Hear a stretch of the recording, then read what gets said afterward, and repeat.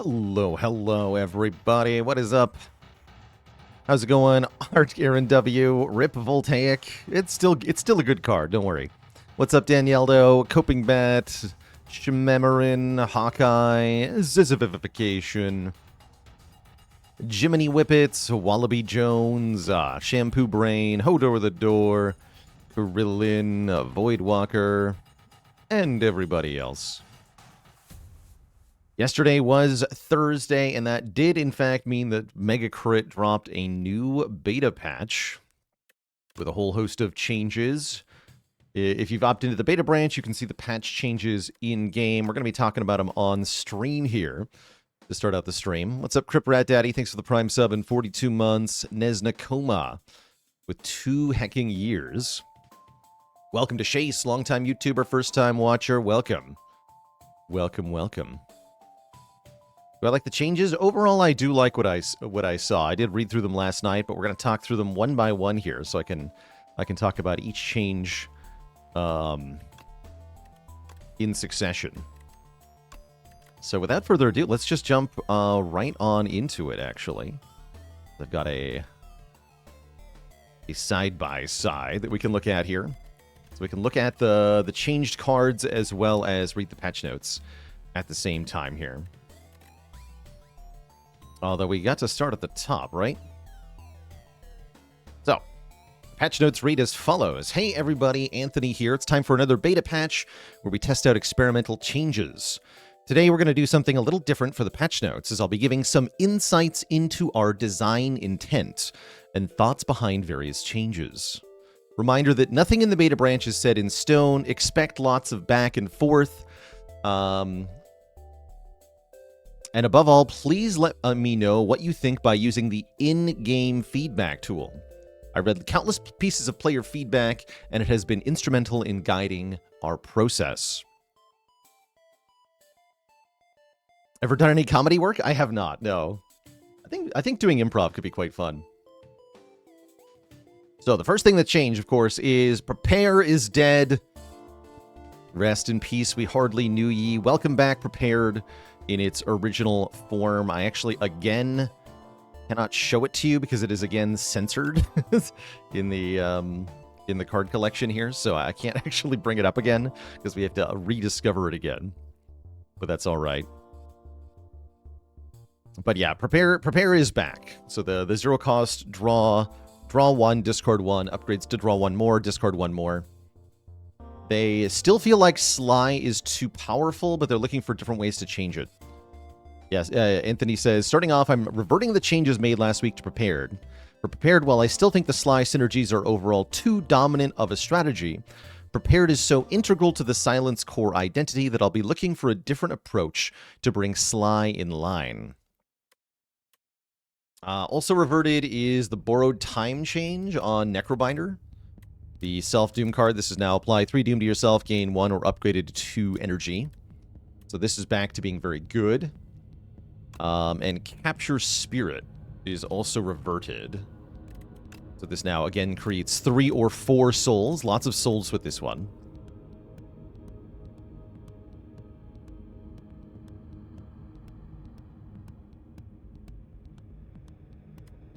Anthony says, Borrowed Time is likely to receive a complete rework in the future, but for now, I prefer that the card is fun to play with in all decks. Okay.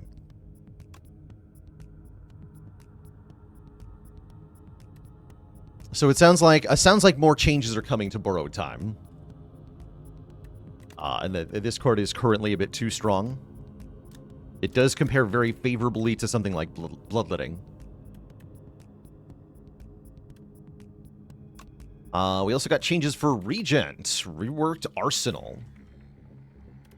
Arsenal now says when you create a card, gain a strength, rather than when you play a colorless card.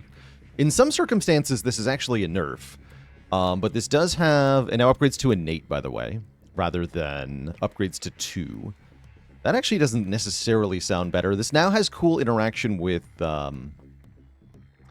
charge and with especially Crash Landing. Crash Landing can give you a whole bunch of strength all at once now, which is kind of cool. So it's a really cool payoff with Crash Landing. Although that is a 2 2-card combo. Oh, very notably, actually, yeah, good point out, Kirillin X. This is now a really good synergy for Silent and for Necrobinder. Statuses are colorless? No, they're not, but they are created cards. This doesn't say colorless card anymore. That's the thing. This no longer says colorless card. It's just any card you create. For any reason, so that means it works with potions, too. Potions that make cards. Works with debris. This will also now work with Soot from Tezcatara, which is kind of interesting. I'd like to see more Tezcatara Ws. So that's neat. Is transforming a card creating a card? Yes. For the purposes of powers, it is. So this works with the same... This is also now the same trigger condition as Pillar of Creation. So Pillar of Creation and Arsenal now go well together.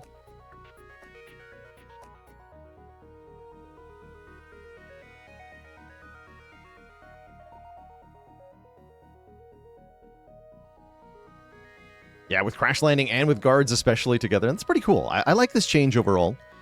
I'm curious how it's going to feel.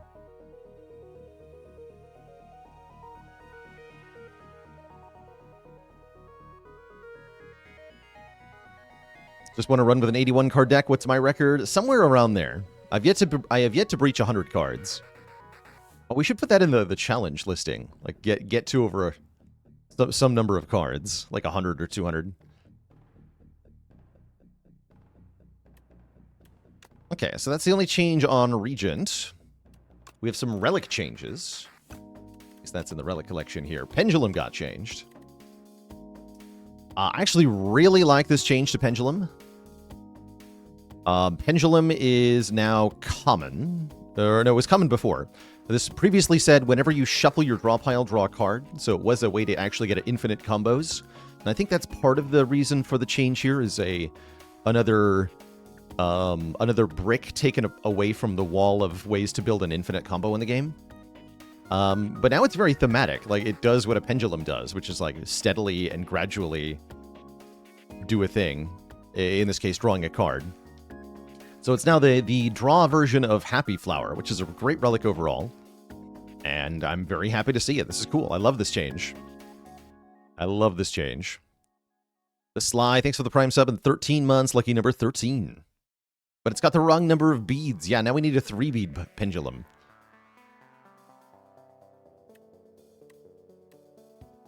Okay, we have changes to enemies. Reworked and nerfed the Doormaker. So Doormaker, rip. Ridiculous Doormaker that we had for 1 week. Welcome new, presumably easier Doormaker. Patch has you sad, Merle? Why is that? So we're continuing to rework Doormaker. Each visual phase now has its own unique power. All of them are disruptive and will hopefully encourage interesting play.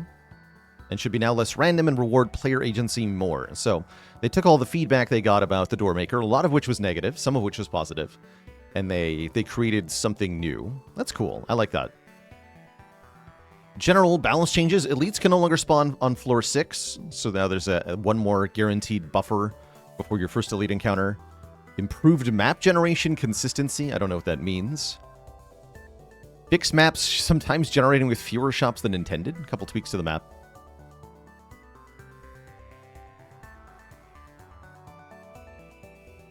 Region buffs and colony nerf are not it. A little bit of spoilers. I do like the removal of the days from the colony, and they have said that they'll probably tweak the numbers on it upwards again.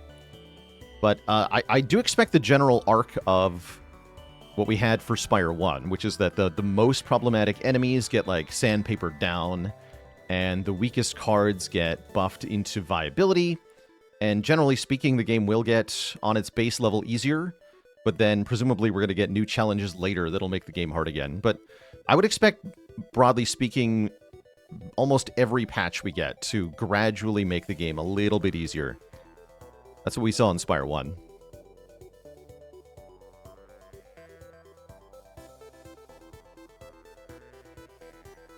Yes, Gold Golem. Your save file is shared between the beta branch and the main branch. So you can maintain progress.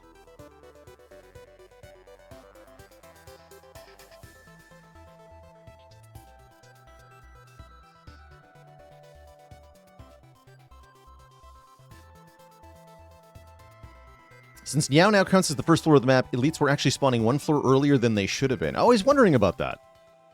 Yeah, okay. This change should have a big impact on how tough fighting early elites is. Additionally, we found some improvements could be made regarding the map generation algorithm to help limit the number of maps overflowing with early monster rooms and not much else. Oh, and they reverted the Ascension change where you get less question mark rooms. So the Gloom changed it, although it did make the game more difficult, it was not in a satisfying or fun way. Instead, I'll be looking to rework Gloom entirely to a modifier that makes the game harder in a more interesting way. Interesting. What win rate do I think that they target for runs? I don't think that they are doing that. They might have an intended new player win rate, but I don't think they're like having an idea in mind of what they want the top play to look like. I think A0 should be easier and A10 should be harder. Yeah, from my brief foray into challenge runs, I have realized that the base Ascension level of this game is actually quite hard.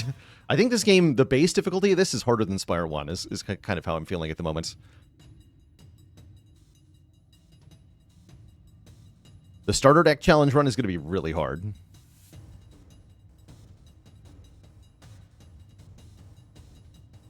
Is it hard, or is Vaku just bad at Spire? Twan Twizzy with the Prime sub.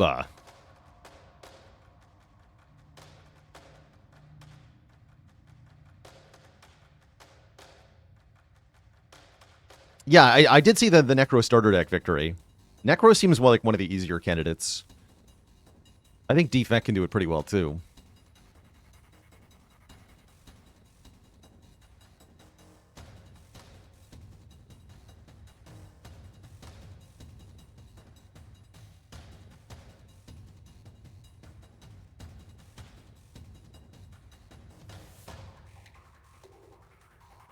Oh no, Go Bruins. Accidentally skipped your boss reward. That sounds brutal.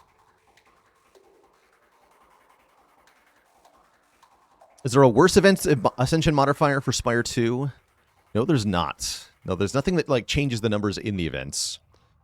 Win it to win it with the Prime sub in 4 months. Thank you, thank you. Okay, so those are the general balance changes. We get some buffs and nerfs to cards here. So Ironclad. It's a change to Cinder. Cinder does the same damage as before, but now instead of exhausting the top card of the draw pile, it exhausts one card in your hand at random. You don't get to target it with the upgrade either. Is that what True Grit says? Oh yeah, it does say, okay, same phrasing as True Grit. Good. Good. Just wanted to make sure that was phrased correctly. And this is a lot better. This is a lot more controllable. You have more information about what card might get exhausted based on what's in hand, and you know the exact odds of everything getting exhausted, so that's kind of nice. Decent change. And Tremble. Oh, Tremble now does exhaust. So both versions of Tremble now exhaust, which may or may not be good, depending on what you're trying to do with your deck. But it makes sense at the common rarity to do this. I still think this would be better at 0 cost. I would make this 0 cost exhaust 2/3 vuln, but this is pretty good as it is. I don't hate Tremble currently, especially with Dominate being in the game. This is really good with Dominate mostly.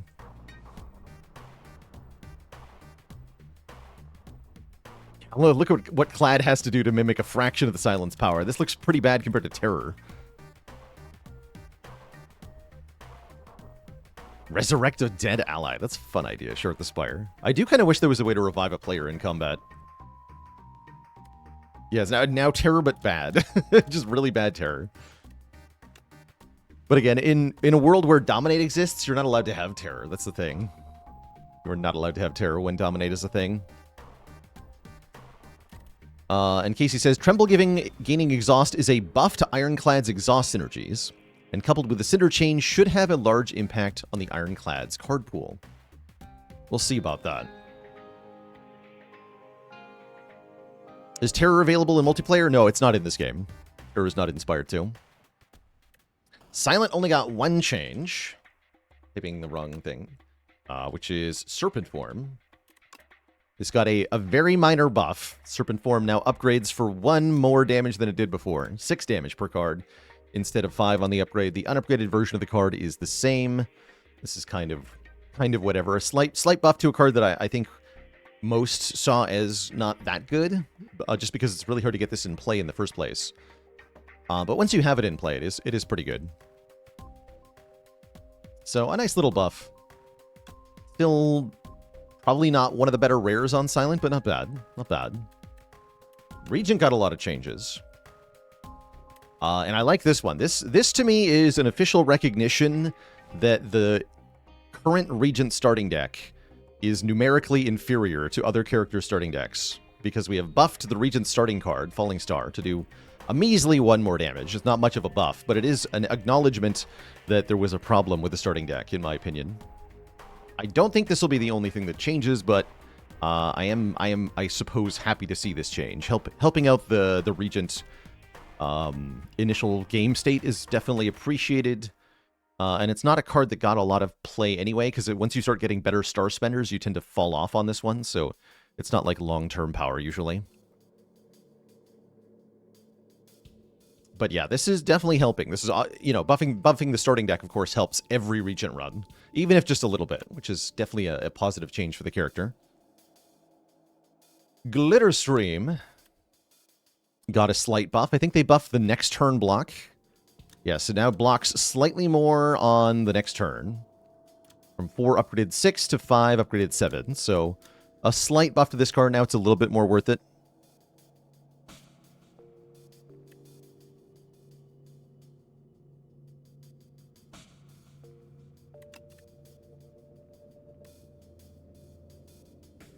Perry got another buff.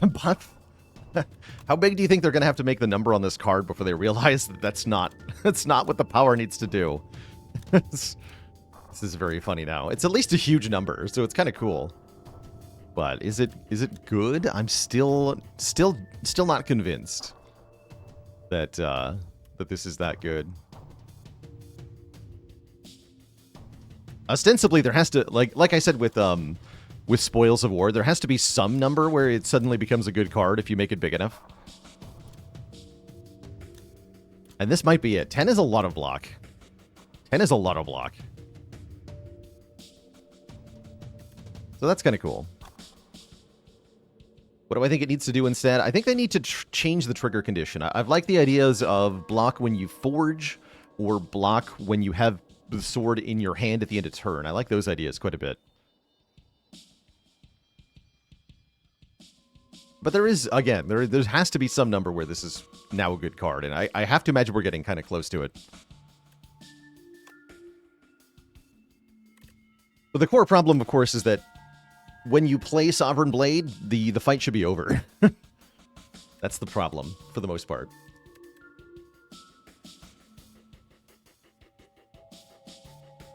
Okay, Refined Blade got a big buff. And this, I was surprised that this didn't get a improvement in the version 100 patch, but now it is getting some attention with the following patch, and it's a really big buff. They improved the number on this by 3, from 6 to 9, and plus 3 on the upgrade as well. So that's a very substantial buff, which definitely confirms that that my initial impression of this card is being very underwhelming. Now it seems quite good. Like this is basically way better than the initial version of Spoils of War. Which spoilers also got a rework here, although we have a couple other cards to talk about first. So this now seems kind of good. I'm looking forward to trying this out, because it is definitely a lot more viable now. Celestial Might got kind of an interesting change. The unupgraded version of this card did not change, but the upgrade did. Now the upgrade makes it hit 1 more time, so that this fits more solidly into the Vigor mechanic on this character, as well as sources of strength gain. Yeah, this card was already not bad. Now it's really great, but I find this like a really insulting change, actually, because where is a card like this on Ironclad? Why does Ironclad not have a common card that does this? What the hell? Why isn't this an Ironclad card? Come on. So this to me is a little bit of a slap in the face for Clad, because Clad wants like just an expensive multi-hit card, and he doesn't have one. It's so weird. He doesn't swing that fast. He can do whatever he wants. Like this is what Unrelenting should do. You just make it do this. But yeah, I think this is good for Regent. This is now a very strong card. Also, upgraded 2-cost hits for 24. That's pretty good, actually. 24 plus 4 times strength scaling or vigor scaling. Yeah, I think this is quite a solid card now. Definitely going to be picking this against Phantom a lot. But yeah, great with Arsenal, great with Monologue, great with Vigor, of course. So cool card. I think it'll be quite strong. Guiding Star. This card's insane now. This used to be next turn draw, and they decided that it's now instant draw, so this is like a wheel kick on Watcher kind of situation, and still upgrades to draw 3 immediately. This is now insane card draw.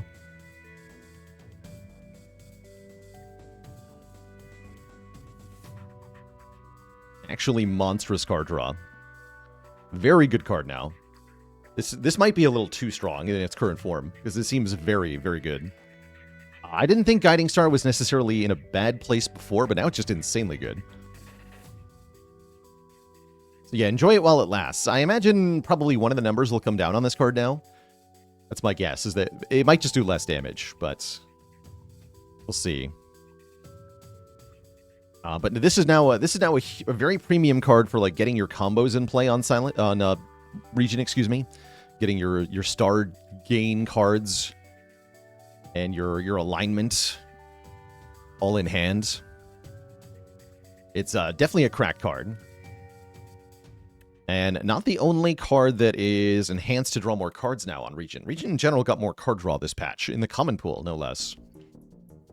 Another card change, Sword Sage. I love this change. No longer a downside. This no longer makes the blade cost more. You just hit one more time. So this is now an awesome power. I like this a lot. Seems cool. This is a really nice payoff card for Forge builds now, and most importantly, this is now a card you want to play multiple copies of, so that the blade can just hit many times without being unplayably expensive as a result. So this is sweet. Yeah, this is great. Yeah, now it actually feels like a rare power. I love this change. And yes, this should block twice with parry. Although, like I said, again, the core problem, if you hit an enemy with the Sovereign Blade twice, what do you block? What is left to block? The enemy should be dead.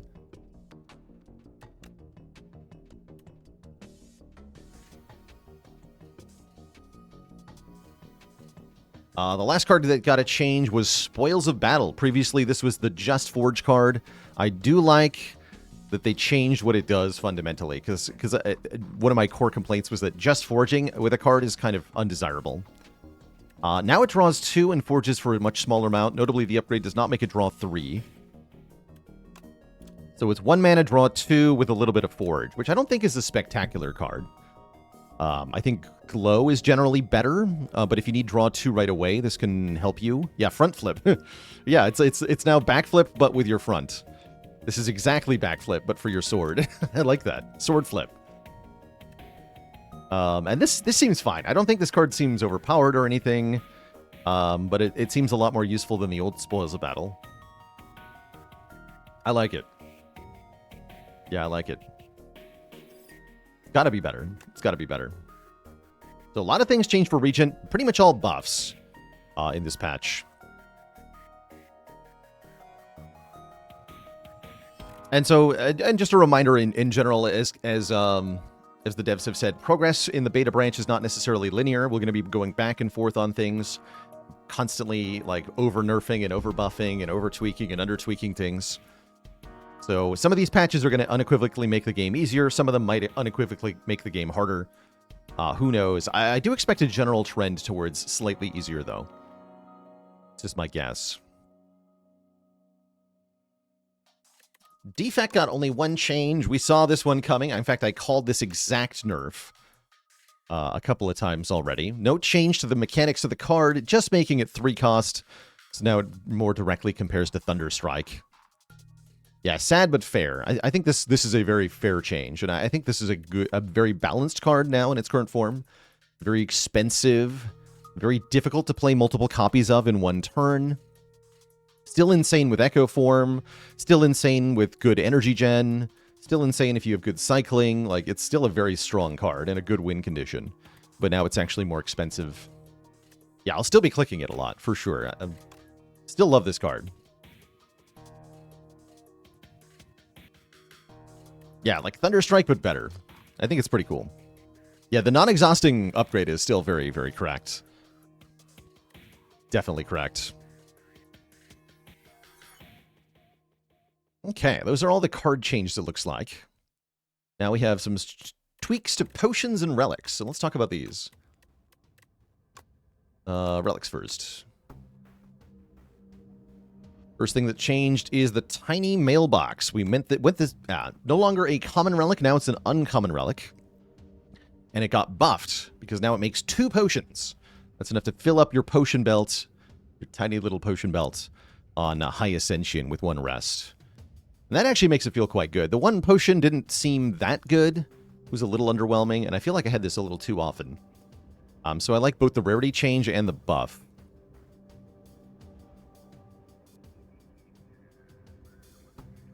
I believe the potions are dropped. Like, you get them in a reward screen, so you don't have to. They don't automatically go to your box, your potion belt. So if you have only 1 potion slot, this should make 2, and you get to pick 1, or even discard the one you have, and then pick up both. Objective. Thanks for 2 months of support, by the way. All right, what else changed? Permafrost, now an uncommon relic. We had some rarity changes here.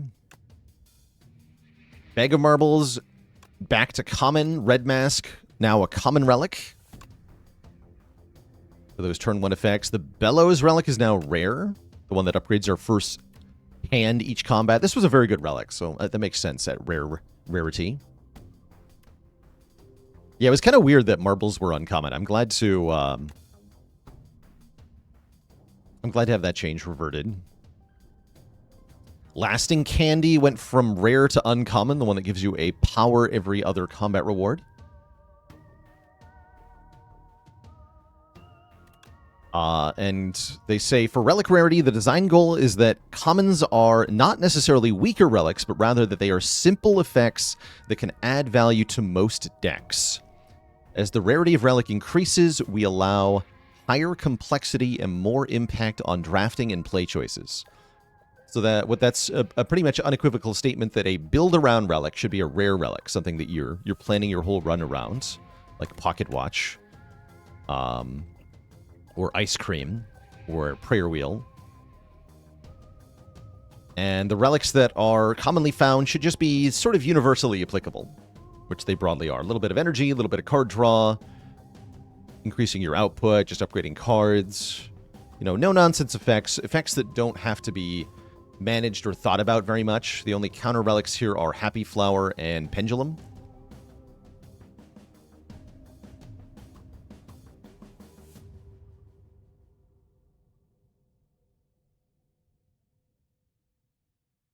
Bag of Prep still a common, though. Yeah, it's still great. We love that Bag of Prep.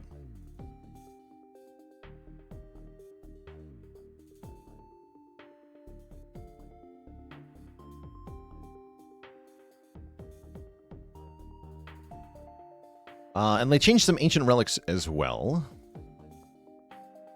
So changed crossbow, tanks.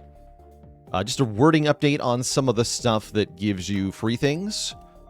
The crossbow now specifies free to play, so if this gives you Regent cards, then they will cost 0 stars. This is mostly fixing all of the various sources to be the same.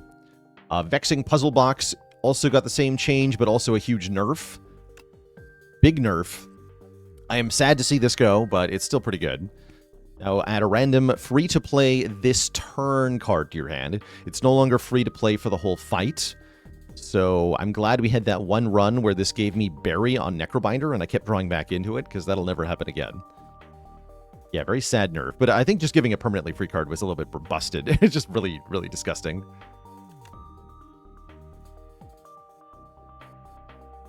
And especially with the chain, like... Because this could make Particle Wall now. This could make free-to-play Particle Wall, so you definitely want it to not just last forever. Because then you could just have a one-card infinite for free on turn 1. This seems kind of obscene. And yeah, there's still the potion that can do that, which is still very, very strong. Liquid Memories now also makes free-to-play. Oh, that's actually a cool change. The potion Liquid Memories also got the same treatment here. Do I know what a Liquid Memories looks like in this game? Sure don't.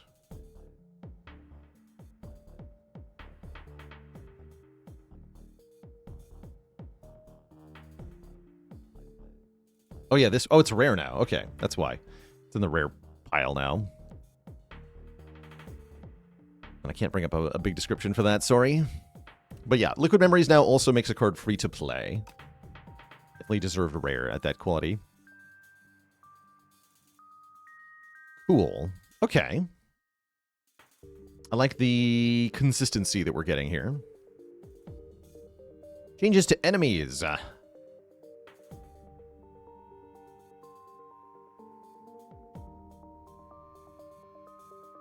What changed for the enemies? They nerfed the Skulking Colony, I guess Collider, and you could call him now the Sulking Colony. Because he's sad now. Deals less damage, damage scales slower, and no longer applies dazed status cards. So the Skulking Colony, they said Skulking Colony went from too weak to too strong. This nerf should put his encounter more in line with how difficult the fight is intended to be. Additionally, I found the dazed statuses actually work against the design goals of his power. So the new version is a tighter design overall that presents a more unified question for the player to answer. Namely, can you do 15 damage a turn while blocking? Which I think is a reasonable question to ask in Act 1. I did think the days were a little bit out of control in that fight. And so I'm curious what it's going to feel like now. And they do say if the counter is now too weak, simple numbers can be buffed in the future. So the Skulking Colony might get another increase in power. One thing I do note, and they actually added Haunted Ship. They added Days to Haunted Ship. That's kind of neat. I wonder if they tweaked anything else about the ship, or if it's still just very terrifying. But I'm actually slightly sad about the Skulking Colony change, if only because I was starting to formulate an opinion on Feel No Pain being good in Underdocs, because it was a helpful answer to that fight. But now Feel No Pain just feels kind of bad. So, Feel No Pain stocks are down. How sad.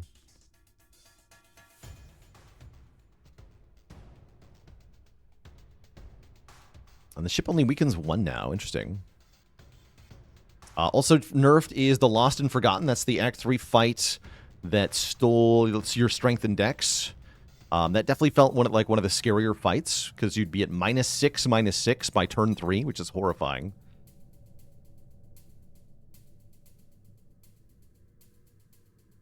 Which is just a revert. Very slight nerf to the health of Waterfall Giant, -10 health. Seems kind of whatever. You maybe kill him a turn earlier. Barely. So that's realistically a -3 to the explosion damage of the Giants, which is a very minor nerf.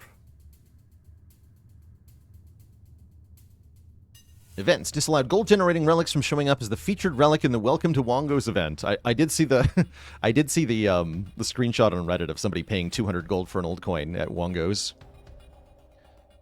So, I guess that won't happen anymore. Donks. Kind of sad, though. And Mad Science also now uses free-to-play. Okay, so this can also make free star cards.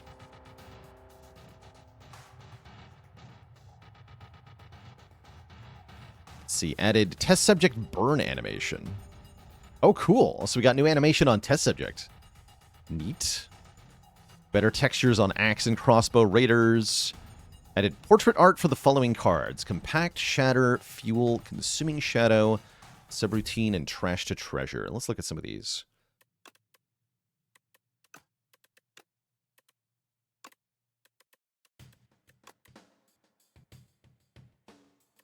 Oh.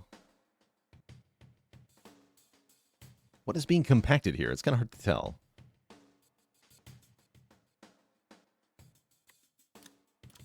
Oh, and Fuel got new art, too. Hold on. Can I look at Fuel? Yeah. Oh, I like the art on Fuel. Yeah, I can't really tell what's going on in the compact art. This is great, though. I like this one a lot. Shatter got new art. On Defect. Oh, I like this one. Oh, yeah, I like this one a lot. He looks like he's going Super Saiyan. That's great. Geiger with the Prime sub. Welcome to the Cozy Sub Club. But yeah, this is the very aura farming art on this one.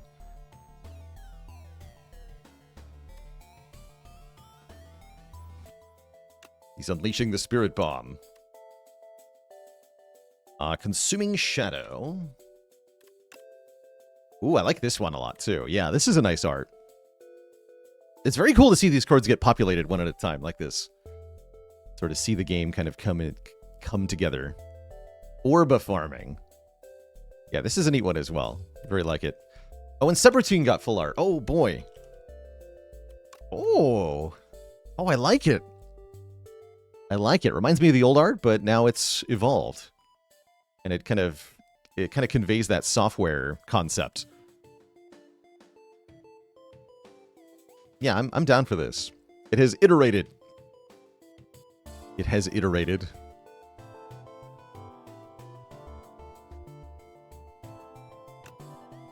Okay, Compact Shatter, Fuel, Consuming Shadow, Subroutine, and Trash to Treasure. Who has that? Oh, that is another Defect card. It's Trash. Great. At some point, I'm sure the beta arts will come back, by the way, as a toggle, just like you could in the first game. Missed the paper boat? Yeah, exactly. Where's the treasure? Where's the treasure? That's what I want to know. Where's the treasure?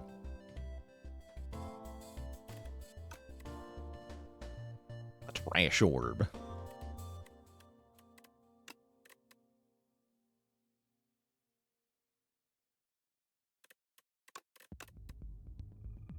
Okay, what else changed here? User interface and experience. The date at the top right now reflects the build date instead of the current date. Increase the feedback form character limit from 500 to 8,000. Oh, yeah. They're about to get my essay on character balance through the feedback form. Why? I don't know why they did that to themselves, but they're going to deserve whatever happens from here on out. That's a great change.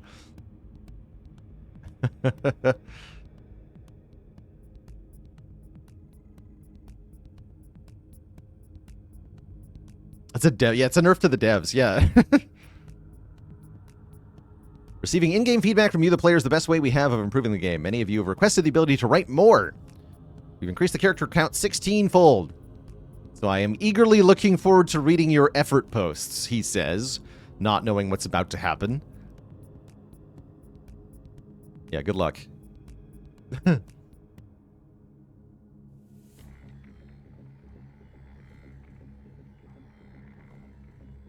Yeah, it also allows me to, like, I think it lets people send one feedback instead of many different, like, ones with a bunch of things. Next week, 1,000 characters. Now you can spam make silent start with 4 strikes and 4 defends. There was a time where I was on the train for that in Spire 1. There was definitely a time where I would have backed you on that.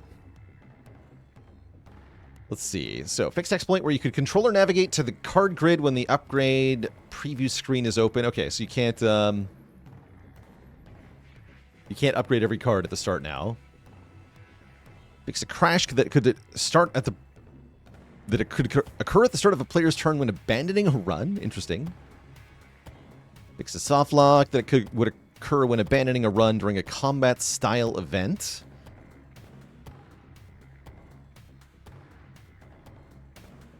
Fixed X and Y glyphs being incorrect on Switch controllers.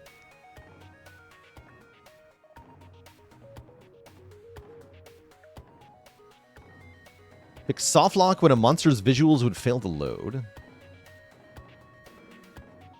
Yeah, they fixed some of these previews. One of the ones I gave feedback about. Foul Potion no longer separately damages Osti. Okay, that's a good one to note. The Foul Potion no longer separately hits Osti. It just hits you and all the combat entities. Like every player and every enemy. So that's probably a good fix, because essentially Necro players were getting hit twice by the Foul Potion.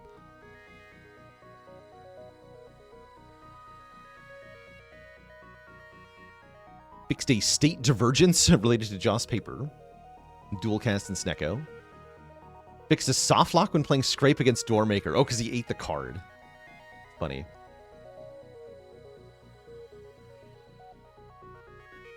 Fixed being able to save and load at Niao to avoid the damage taken from precarious shears.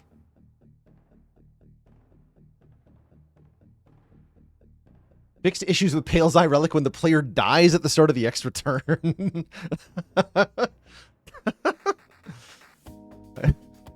That's very funny to me for some reason. Some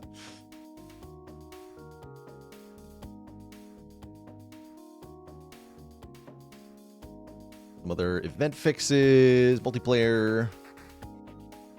Fix some tooltips. Fixed Radiate counting stars from other players. No! Rip Radiate in multiplayer. Rip. Officially fixed. Not even like a nerf or a chain. Fixed, they say. Fixed, like it was never intended. Like they never meant for that to happen. Sad. Sad.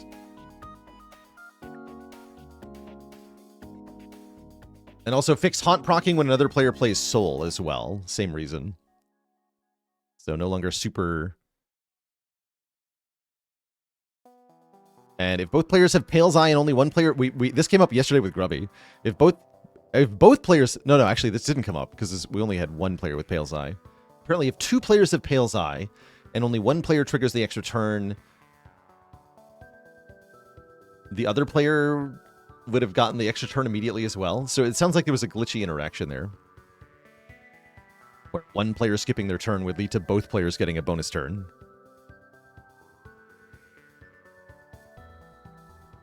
Okay. Overall, this is definitely less merciless than the previous patch. There's a lot of changes that are going to make the game broadly easier by toning down the most egregious enemies in the game and buffing a bunch of cards. So overall, this should be a broad improvement.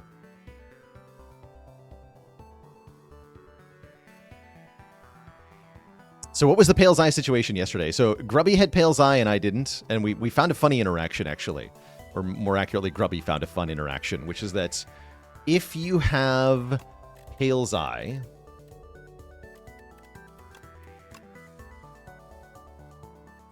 and you end your turn with no cards played, what's supposed to happen is that you end your turn, you exhaust your hand, and then you take another turn. That's what the Ancient Relic does. But what we learned is that if you have Pale's Eye, and you end your turn with no cards played, and the top card of your deck is I Am Invincible, then the following happens. 1, you exhaust your hand.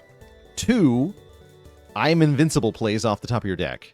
3, the enemies take a turn. Because the Pale's Eye both did and did not activate. You exhaust your hand, but you don't get the bonus turn. So, yeah, this can mess with Pale's Eye, is what we learned. Valid reason to save Scum. Yeah, I think he sent a feedback immediately after about that. But that's not how that should work. That's not how that should work. Yeah, and 4, the Pale's Eye is used up, so you can't do it again. Which is extremely funny. Like it says, intercept the colorless multiplayer card that redirects the damage from another player to yourself. If both players used it, everyone is invulnerable. That's also very funny. Just caught in a redirect loop. That's extremely funny.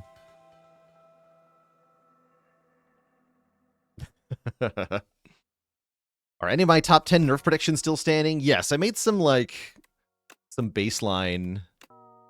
I expected a nerf to Unleash. That was one of my top 10s. I think this will, like, changes to the starting deck will take longer, I think. So this might take longer to change, or maybe it never changes. Maybe other things indirectly change. Maybe Bodyguard is what gets nerfed. Maybe nothing gets nerfed, and they just keep Necrobinder as she is. It's certainly possible. Oh yeah, Big Bang was also in my top 10, right? Actually, don't expect that one will necessarily change. It's perfectly fine. It's just good. Not necessarily overpowered, it's just good.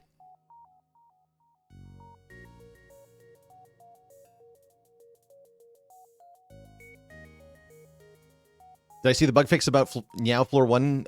Yes, I did. Yeah, I'm curious what that's going to feel like, the early game now. Which we are going to get to find out right now, because we can actually start a run. Which is what we're going to be doing. All right, let's cut the FTL music and bring back the Spire here.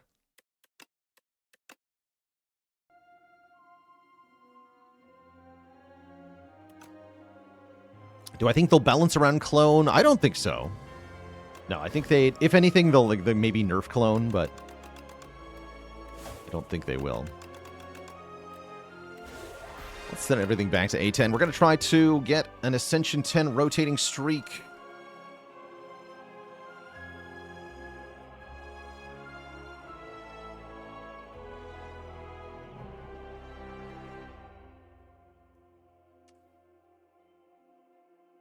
Of 5.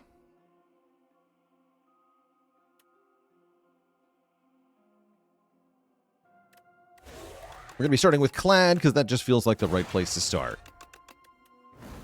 So let's play an Ascension 10 Clad run. We're under on Doorman dodging me like last Friday. It could happen again, yeah. It could happen again. I have a current highest win streak. I think my best is 3 or 4 on A10. But that was trying on the version 100.0 patch, which was quite brutal. So I'm curious how we're going to feel about this. We're in Overgrowth, so we don't get to see the Coral guy. What happened to my map?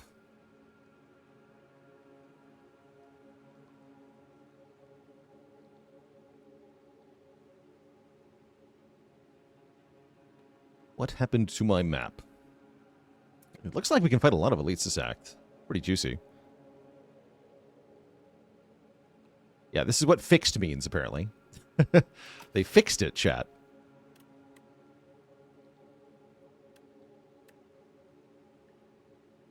The Doormaker ate my map. I think this is either Transform 1 or maybe take the Hefty Tablet. Choose a rare. Sounds pretty fun. There is a 5 elite path. I'd need a really good start to want to do that, though. This guy could be pretty mean. So I'd probably want to do 4. 4 seems more reasonable.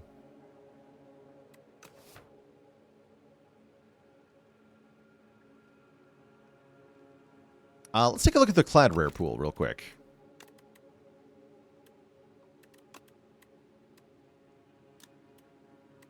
So Pact's End, not very good at the start. Conflagration is fine. Feed is excellent, presumably. Maybe it's not, though. Thrash is pretty dang good. Feed Fire is pretty dang good. Terra Sunder is medium. Mangle is fine on floor 1. Brand is probably pretty good. Cascade seems medium. Offering is excellent. Primal Force seems hilarious. Probably pretty good. Colossus is very good. 1-2 Punch, not great. Stoke is probably good on floor 1. Stoke is probably good on floor 1. Impervious is fine. Aggression is not fine. Crimson Mantle's pretty good. Cruelty's okay. That's a multiplayer card. Dark Embrace is good later on, but not great immediately. Hellraiser I wouldn't call good. Juggernaut I wouldn't call good. Pyre I would appreciate at least. Unmovable is pretty good. Barricade and Demon Form are bad. And yeah, that unknown card is a multiplayer only card. That's Tank. That's what it's called. That's Tank. Which makes enemies do more damage to you, but less damage to your friends. Yeah, maybe not a lot of great options floor 1.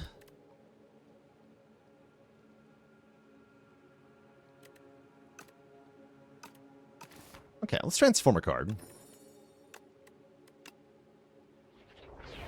Juggling. Pretty sure that's a downgrade, but we'll see what we can do.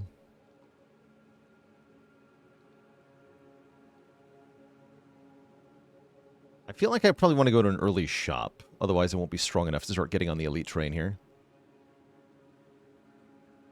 So let's start by going here and see how we feel.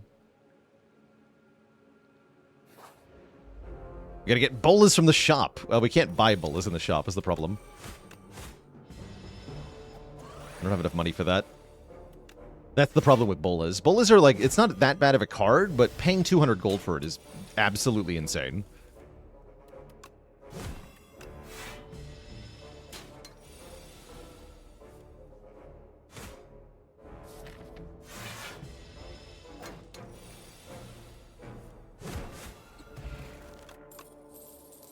Aha!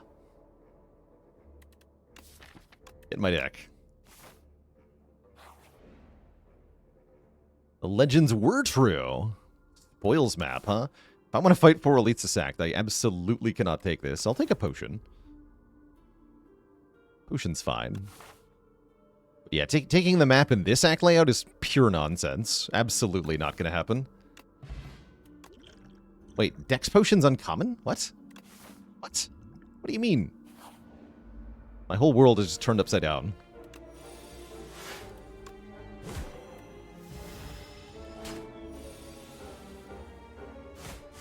Or did it just say random potion?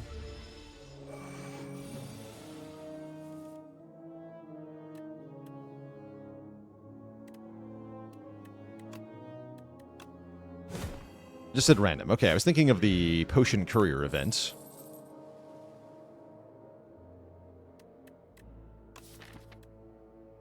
Do we take Spite?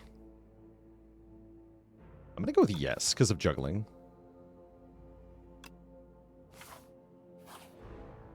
Take another Anger there. Pommel Strike is here at a very cheap price. Flash of Steel is actually pretty good. Wait, Flash of Steel's good here. Hold on. I can buy both of them. I can buy Pommel Strike and Flash of Steel. Let's freaking go. I'm into it. I should have bought the Fire Pot, though. Too bad.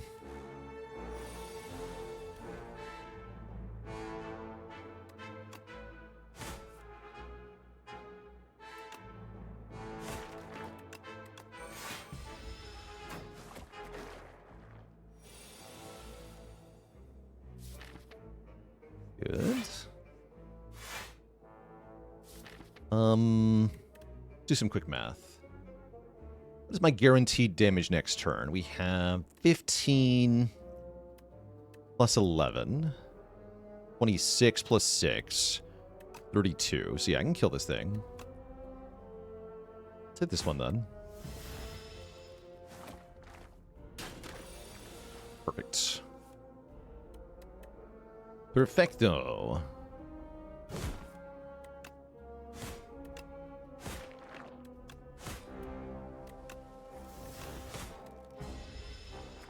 Get an extra copy of Anger from juggling there. More blocking potions. I am paid. Another juggling. Wait. How does it work if I have multiple copies? Do I get 2 copies of the attack or what?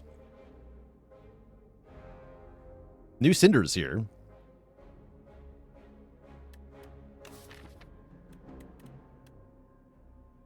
Can I have Flash of Steel? I'm gonna try this. Seems so bad. It upgrades to innate, right? Ew. Okay. I guess I want to upgrade Flash of Steel. I probably just want to rest. It's so weird. Okay, this is good. Holy. Wait. Holy. Double juggling molten egg. Let's go. Okay, now I'm definitely going to rest.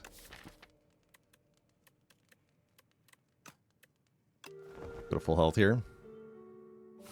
Is the card that deals damage with that scales with Channeled Frost Orb still in this game? No. No, there is a power called Hailstorm, though, that does damage in an area effect if you have Frost Orbs at the end of your turn. Yeah, hopefully Shuriken incoming. Hopefully.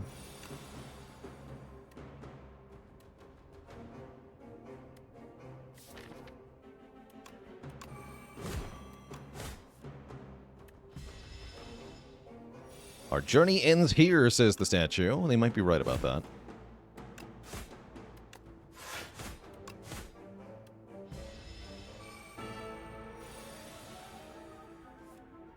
That's a pretty bad turn. Definitely glad I rested.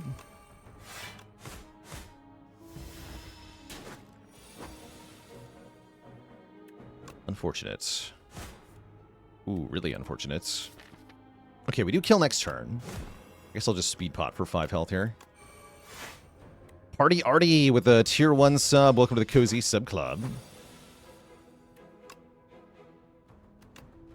Go Spite, Spite, Pummel. Get a new Pummel. Here we go. Get a Lucky Tonic and a Stone Calendar. Okay, that kind of makes up for it. The suffering here. Pummel, Strike Plus, or Third Juggling. I'll take the Pummel. I'm not taking the Third Juggling, chat. I'm not going to do it. I can't live. Okay, Gremlin Horn just in time to not die to the Wiggly Boys, right? No, it's bird time. Good.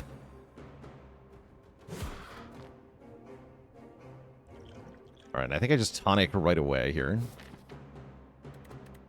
Save 19 health.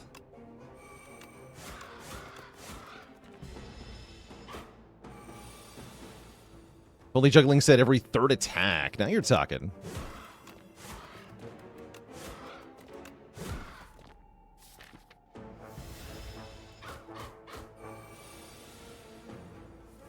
But yeah, you can see we're just not able to actually kill things in time, so we just get destroyed by every fight.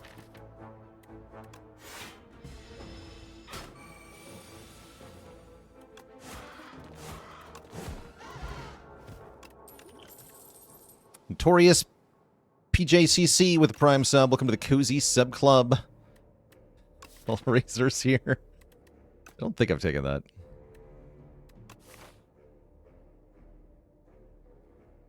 That could really use a third juggling. Facts. Osric250 with the Prime sub. Welcome to the Cozy Sub Club. And Shibby with the Prime sub. Welcome to the Cozy Sub Club.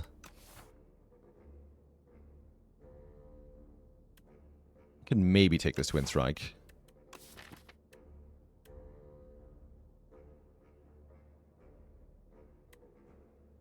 Corbin, LM with a Prime sub in 15 months. Yeah, overall win rate on A10? Have no idea. Also, do you mean win rate on initial early access release patch, or win rate on the version 100.0 patch, or the win rate on the version 101 patch? Because those are all going to be different numbers. That's why I don't even bother tracking. The game is changing constantly. There's no point.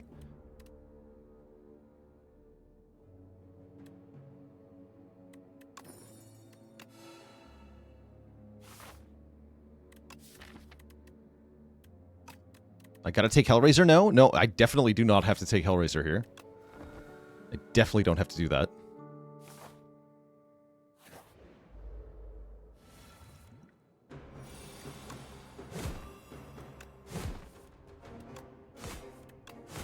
Okay, that was not a bad draw. I was hoping for some more block on this turn, though. These jugglings have a really nasty habit of showing up on the worst possible turn. The new music? What do you mean the new music? You mean Spire 2's music? It's pretty good.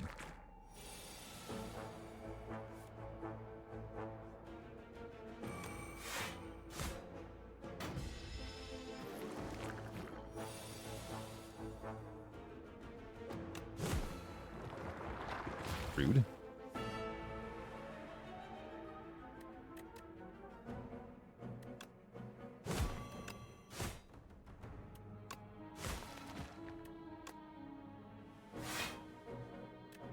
5, 6. Yeah, bring it down to 1 hit worth. Yeah, 2 copies for 2 juggles. Yeah, add 2 copies of the third attack is what it says.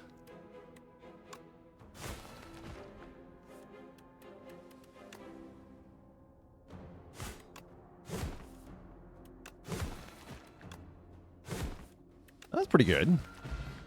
Now we're getting somewhere. Red Skull, that's going to help a lot. 3 strength if we're below half health is kind of huge here.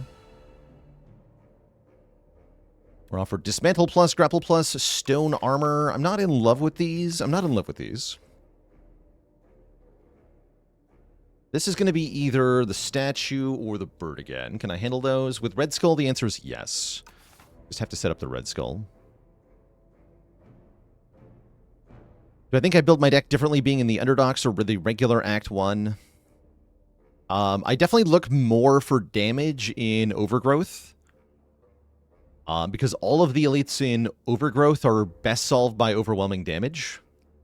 In Underdogs, it's more important to have a balance of defense and offense, I feel like.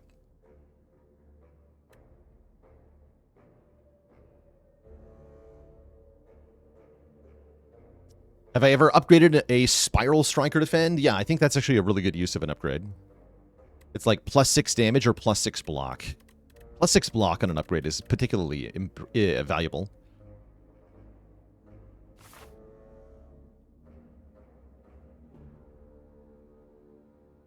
How do I know it's not Skulking Colony or Worms? Because those are enemies in the Underdogs. We're not in the Underdogs.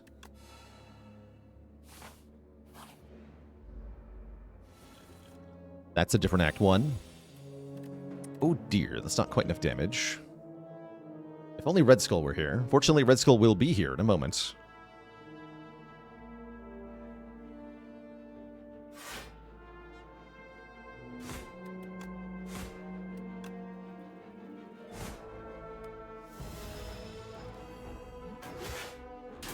Oh.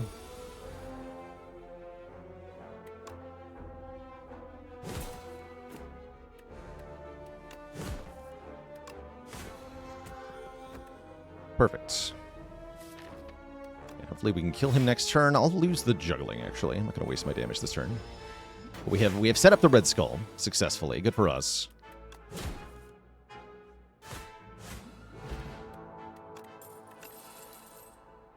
Okay, Headbutt is here and it's okay. Body Slam is here and it's bad.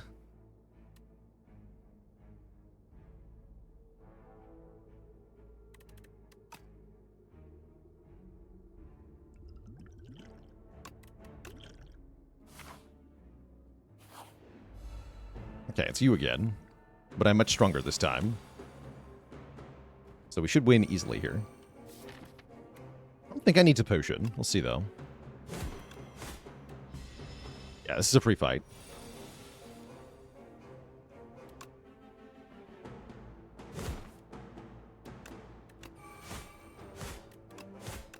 Yeah, he's cooked.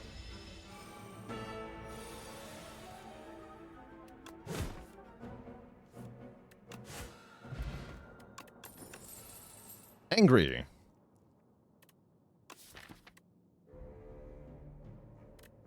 Is Drum of Battle good? It might be.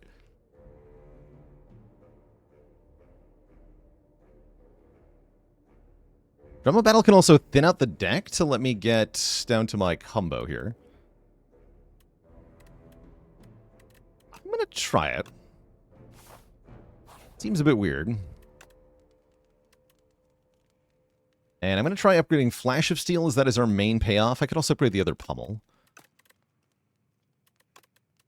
Let's try upgrading Flash, though. Bash was also a good idea for an upgrade there. Do I need to Power Potion in this fight? I don't feel like I do, but maybe I do.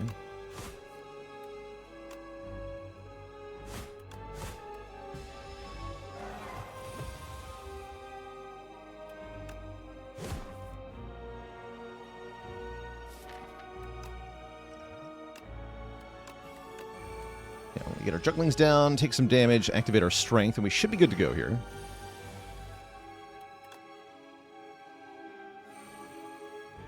See that. We are not good to go.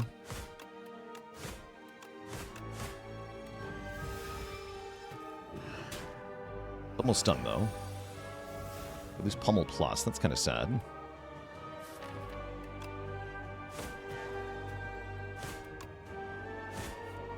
Here we go.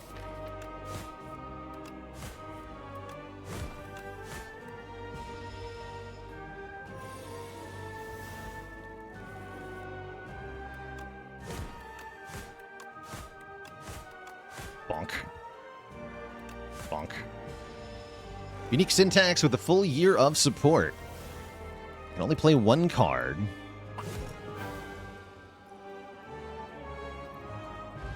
GG. Very clean boss fight there. We're offered a Mangle Plus, which does slap. I can also just take nothing here, which is very reasonable considering the deck. The Mantle would make the Spites work. Helps me set up Red Skull too. Okay, let's try Mantle. Let's give it a shot. Ooh. Ooh, I like Pale's Eye a lot here.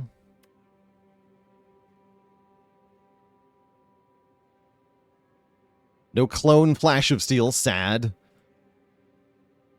But yeah, I like Pale's Eye a lot here. The first time each turn we end our turn without playing cards. Exhaust your hand, take an extra turn, and add one to the Stone Calendar counter. Pog. That seems maybe not that good, but a nice little side benefit. That's funny.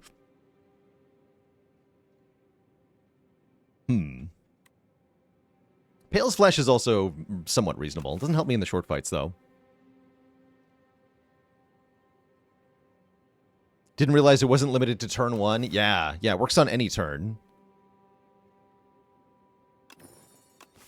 Let's take it.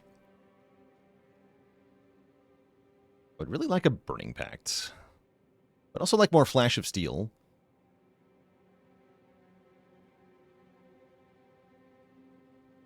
I think I've taken it 3 times and used it 4 times. I'm sure I'll remember it eventually.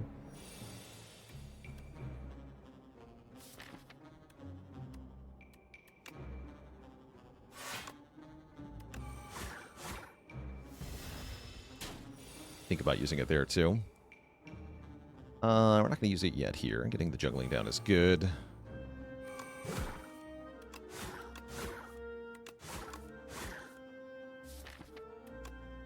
We can use it next turn if we don't draw enough damage to bust through the block here. I think we're good, though. Flash is still doing 12. It's kind of insane.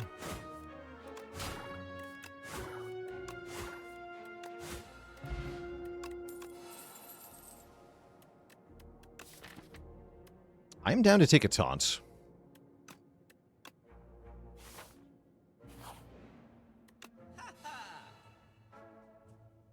First time each combat, you exhaust a skill, add a copy to your hand. More juggling is here. Dominate is here. Calamity is fun. Owl from Beyond is here.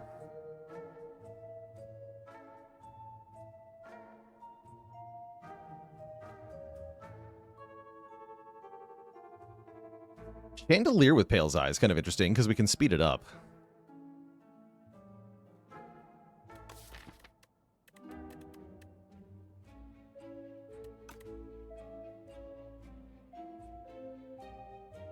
We can use Howl with the Eye. That's true, actually. Yes, Howl from Beyond with the Eye actually does stuff. Still seems really awkward.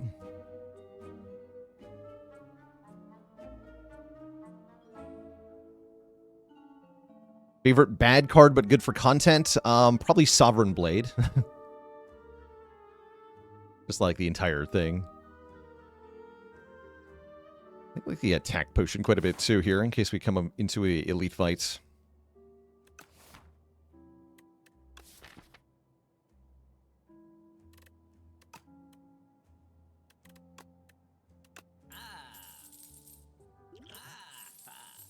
want Dominate? Probably not.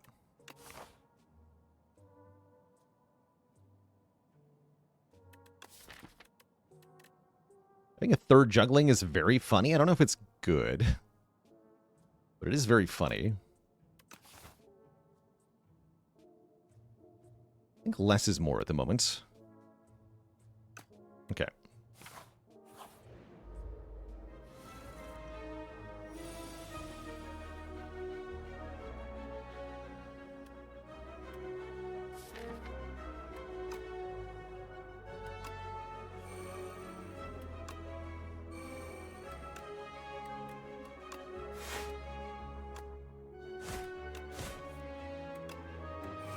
Ouch. My taunt.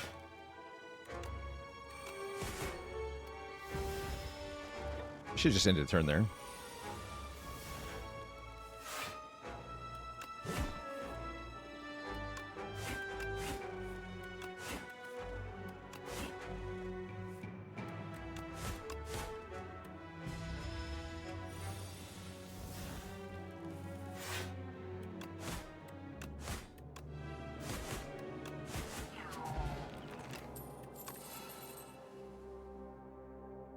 Uppercut.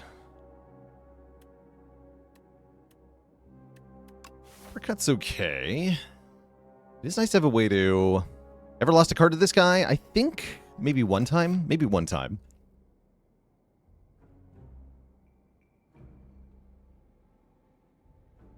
Yeah, it's our only source of weakness. I'm going to take it. Take taunt back, too. Oh boy, these guys suck.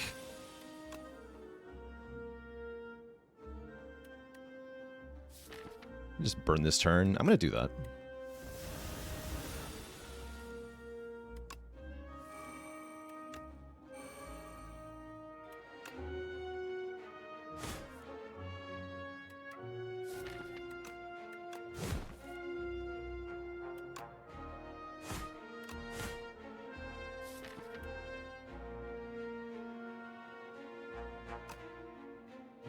I have to attack potion next turn. Yeah, I do.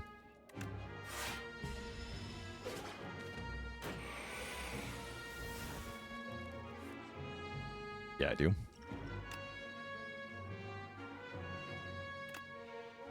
Beanfire is excellent here.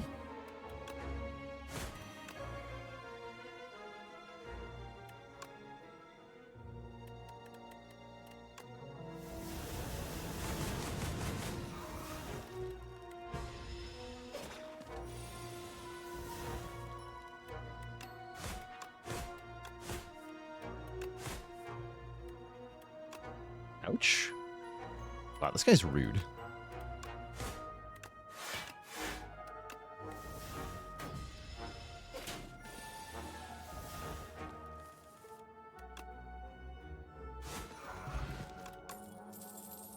Perfect. When we apply Vuln, draw 2.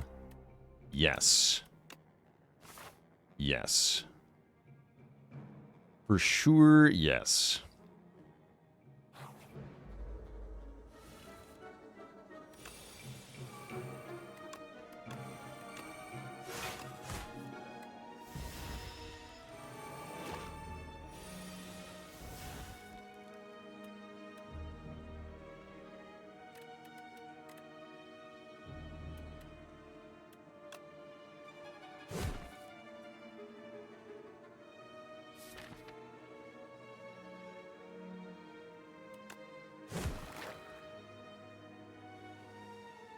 Free angers sound good.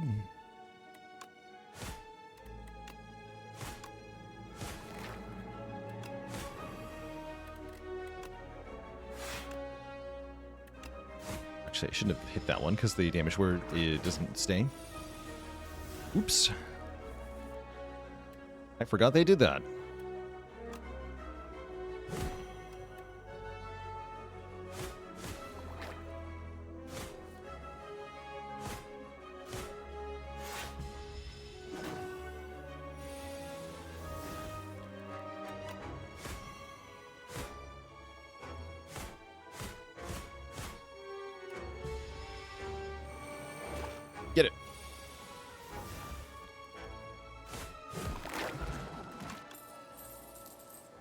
Battle Trance is probably a no.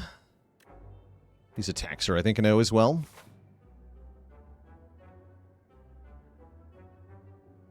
Where are the other cards coming from? They're coming from juggling. When we play 3 attacks in a turn, we add a copy of the 3rd attack to our hand. That's a power we keep playing. How have I not found any damn potions? Ugh. Awful.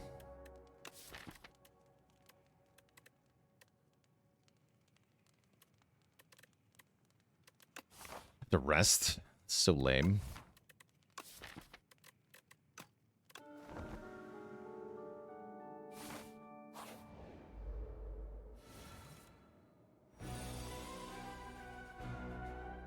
Do I also have to power potion here? I think I do. Obviously, we take the 3rd juggling. There was no alternative.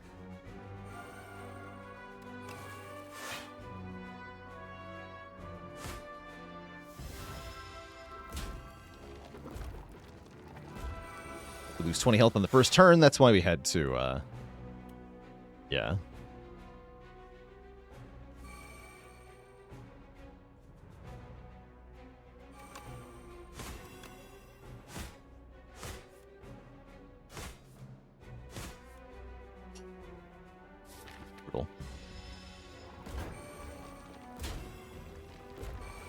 Okay, at least Red Skull's now active.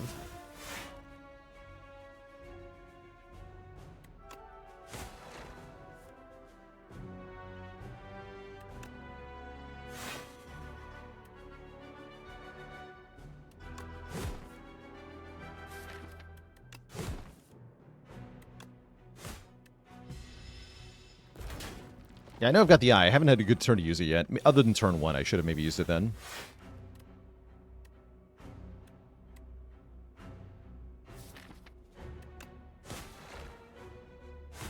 Okay, now we have a kill.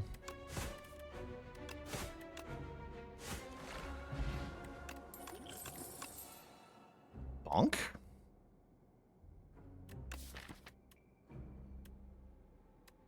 Does the eye synergize with Stone Calendar? Yes. Yes, it does. No relic, unfortunately. Sad.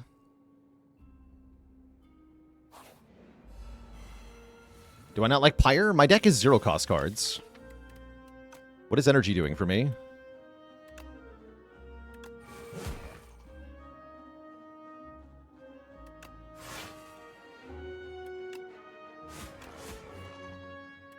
Howdy, fast-ass panda. What's up? But where are the ninja relics? Where's the good sense? Where's my surviving?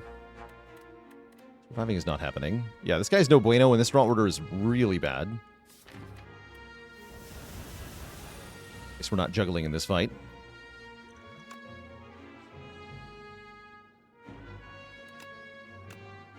I've not exhausted a card this turn. How sad.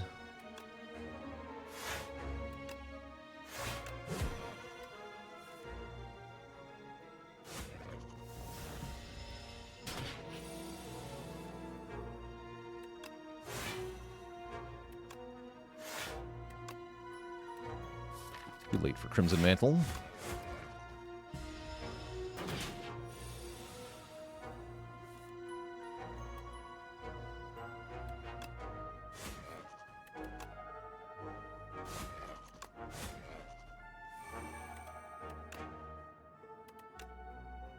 Dang.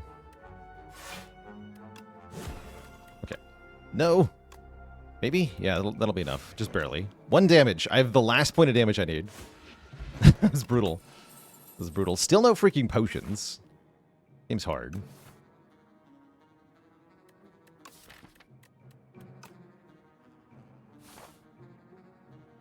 I have to rest again.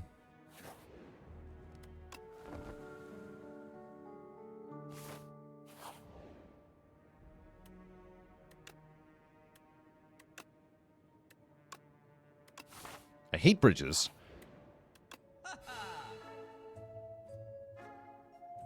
There's the Pendulum. Every 3 turns, draw a card. We definitely like a card remove. I gotta buy 2 potions here, unfortunately, because we haven't found any freaking potions this act.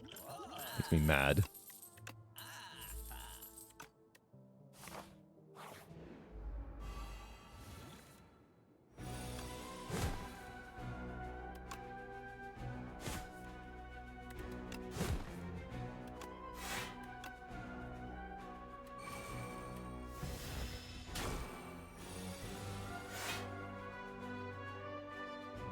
we have to juggling here. Go uppercut. Juggling, taunt, spite. Next turn we can use the eye, potentially, if we don't get a good draw here. Yeah, rip.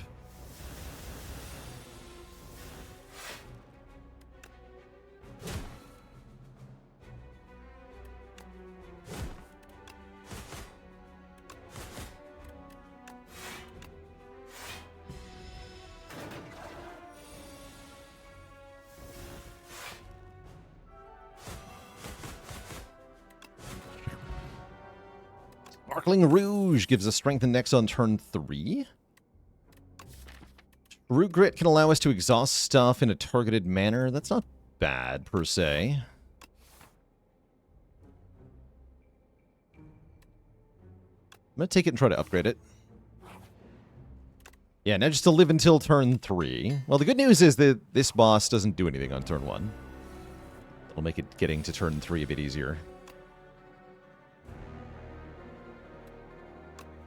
And a demon form should secure the win here, I'm pretty sure.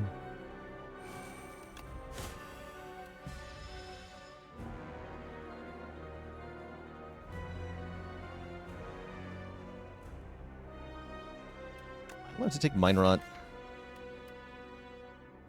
Kind of. Makes the juggling harder to use. Yeah.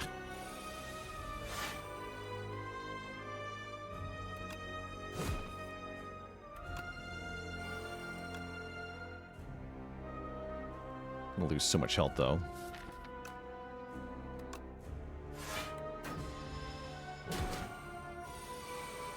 Make sure I can live this hit.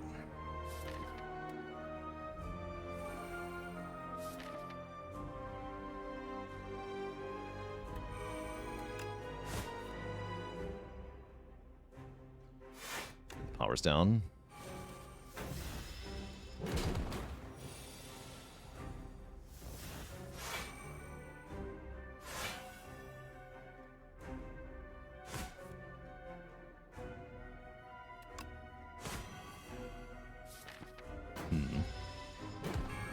Postcar with the Prime sub. Welcome to the Koozie Sub Club.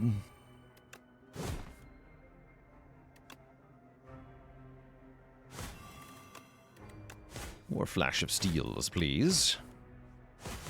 There we go.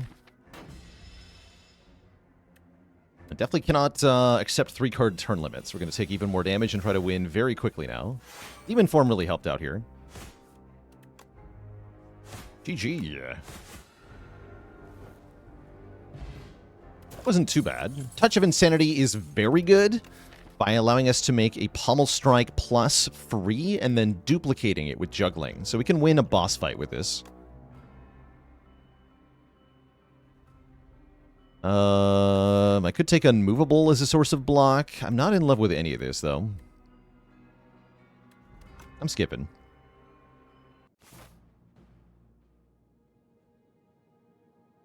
Oh, and Cyro GG, thanks for the Prime sub. Welcome to the Koozie Sub Club. Holy Ironclad. Every 4 cards we play draws a card. Or the Tri-Boomerang. 3 attacks do double damage.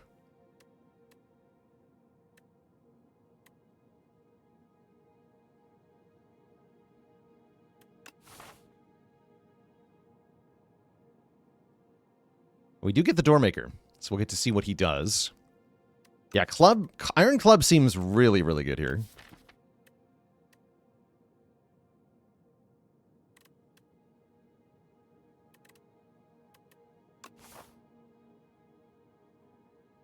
Double damage seems very, very, very good.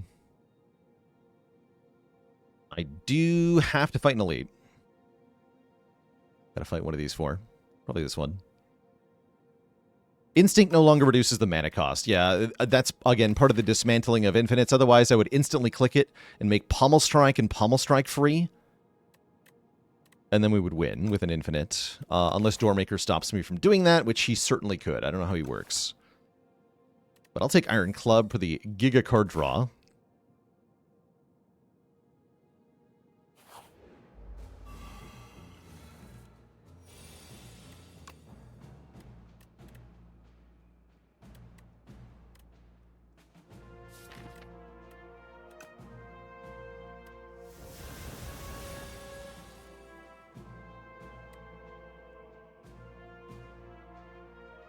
We'll lose some max health here. Uppercut you, True Grit you. Definitely hard to get our powers down with only 3 base energy here. Ooh, that's bad. Oh, awful. Genuinely awful. Gotta be bash. I can full block though. Okay, maybe not that bad.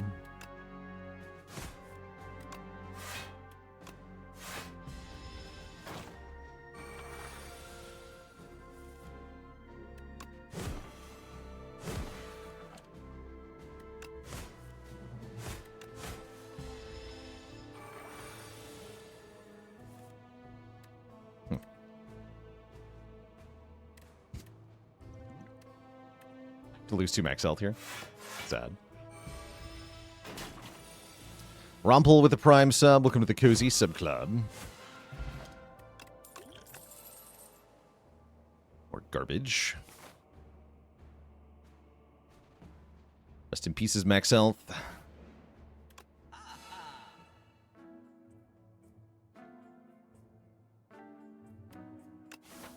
want a potion at the next one. Let's cut a card here. Carter moves are very good. Do I feel like Ironclad is still fun at the moment, or does he verge on frustrating? It feels like trying to steer a car down the highway after your engine blew out.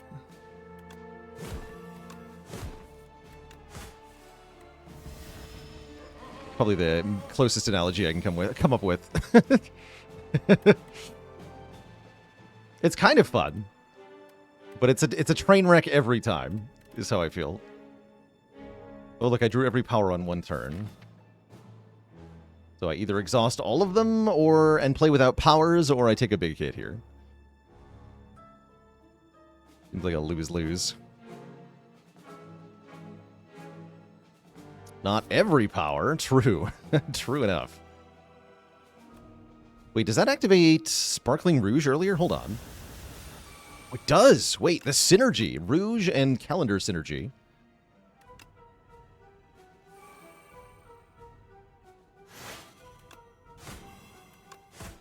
Kind of cool, actually. Hopefully I don't run out of cards entirely.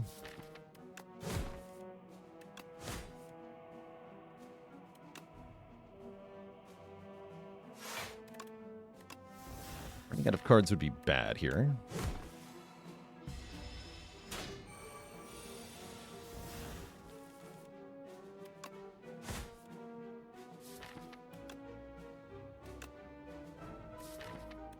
I got a flex spot where he won't die.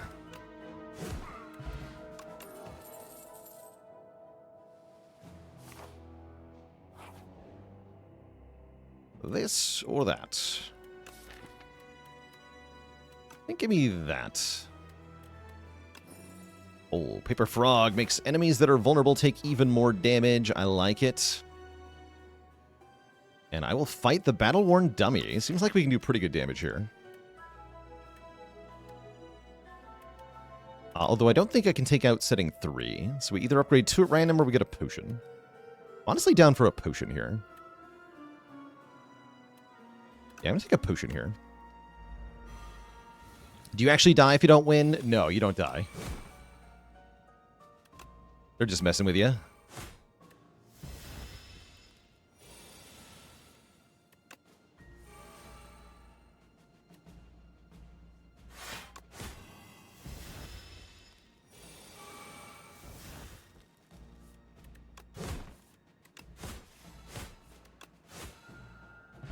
We get a heal 6 as well. That's nice. Plus a regen potion. That was good. Good. Definitely happy with that. Yeah, you only wish for death.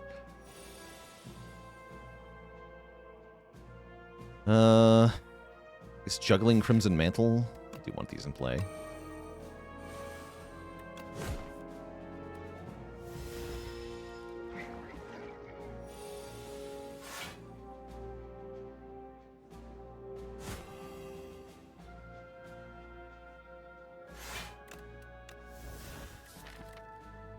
don't think I want to drum battle here.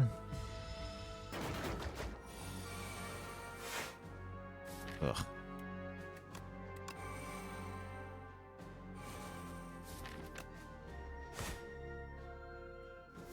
Terrible.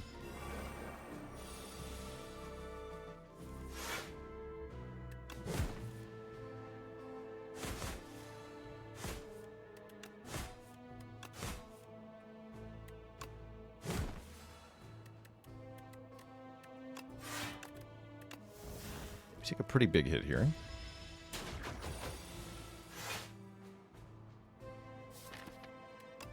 I'm gonna nerf this thing.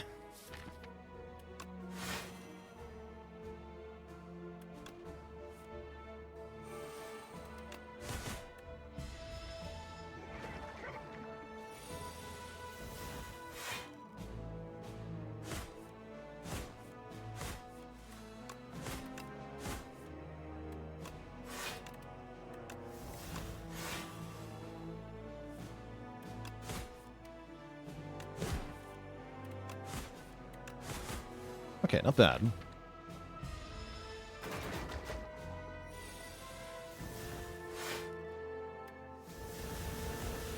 Oh, the calendar. The calendar goes off.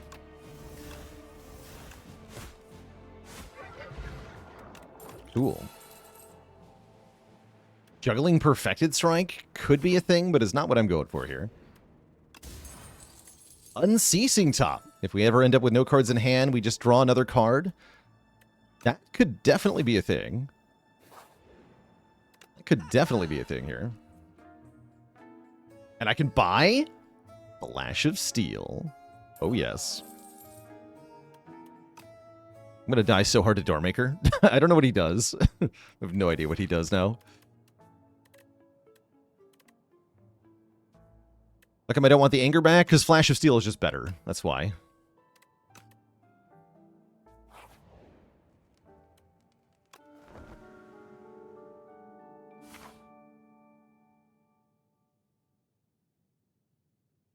Do I even want to... Yeah, I do. This is not a challenge run. That's correct.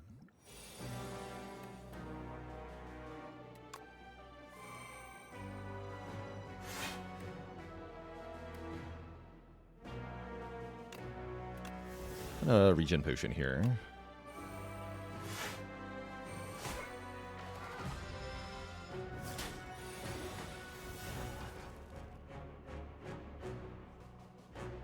A vicious uppercut. Oh, this is gonna get awkward. I'm gonna delete my Flash of Steels, isn't he? Crap.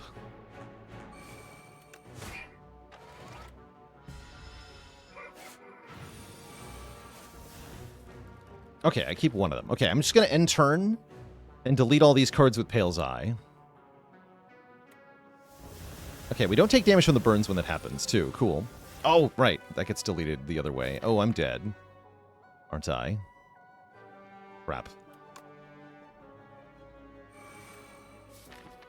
Yeah, I think I'm actually just cooked here.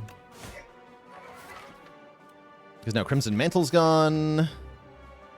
Uh-oh.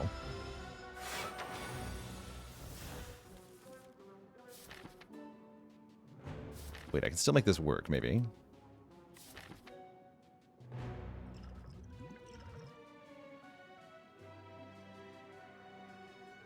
Yeah, I shouldn't have played the drums, is how I'm feeling at the moment. I think I have to Touch of Insanity to win.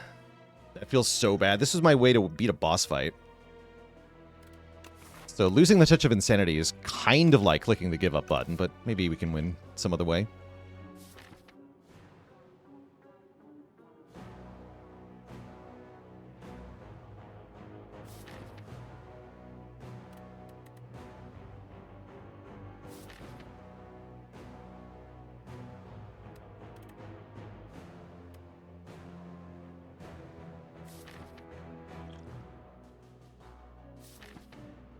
I'm going to Touch of Insanity on the bash.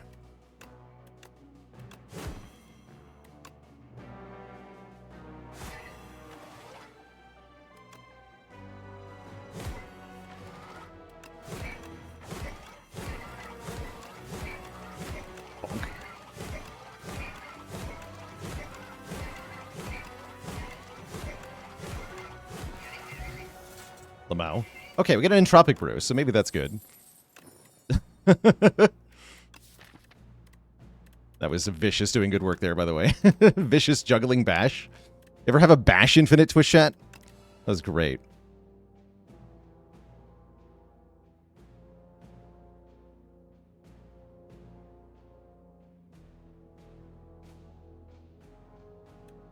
But yeah, that taught me that I should probably not play Drum of Battle during our boss fights, because that was horrifying.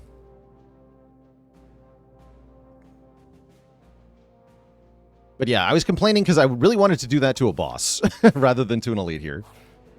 But that's alright. Upgrade 3 at random sounds perfectly good. Cool.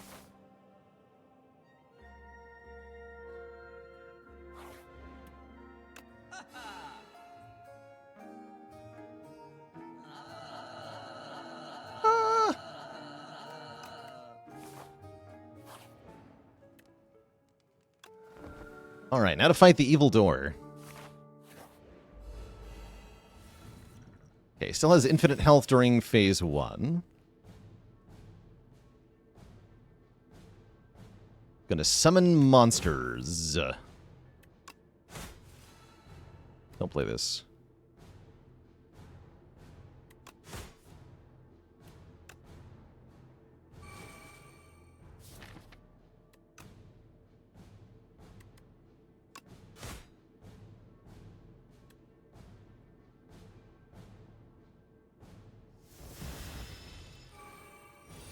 He hungers. Whenever you play an attack or skill, it is exhausted. Wait, he's helping me go infinite.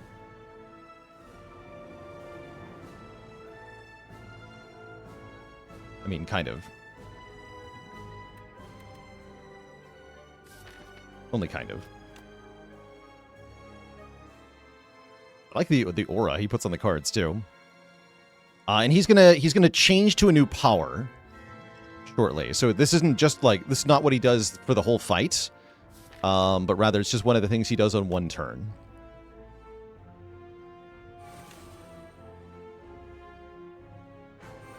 I can exhaust True Grit and a defend at the same time. How convenient.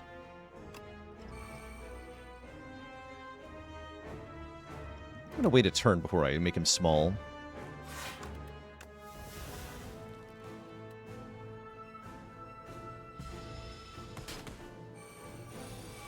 Okay, now he has Scrutiny. You cannot draw additional cards during your turn. So that also stops me from going infinite in a different way. Now I'm going to use the Beetlejuice on him. Get small.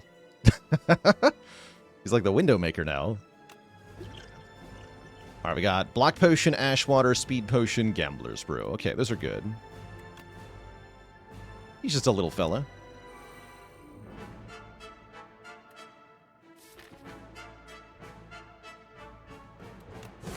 Right, I can't draw. Alright, what's this one? First card you play each turn costs 1 more energy. Okay, so on this turn we can go infinite.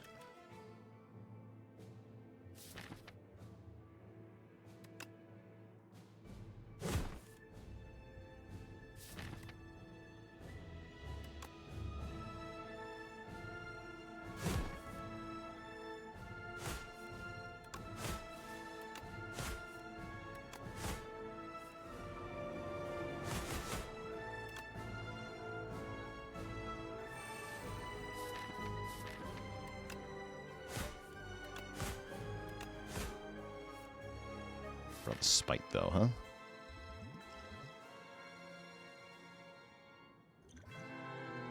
So if I Ash Water...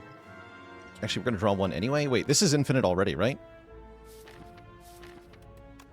No, I have to Ash Water. I have to make one spot in hand, I'm pretty sure. Wait, no. Infinite? It's the 4th card with a club. Easy game.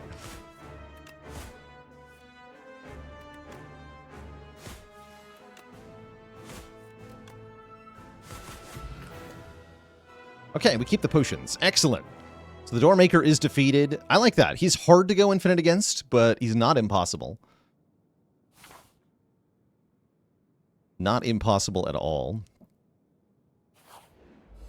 And now we have to deal with this thing. This thing seems easier.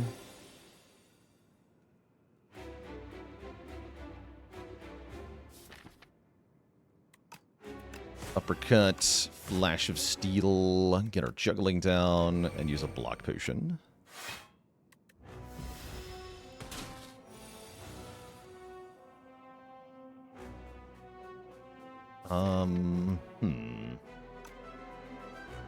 So wait.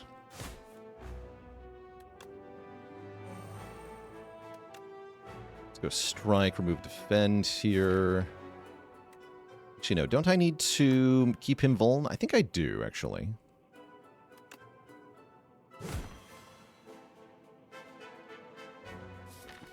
Okay.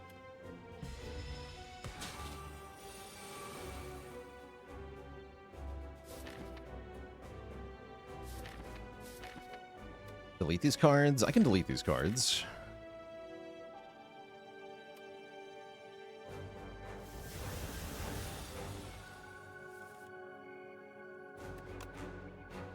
One, two, three. Now I can delete more cards.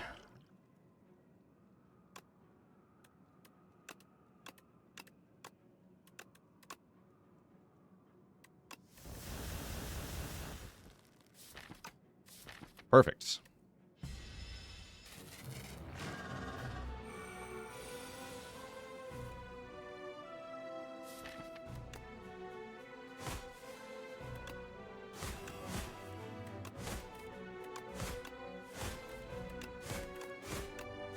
Flash of Steel over and over again.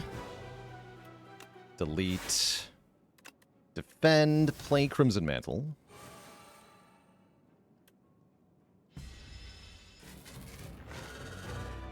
We have a couple answers for the for the intangible here. We can either just block it, or we can go infinite and just kill him one damage at a time.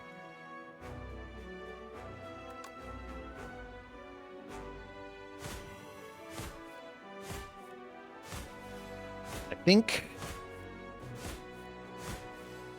I want to just block it.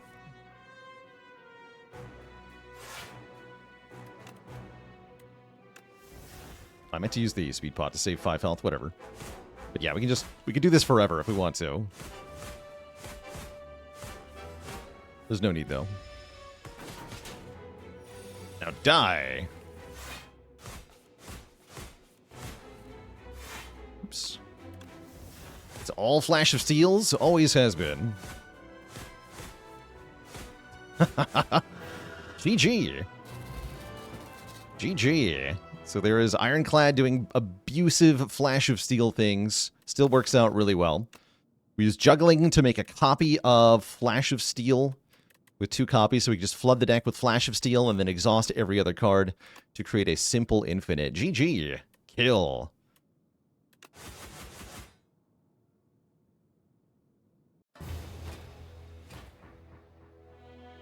Kill. Could have also had Anger Unceasing top, infinite in the same way, which would have been more fun, but we did not get to do. We did not get to do. Didn't particularly like Juggling when I got it, but then we built the whole run around it. Yeah, that's true. That worked out really well, actually. Am I fine with an infinite like that since it takes more setup? I am. It also the crucial difference here is that it requires a colorless card. This requires a card from outside of Clad's card pool to pull off. And that's why we had the nerf to Spite, so that Spite is no longer like Flash of Steel. And that's why Dropkick is gone. It's too easy to do this if you can do it with just cards that Clad has in the Clad pool. But because this involves cards from other colors, it's a bit different. Yeah, we also had assisting relics that helped a lot. The Pale's Eye, which was okay, the club, stuff like that. Yeah, rip Dropkick. Feels weird that Dropkick's gone, considering that, like, Vuln is a whole build on Clad. And yes, 1 Potion of Insanity gets us there, too. We showed that off against the Mecha Knight, where I used Potion of Insanity on Bash, and then went infinite with Bash, which was extremely funny. It was really good.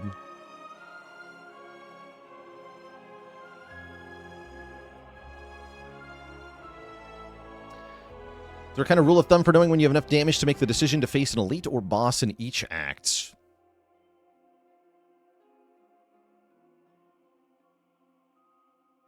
Feels like you need to do about 120 damage in 3 turns. Not quite. 120 damage in 4 turns. To feel good about the elites in Act 1.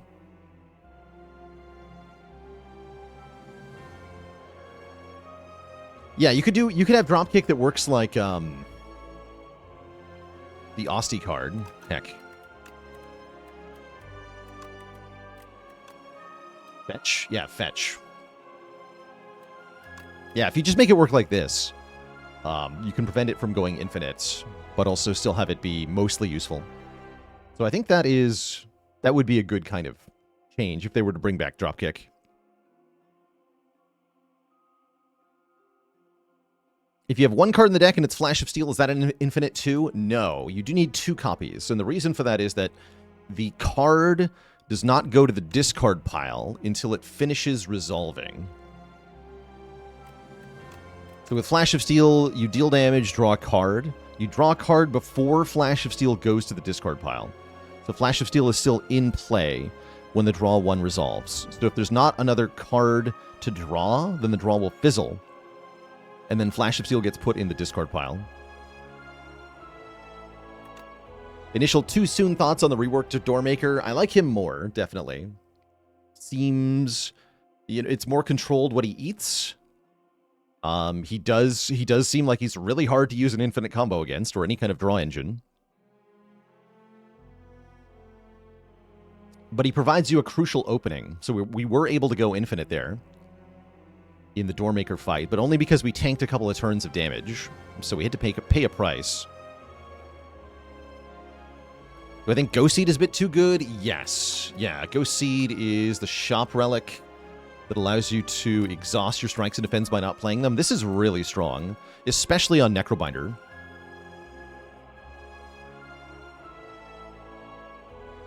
Oh yeah, Catchy, I've heard of that, the Hellraiser.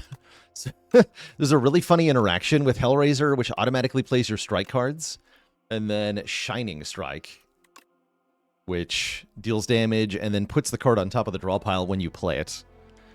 So with Hellraiser, this is like the worst card ever, actually, because it interacts in a very fun / bad way. So let's say that your turn begins. Yeah, so only draw 5, but here's the thing. Let's say Shining Strike is on top of the draw pile, and you begin your turn drawing 5 cards. What happens is, you draw Shining Strike, it plays, it goes back onto the draw pile. You draw the second card of your turn, which is Shining Strike, it plays, it goes back on top of the draw pile. You draw the third card for the start of your turn, it's Shining Strike, it plays, it goes on top of the draw pile. So on and so forth. So you just play Shining Strike 5 times, and then you have no cards in hand. And guess what? Shining Strike is still on top of the deck. So next turn, guess what happens? The same thing. And you are hosed. You cannot do anything except play Shining Strike over and over and over again. Which is great if you have Unceasing Top, and will kill you if you don't. So it's very funny. Yeah, you go immediately infinite with Unceasing Top, and immediately lose if you don't. Very funny.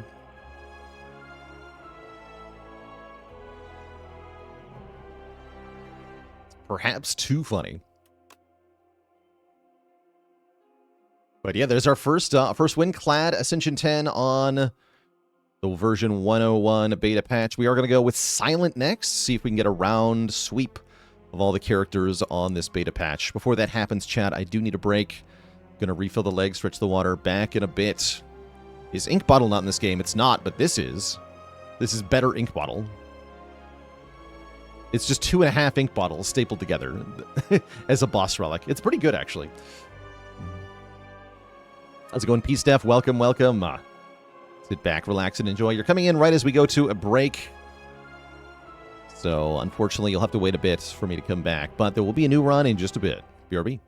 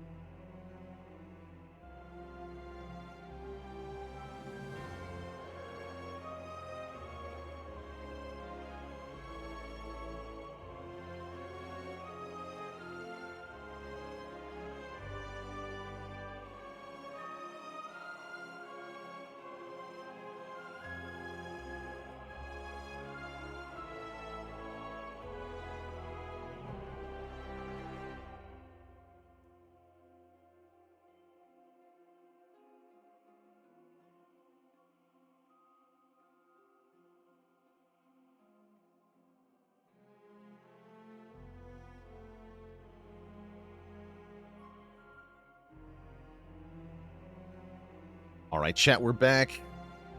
Thank you for hanging out. Let's see how Silent feels on Ascension 10. Here we go.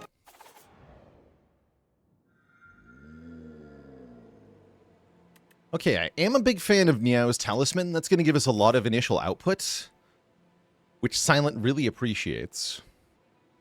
We are in the Underdogs, and I think that means we're in a pretty good position to fight elites as Silent. I feel like the revised Coral guy is going to be really easy for Silent, but we'll have to see that in practice. There's also the 4 eels. We'll need an area damage effect to deal with them.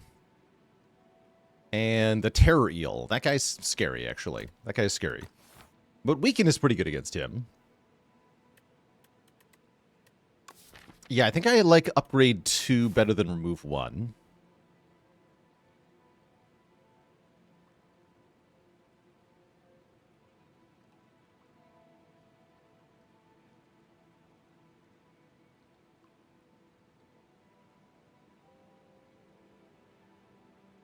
The pack of cards not a consideration. I don't like this option very much.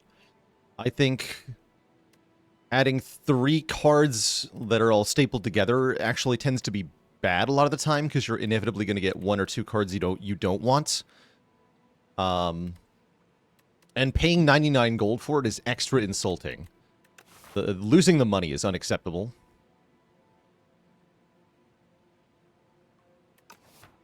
So I find my current opinion is that this is one of the weakest starts, but I haven't tried it very often.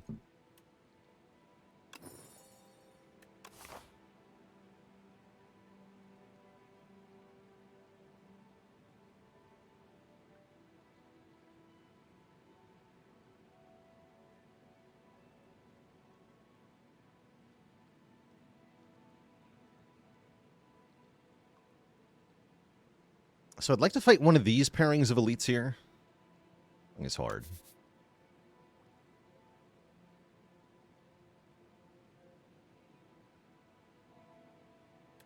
Would I pay 99 gold for 3 transforms? Definitely.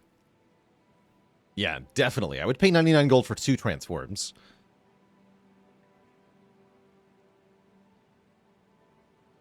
And I frequently did in the first game.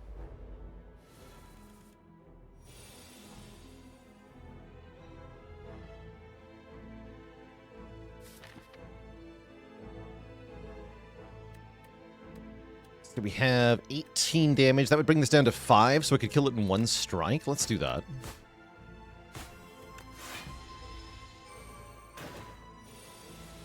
Then this turn can be defend, kill this, strike this.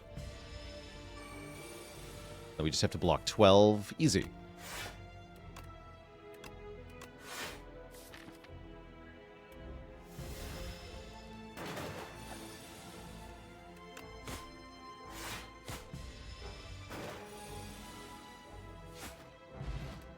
Should be able to have pretty much perfect early fights thanks to the upgraded starter cards. Untouchable is here. So with the prepared rework, they said they're going to be looking for other ways to balance Sly.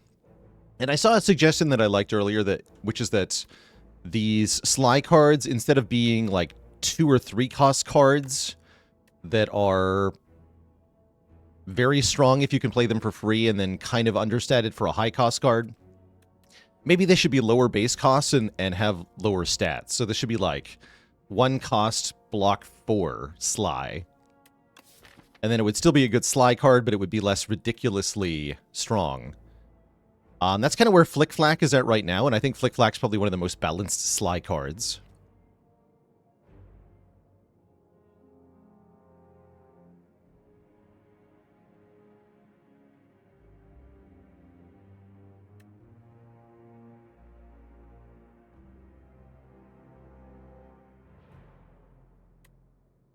Isn't that just a deflect minus?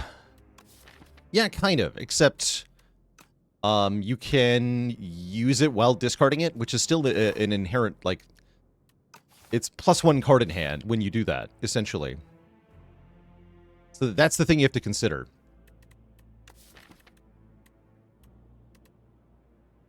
Something like Prepared lets you draw 2, then discard 2 cards.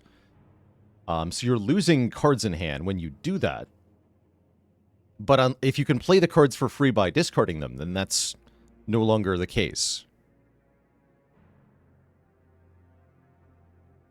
Yeah, Deflect costs a card draw if you're shuffling through the deck with things like Prepared and Acrobatics, but a slide card won't. Don't think I need to go to this shop. Ow. Actually, not that bad. We have 10 block. This blocks 2. This blocks 3.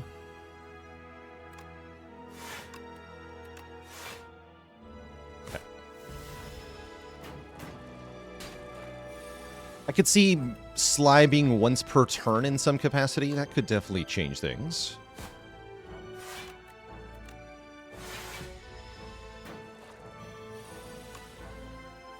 Upgrade 1 strike and 1 defend was our starting bonus.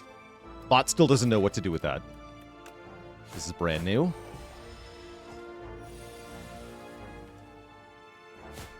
Okay, and then we should be able to kill it next turn, hopefully. Or block.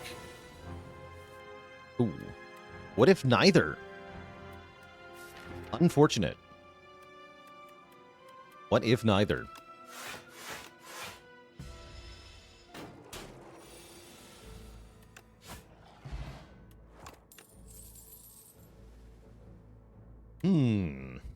Interesting.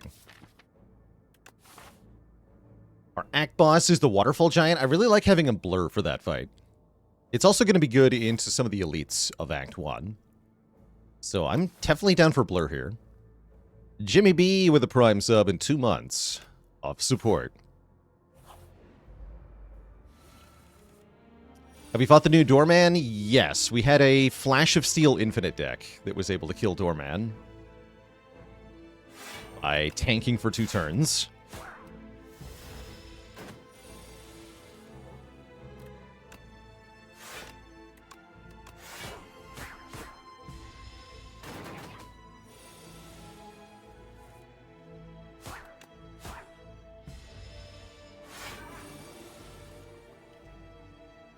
Not the kick. Anything but the kick.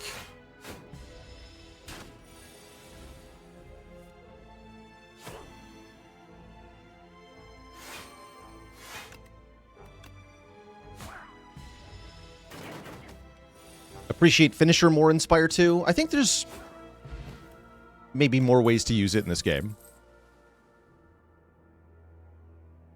Do I have tips for Waterfall Giant? Feels like block-heavy decks fail to kill him before the bomb is unmanageable. Yeah, you can't just be block-heavy. You still need to have a long-term damage plan. So block-heavy, like, if we just have a bunch of upgraded blocks plus our strikes, then yeah, you can tell that we're not going to be able to kill that boss because he'll explode for too much. We need to pair those blocks with a long-term damage plan like Poison. Or just more block cards, apparently. But yeah, we're going to want to add Poison here to this deck. Unfortunately, none of these cards say Poison on them. They all say...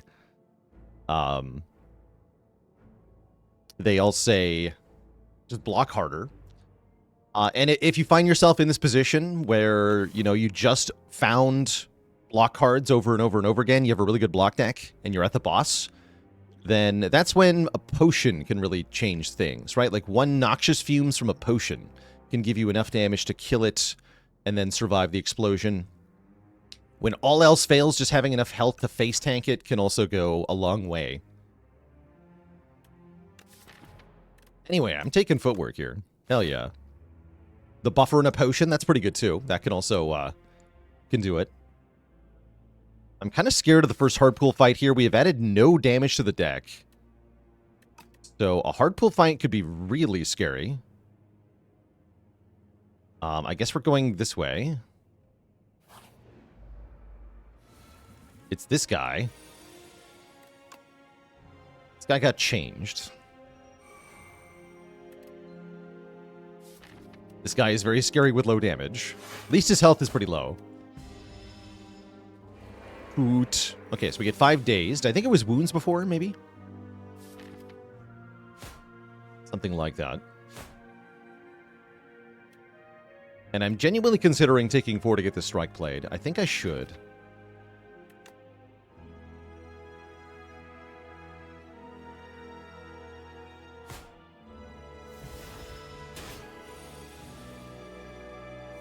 Does Living Fog kill us here? Against the Living Fog, I probably have to Power Potion. Because you're right, it's very scary.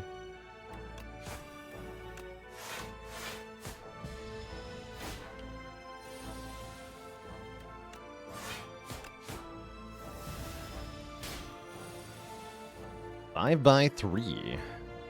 I guess I actually just blocked that. Okay.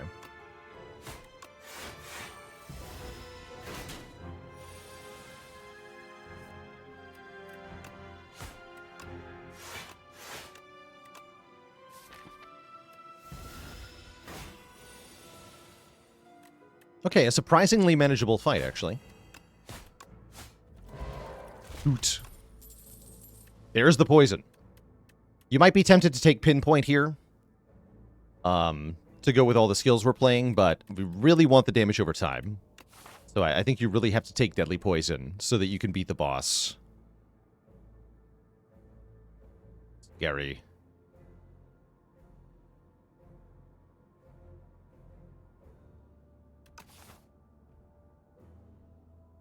So as tempting as Pinpoint is, I don't think it's the right pick.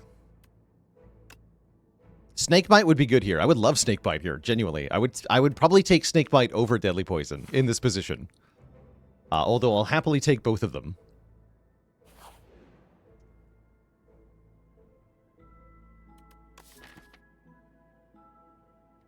We could improve our damage by removing a Defend here.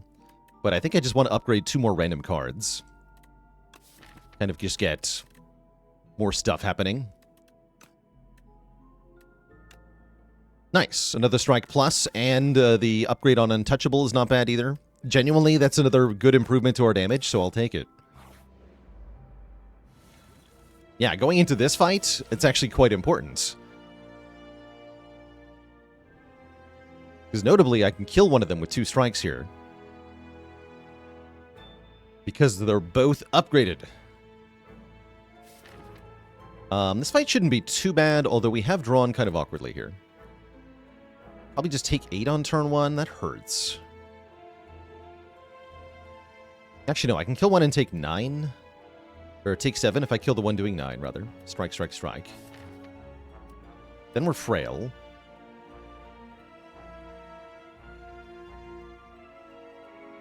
Yeah, I really wish the health values on these two were reversed, and then we'd have a much better time here.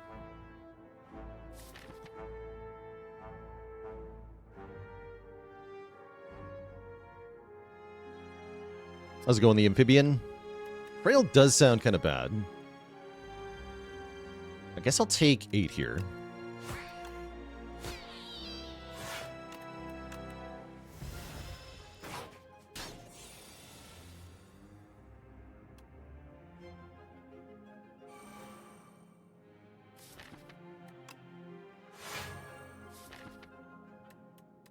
Six, 6, 5, 3.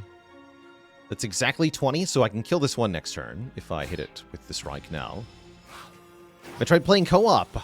I can tell who didn't watch yesterday's stream. But yeah, we played co-op yesterday with Grubby. Grubby of Warcraft 3 fame. And it was a very fun time. So if you want to see me do some co-op, then head over to yesterday's VOD, because that's the place to be.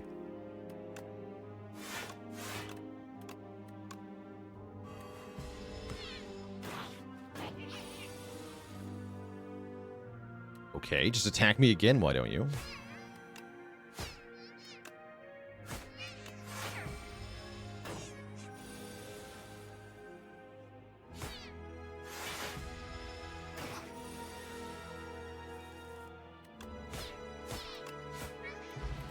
Okay, feels like we made the right choices in this in that fight. Only taking the turn 1 damage there. Second Deadly Poison works with the first really well. Happy to take that.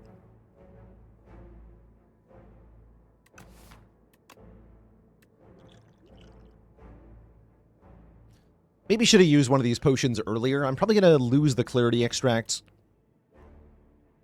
Ship in a Bottle Potion's really good for 10 block across 2 turns each. Very strong. It's like block 20.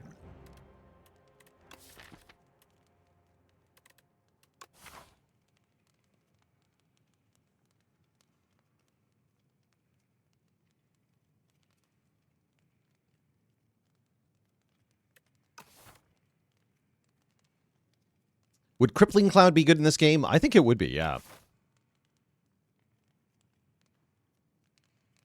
Feels like Silent has less weaken in general.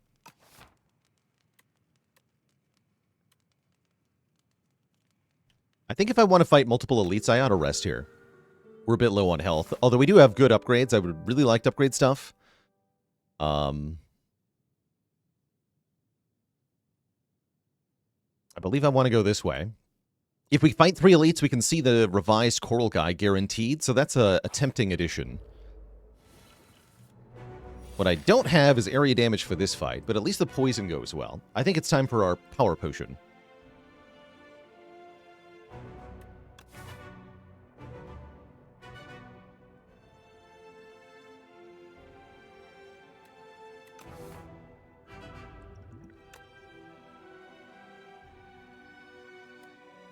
Abrasive is really good in this fight.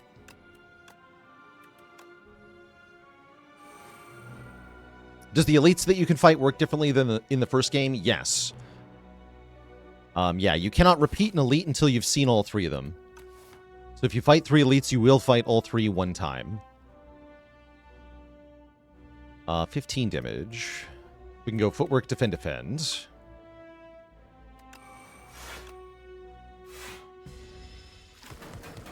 I'm going to try not to use the ship here.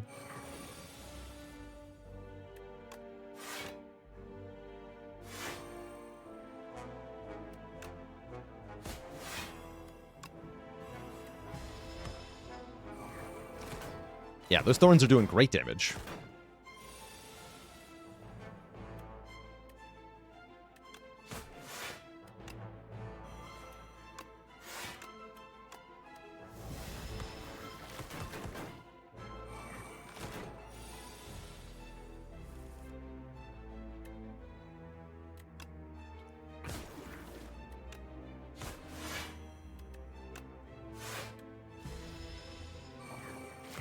Actually not a bad fight at all.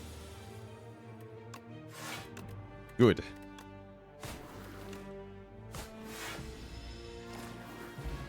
Sweet. Get a meal ticket. That'll be good in Act 2. We can get Vuln with Expose or a Shiv with Leading Strike. I don't really love either of those, given that a lot of our damage is poison right now. Yeah, Power Pot definitely carried that fight. That was great.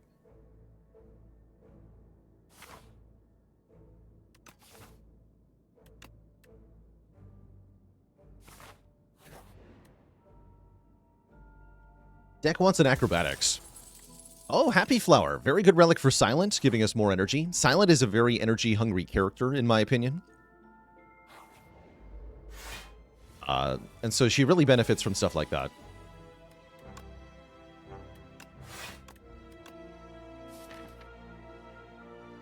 This enemy scales pretty slowly, and I have the Happy Flower, so I think I'm just going to block the 3 here instead of playing 2 Deadly Poisons. I think we're ahead enough that we get to full block.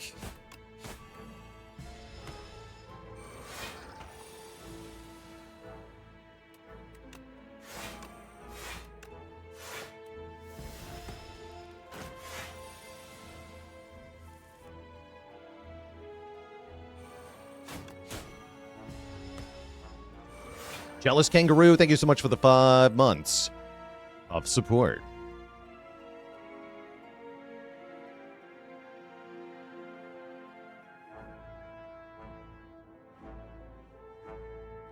Okay, this draw is kind of bad, though. Taking 8. Sorry, 5 gifted subs. Did I say 5 months? 5 gifted subs. Welcome, welcome, everybody.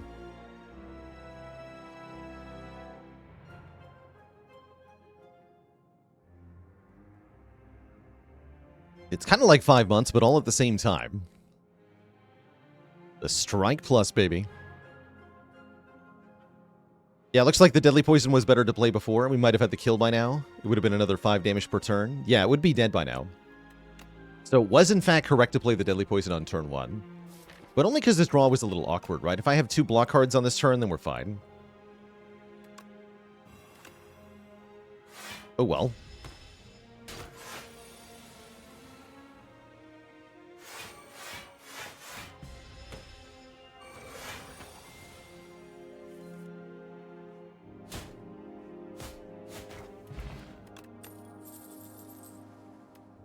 Flick Flack. It's a little bit of area damage, not very much. Not very exciting. And we've already fought the eels. I don't really want it.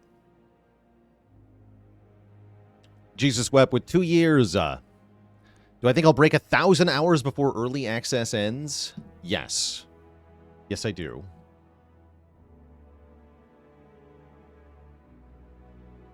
Yeah. If early access lasts for 18 months, I stream about 2,000 hours per 12 months. So over 18 months, I'm going to stream about 3,000 hours. So the question is, will I stream at least a third of my content being Spire 2 over the next 18 months? And the answer is definitely yes. So yes, we're going to hit 1,000 hours for sure.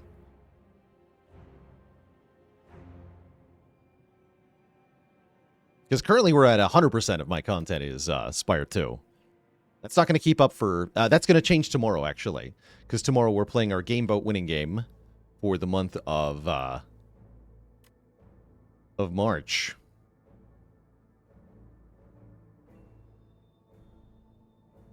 Which was Chance of Sinar. Kind of an indie puzzle-y game. I don't know a whole lot about it, but I am looking forward to checking it out tomorrow.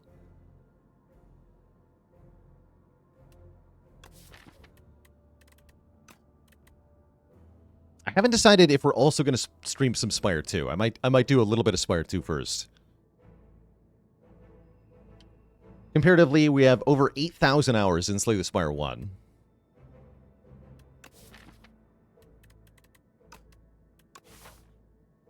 Definitely consider the Spire games to be the most replayable games I've ever played. I think I'm skipping here. And we do, I hope, get to upgrade one of these deadly poisons. I really hope so. Really, really hope so. Really hope so. Okay, it's him. So the Skulking Colony now just attacks for 11 on turn 1. Note the lack of 5 dazed being added here. So this guy should be checking for block and damage, which this deck is very good at. So we should expect to do very well in this fight. Now, that's assuming the draw cooperates.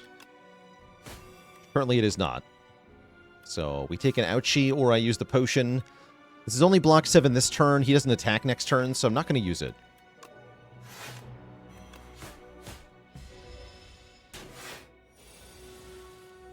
Okay. And this is a good setup turn for us both.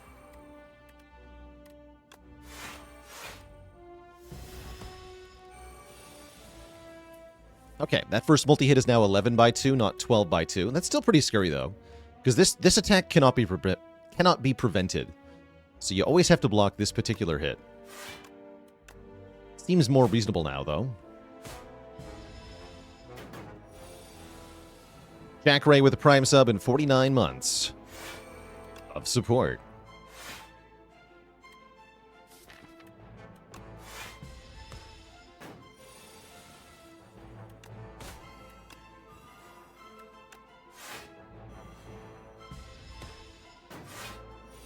But yeah, pretty clean fight overall. Didn't have to use a potion, which I feel pretty good about. We get a poison potion and a strike dummy. Now our strike pluses deal 12. Whoa. Damage. And leg sweep came back. I'm taking leg sweep, because this deck loves being really defensive. And we definitely appreciate adding weaken to our block engine here. And we have energy with which to actually play it. And it can remove artifact. There's a lot of reasons to want leg sweep here.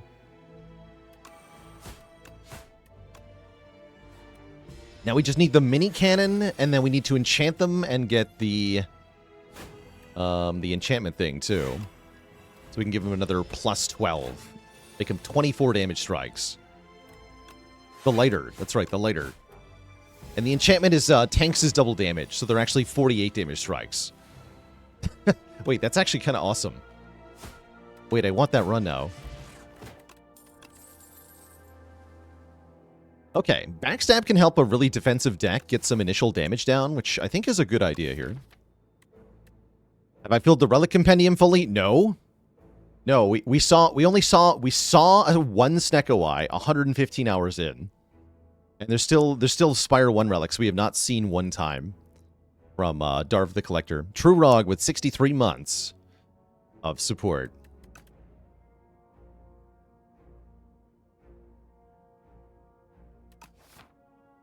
I'll take a Backstab. And Block Potion seems worse than Ship in a Bottle. I'll take the Poison Potion, too.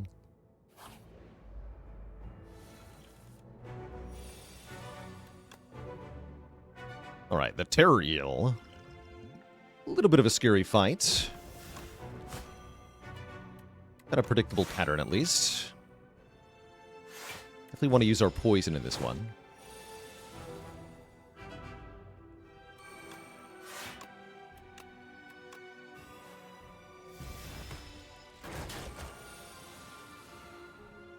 Get swept.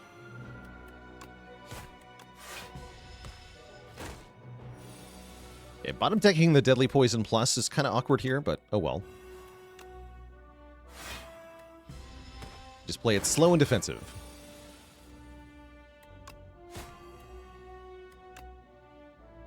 I think.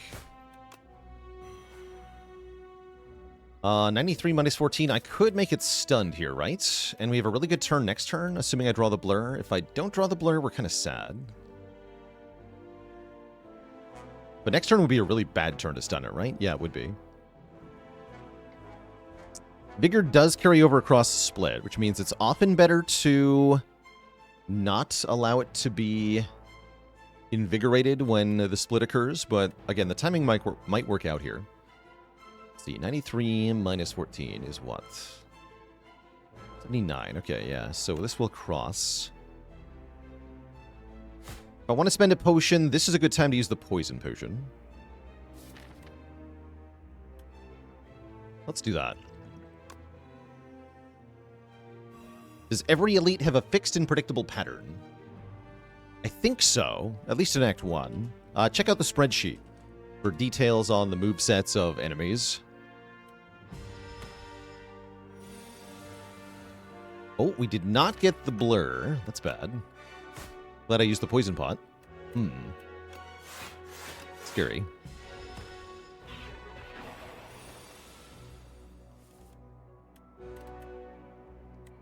Okay, we take 6.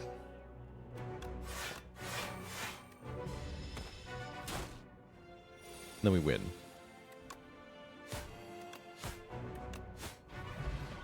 Not too bad. We get the Vambrace. The first time each combat, we get block from something double the amount, which is pretty cool. And Burst is really cool, allowing us to play one or more skills additional times. Burst Blur, Burst Leg Sweep, Burst Deadly Poison. It's all good. And I want it all.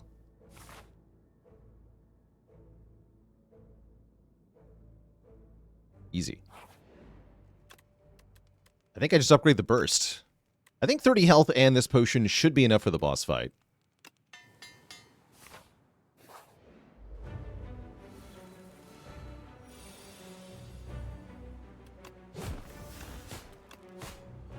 Kind of a lame turn 1, though.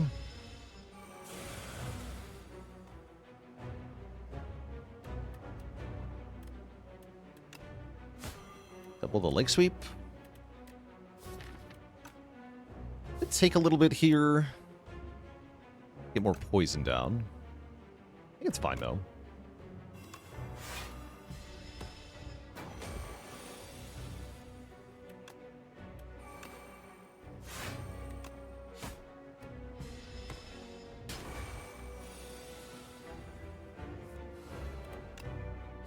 Definitely kind of bad draws so far. It's a big hit. Ouch! Oh no. Okay. That's very bad.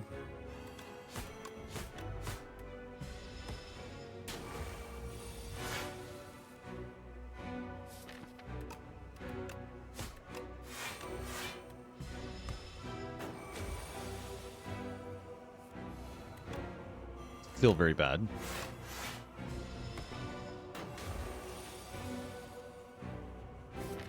Okay, I think we're fine.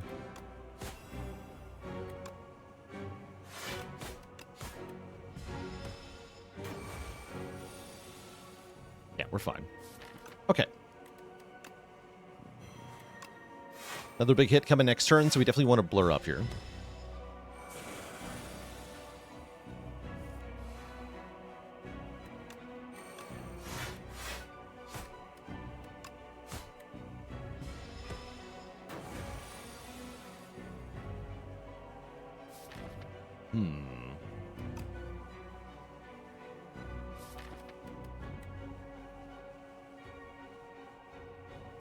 Yeah, now it's kind of up to how we draw on the explosion turn.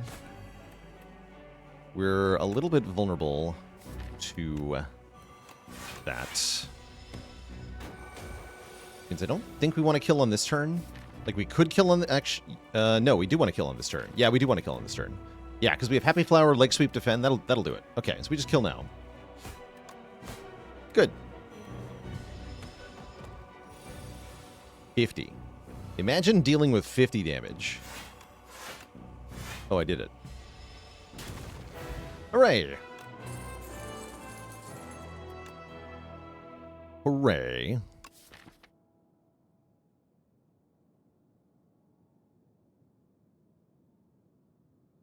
To improve quicker, little Yuki, I think you will find that you improve faster if you play one character at a time, because I think each of the different characters is kind of like their own skill. So it's a question of like, do you improve faster focusing on one skill or spreading it out between 5 skills? And yeah, and if you're just looking to get better, I think focusing on one character will give you the fastest improvements.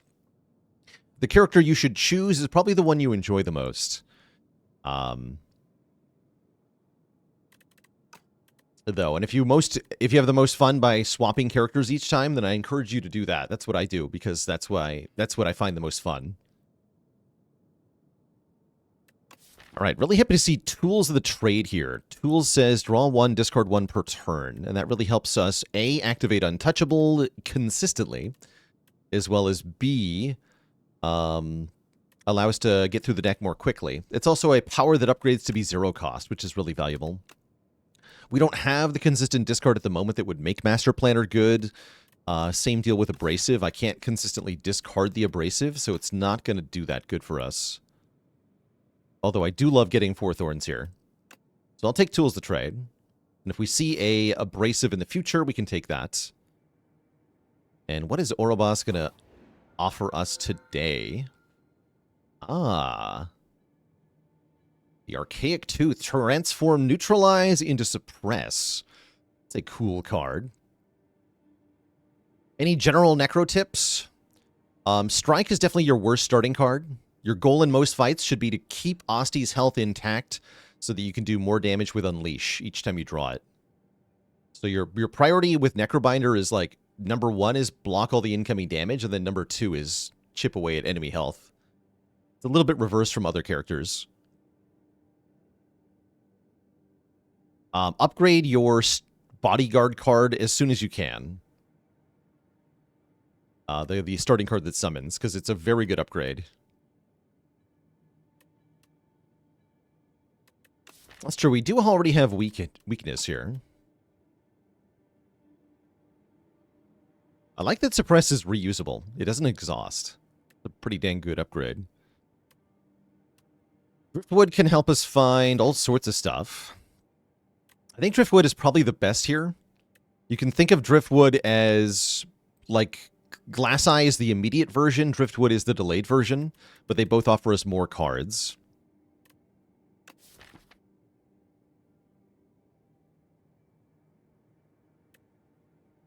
Why would Suppress exhaust if it's a Neutralize upgrade? Because it's also a Backstab upgrade, right? This is Backstab, but better. That's why my brain wants it to exhaust, because it's innate do 11 damage, just like backstab. But it's not a backstab. Let's try the driftwood out. I think rerolls are pretty good.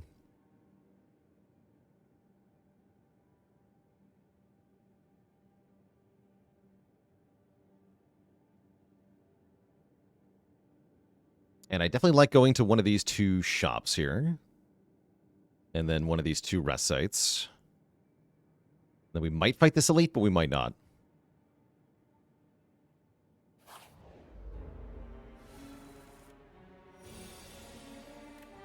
I am so glad I have the Vambrace right now. Suppress would be good here, because then this guy would be dead. I guess he can be dead anyway, right? You're dead.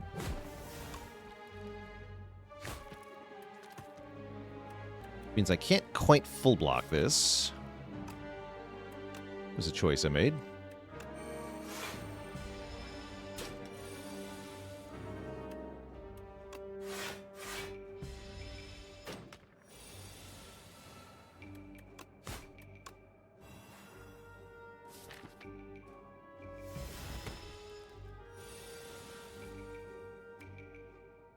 Go leg sweep deadly.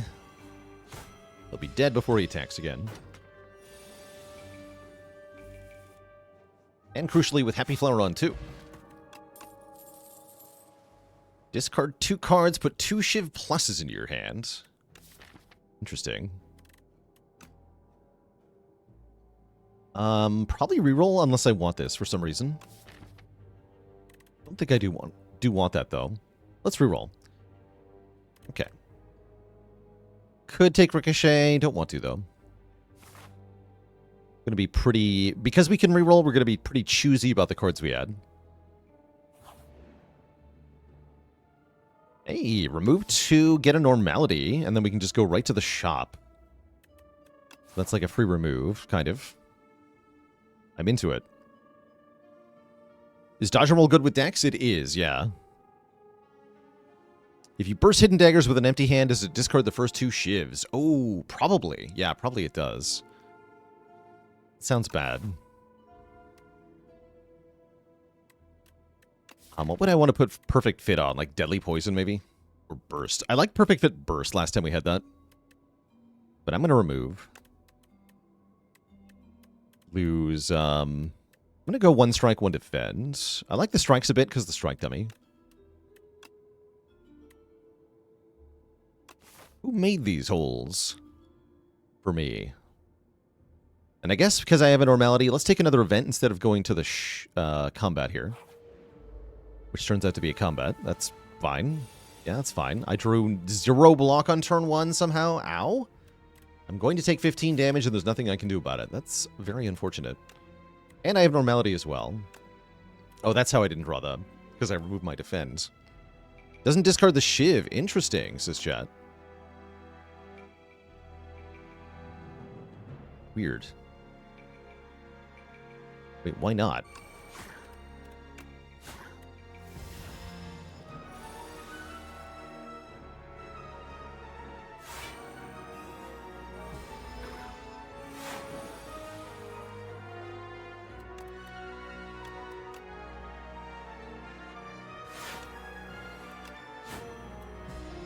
I don't think I understand the order of operations that allows that to happen.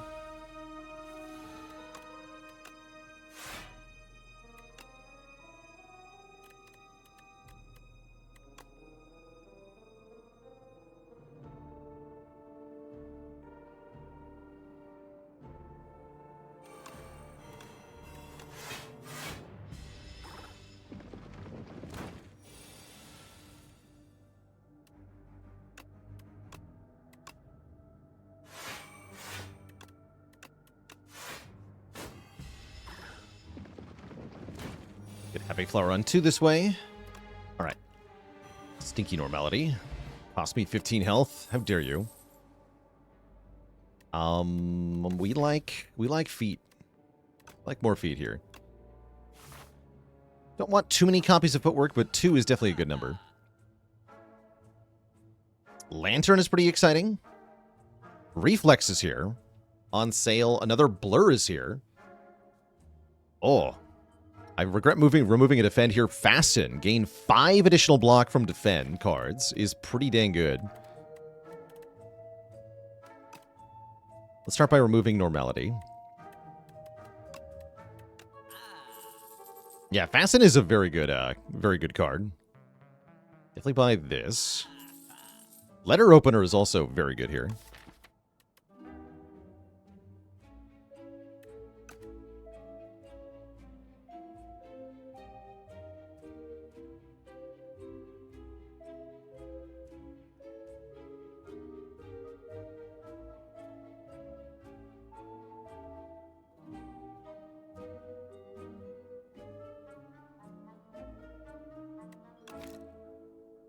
How's it going, front runner? On Necromancer, which would I be more inclined to pick from Nonu here? Let's open up the relic collection so I can answer that proper. So you have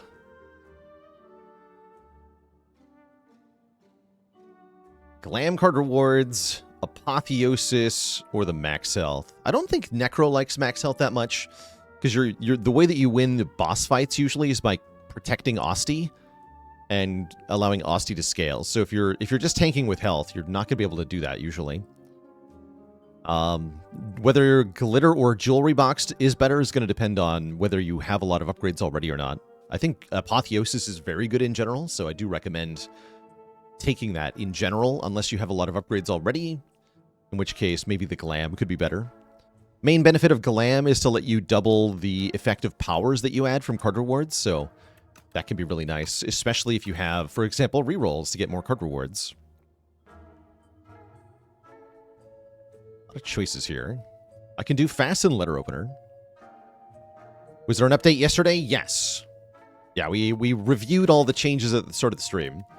So you can head back to the beginning if you want to see that.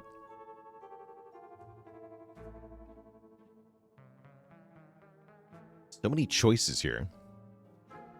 Yeah, Glam with Bing Bong also goes pretty hard.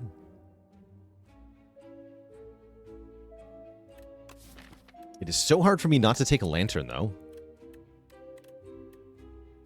Goodness. Is Fasten or Blur better here? That's also a good question. Oh, I could do Letter Opener Blur as well. Wait, I kind of love that. We're in Act 2? Yeah, I want to do that. Where is my AoE? There it is.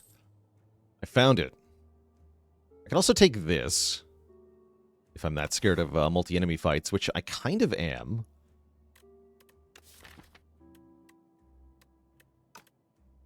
Yeah, I kind of am.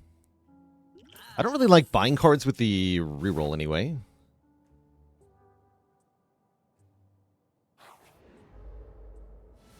Oh, it's these guys. Okay, at least Tools of the Trade is going to make this fight a lot easier.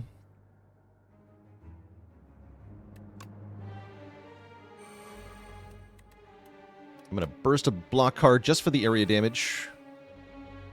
I think we're going to focus this guy first. So with the Tools of the Trade, we can discard these poison cards, which is going to make this fight a lot more manageable. Am I going to do that, though, or am I discarding Untouchable? It's better to discard Untouchable. It's kind of funny.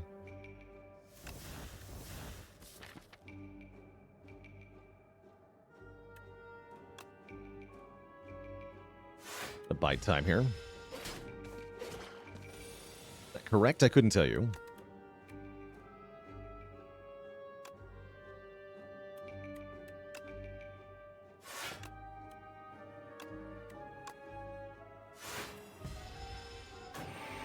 I do scale strength. I'm pretty decently at that. Let's go Deadly here, Blur, and Defend to get the Letter Opener, and then keep focusing this one down. Our goal is to prevent the next round of poison cards in this one. While also blocking, which we can thankfully do, because I can just keep discarding the toxic cards.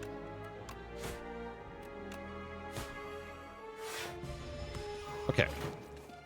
Front Runner 1970, thanks for the tier 1 sub. Welcome to the Cozy Sub Club.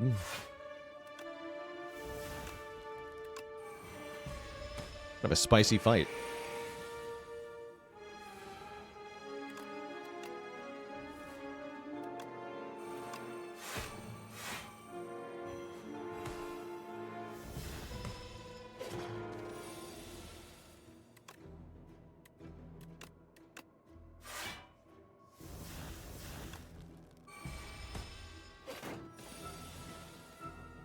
Z-by-Who, thank you so much for the Prime sub. Welcome to the Cozy Sub Club.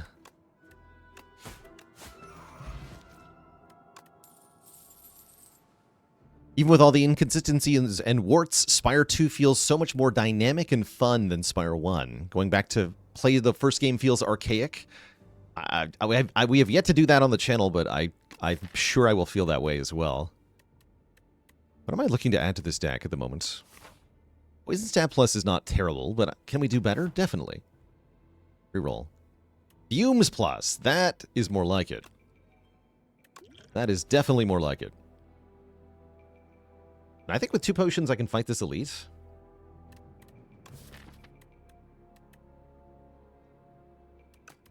Yeah.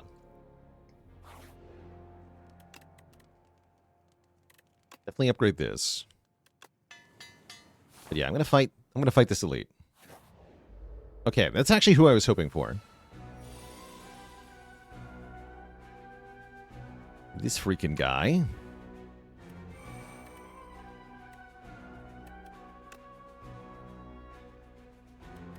Dr. Bees.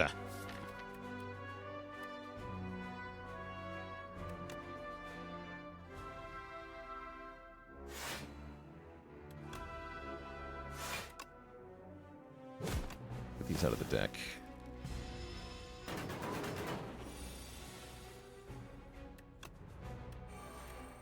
Cool. This guy's normally quite scary. He adds a daze to your draw pile for every attack you hit him with, but we're not going to hit him with attacks. So I don't care. I'm going to throw this poison pot at him now. I think I might need to leg sweep instead of playing fumes here. I want to play neutralize.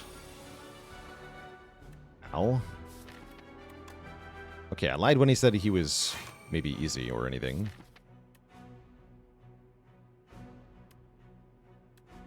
Ugh. Pretty bad draw, unfortunately.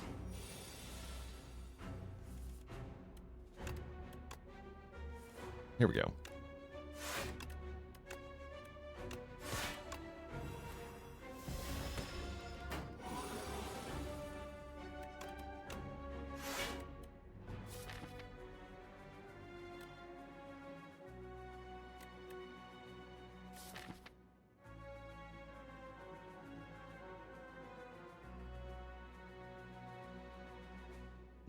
I don't think I want to strike him here.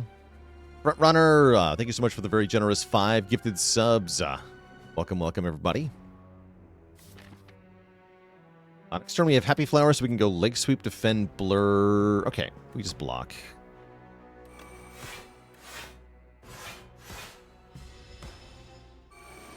Let's hit him with a letter opener.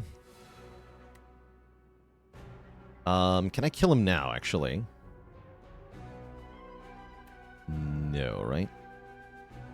Do 16 damage? I can't do 16 damage. Okay, yeah, I can't do 16 damage.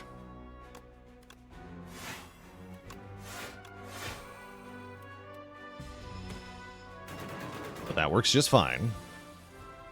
Okay, so yeah, that wasn't really that bad. We get a potion back. We get the Amethyst Aubergine, giving us more money from fights. And Blur is here. Imagine paying for Blur. And you could just have another Blur. Oh, the cube! Start of each combat, put a random card into our hand that is free to play for 1 turn. Do I think Knife Trap could be a bait card? Definitely. Yeah, it can definitely be a bait card. It's not very good unless you played, like, at least 6 shivs beforehand. Serenity Spacer, thanks for 19 months of support. I'm going to have a nap. Fight another elite. Okay, Decimillipede last is something I'm completely okay with. We get a free freaking after image. Hell yeah.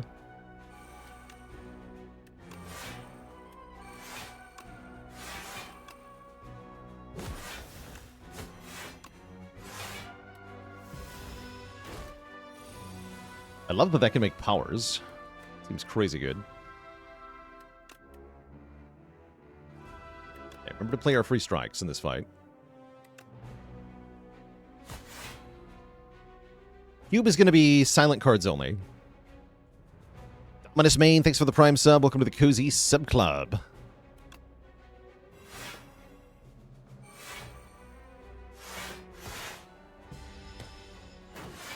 Get leg sweep here, that'd be really nice.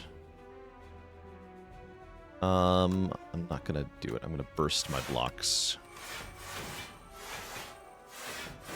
Nice.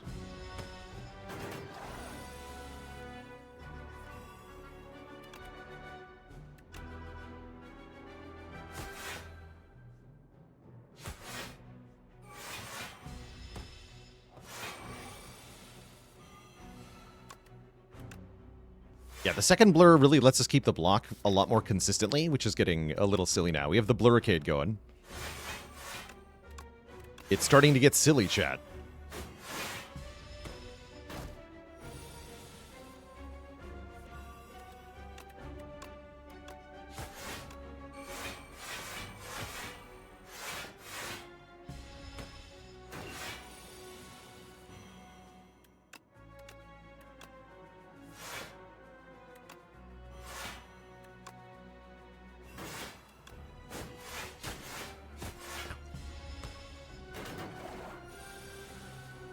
Scotty Dog with the 7 months of support. Thank you, thank you. We get the Festive Popper for free damage at the beginning of every combat. We get a Piercing Whale plus or a reroll. Do I need a Whale plus? Not really. I mean, it is a nice card. It's upgraded. I'll take it. I'll take it. I'll take it. I'll take the attack pot for the... Yeah, Piercing Whale is also really, really good into Decimillipede. And then I lose the attack potion and get a common skill? Heck. Do I dislike the reroll? I dislike the reroll conceptually. I think it's pretty strong.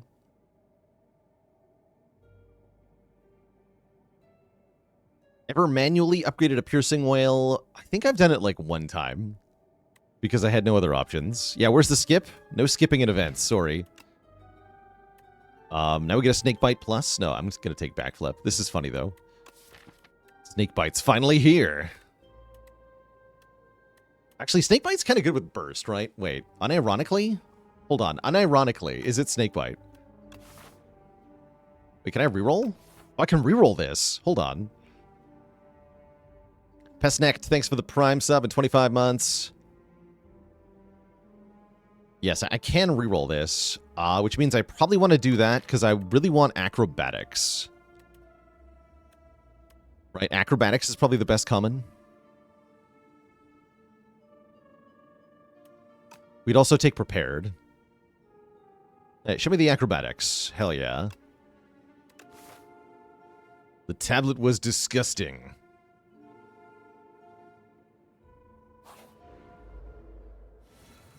Prepare was also there. Oh, we got Echoing Slash into this fight. Somebody was asking me about this card. How do you use Echoing Slash? Was the question. So, 10 damage to all enemies. Repeat this effect for each enemy you kill. So you want the first hit to kill one enemy, and then you want the second hit to kill another enemy. I think if we Explosive Ampule, we get this easy here. Yeah, so it does like 10, 20, 30. I don't have that much damage in my hand, though.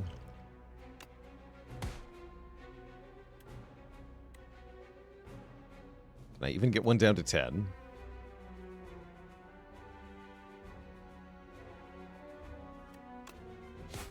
To 18, so I'd have to backstab it.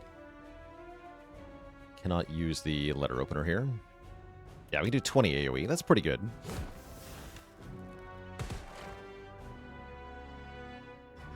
And then I can shut them up with Whale. And we're not weakened. You're poisoned and you're low on health.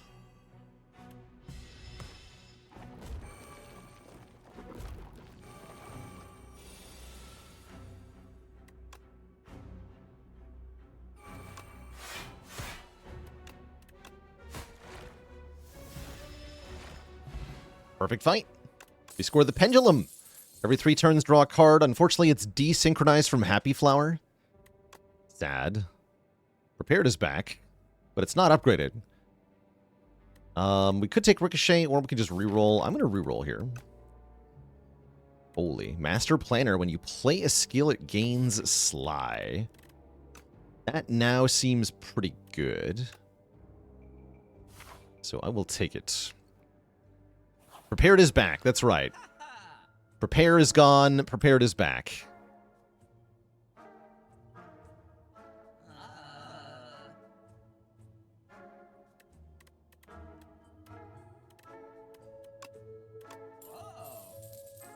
Sly blurs, yeah, we can do very, very stupid things now. We're rapidly approaching a game-breaking state. And I'm all for it. Could take Outbreak. I don't think I need it, though. Let us fight the giant enemy crab.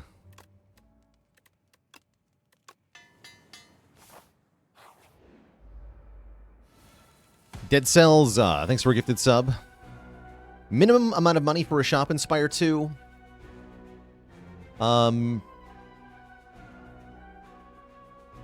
If you want the shop to be any good, you probably want about 200 so that you can buy a relic.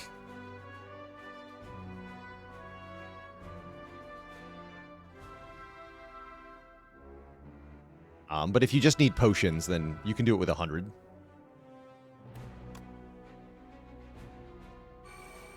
Blade of Ink is that's genuinely bad. Alright, puzzle box is hurting me now. That's alright. Get Fumes down turn 1. I think I'm going to Acro here. Okay, there's Burst. I do like Burst Piercing Wail. That blocks pretty well. Or Burst Blur. Doesn't seem like it blocks as well.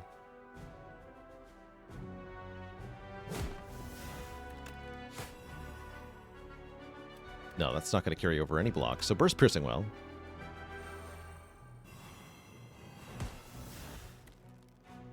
Kind of a mediocre turn 1, actually. We're going to definitely take some damage getting set up in this fight, but that's okay. Because we have 70 health. So, you know, I'm sure it's fine. Block for 26 with 1 card. Thanks, Vambrace.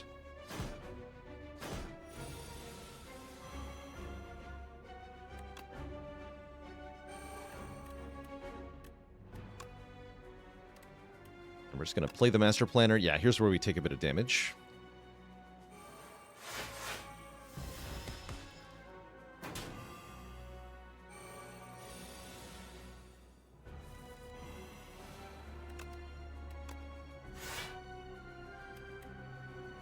And also here. I definitely can't block for that much, and I don't have Weaken here. Ow. Now we're kind of good, though.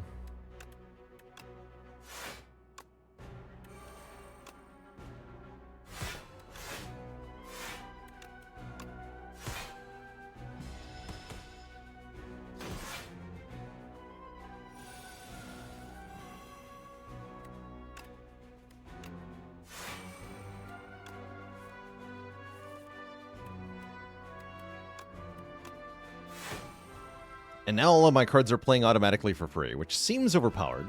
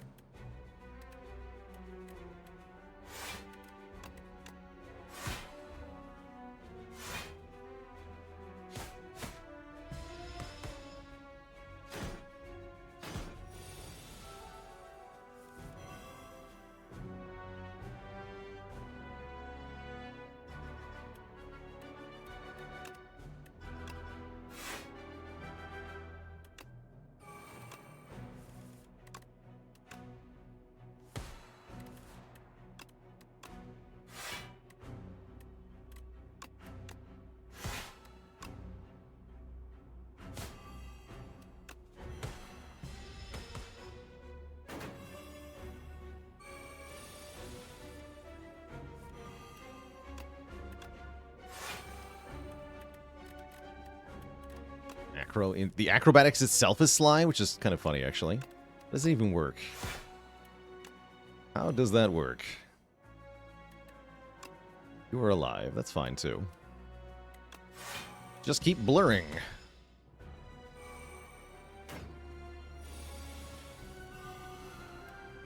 Automatically play your burst.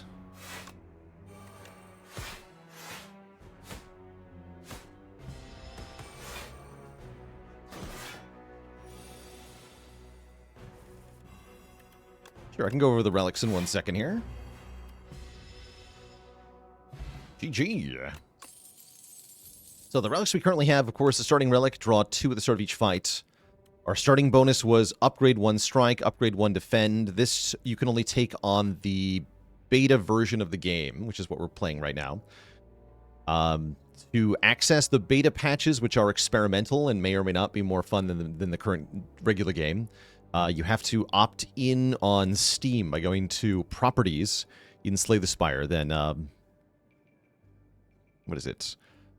Properties, then Game Versions and Betas, and select Public Beta. We also have the meal ticket healing us in shop rooms, Happy Flower giving energy every 3 turns, Strike Dummy for more damage on strikes, Vambrace doubling the block from our first block card each combat, Driftwood lets me reroll card rewards, even rares, Letter Opener does automatic damage when we play 3 skills, we get more money, we get a free card at the start of each combat, we do 9 damage at the start of each combat, and every 3 turns we draw a card. Yeah, I see Adrenaline. I probably want to click on Adrenaline here. There's also Accelerant to make our poison hit harder, but we don't actually stack enough poison for this to feel that good. So I think I like Adrenaline here.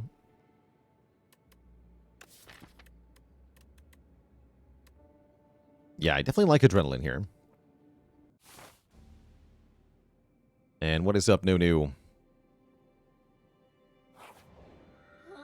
Is Assassinate ever good? It could definitely help you with the shorter fights. So if you have a slow defensive deck with a bunch of like this, or if you just want to like really be able to throw a lot of damage out on turn 1 with a Shiv deck, either of those can be quite good. We have an interesting set of choices here. 31 max health doesn't seem that great. Just makes us chunkier.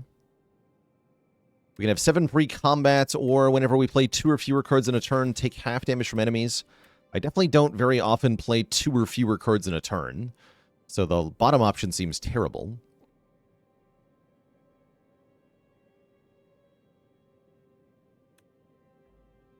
Diadem is a very strong relic in general, but you need a deck that can play a couple of cards a turn, and we aren't that. We are not a deck that can play 2 cards in 1 turn. We have to do like 7. So it's either Looming Fruit or Fur Coat, and I'm more inclined towards Fur Coat here. But I could see the value in Fruit. We're not even fighting the door. It gives me enough health to face tank the stupid jerk for a while. Which could be kind of important, because I'm rather bad at killing that. Actually, there's an instance where Assassinate can be good. Kill the first part of the stupid lizard boss. But yeah, let's try the Fur Coat.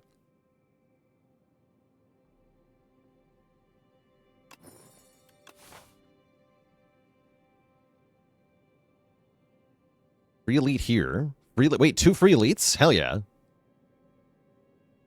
Sign me up. All I have to do is avoid all the rest sites. What's the worst that could happen?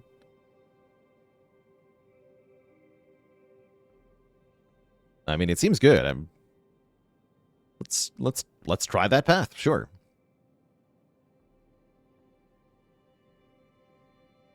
And then we can decide if we want to fight a real elite or not. Who needs to rest when your combats are free? Who needs to upgrade? Oh yeah, we have the popper, so they just all die instantly. Excellent. He didn't even get the block before he died. Did you see that? He didn't even get the block. That poor guy. Holy. Giga Reflex. No, Reflex. No, we could just hold on and randomize here. Blur, no.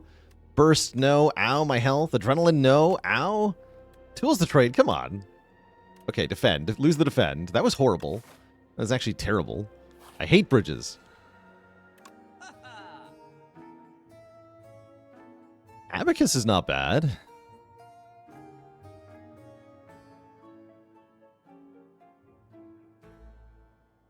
Transform record in hand.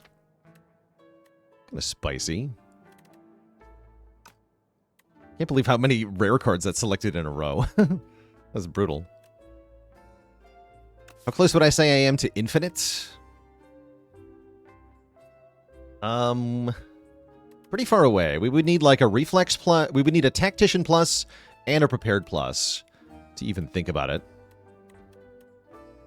I do think removes are still very, very, very good. Even better than Abacus, unfortunately. So I'm going to keep cutting strikes here.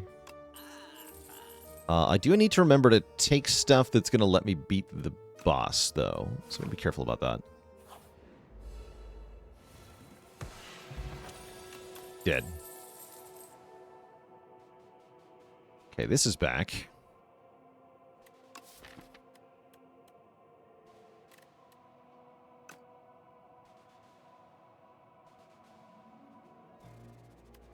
I don't like that it lets me discard stuff.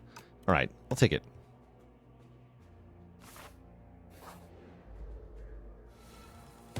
Wait, they're alive. Your guys aren't allowed to be alive. You're cheating. They're cheating, Chad. Help. Help, they're cheating.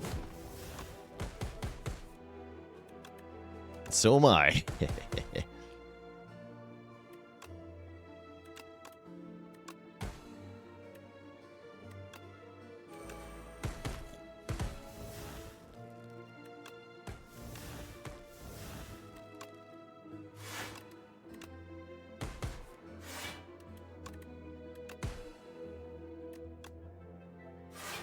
This is very funny.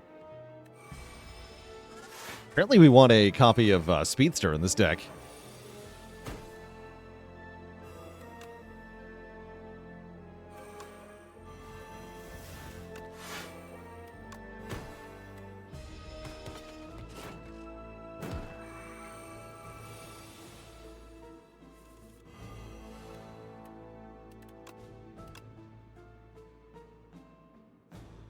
Lately, you remove all starter defends and strikes very aggressively. Is this still a good tactic on Ascension 10? Sometimes it's better to buy relics, but I think in general it's a pretty good default tactic at the moment.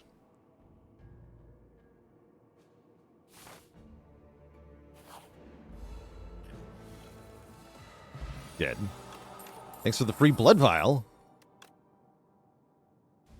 Escape plan is here. I definitely cannot resist an escape plan. I'll take another flex potion. Double flex potion is potentially one way we get through phase 1 here. We get the Joss paper. Every 5 times we exhaust a card, draw a card. Shiv stocks going up. Mechanite. Dead. +1 strength. Herder. Deals damage for each card drawn. So that is a win con. Doesn't help me with the lizard thing. Maybe it does, actually. It does seem good here, doesn't it? Let's try it.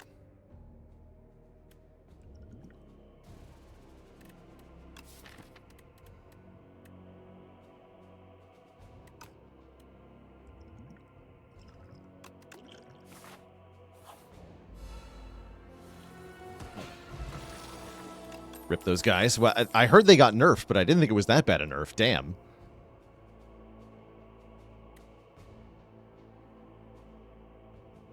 Okay, Pinpoint is here. Pinpoint helps a lot with this guy. Also take a Flick Flack.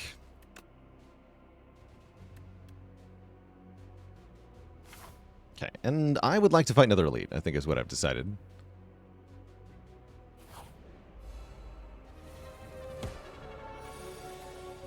Freaking Nightmare is here. Nightmare Backstab.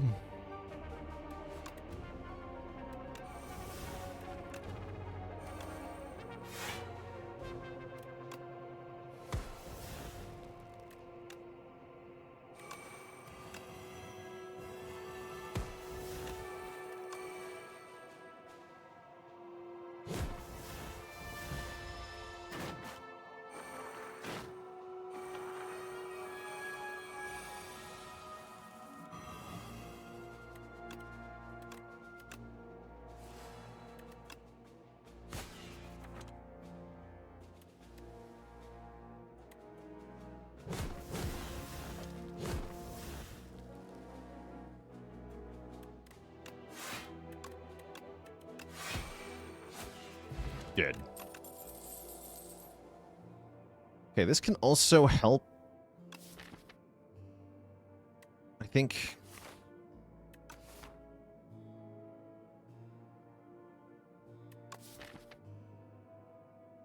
In theory, I don't really want to add more cards, but I just need to make sure I can deal with the lizard boss. And it's like 2/5 of a draw with the Joss paper. I'm going to take it here.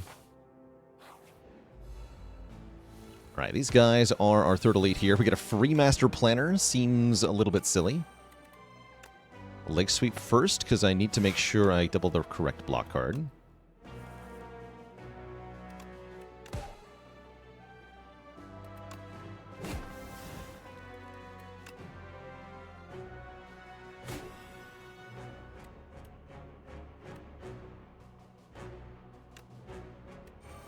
Break down.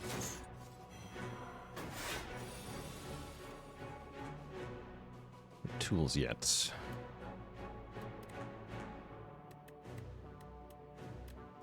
Go blur cloak. That actually isn't enough block. I think that's okay. To steal all my upgrades. Is that okay? That's not okay. I'm gonna Swift Potion. Right.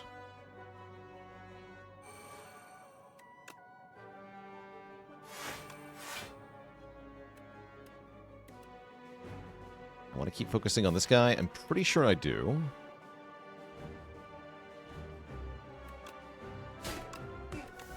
He's all exhaust, so I'm going to draw a bonus card. Pinpoint. Okay, that's good.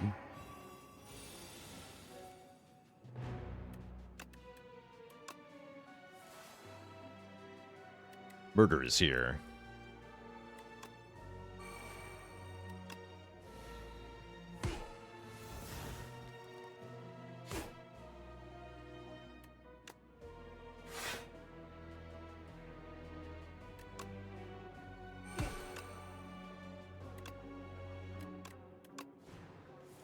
Yeah, you make the shivs and then you discard. That's what I thought.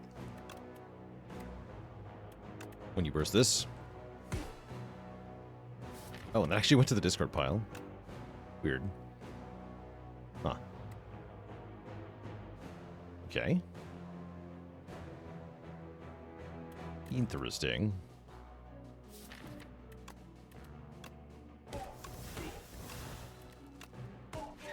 Okay, that moves the upgrade penalty, but not the ethereal property. So I'm going to go Whale, Hume's Cloak. Do some more cards.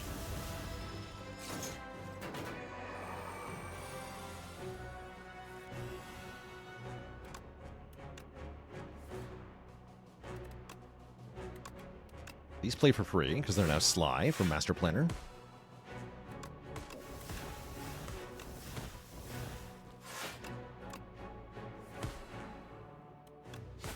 Okay, no more ethereal.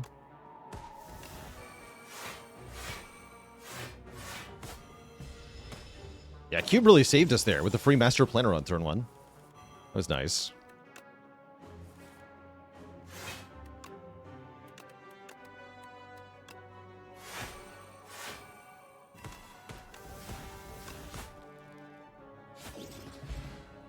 We got a Regal Pillow. And a reroll. Skip. Who is Joss and where'd she get all this paper? Okay, I can upgrade 3 at random if I want to rest a full anyway, which I kind of do. That's not bad. Or I can get 20 max health and effectively lose my starting relic. I think I would like the upgrades in full health. Yeah, Deadly Poison, Footwork, and Murder. Murder plus. Cool. Okay. I am a little afraid of this thing. We gotta be careful here.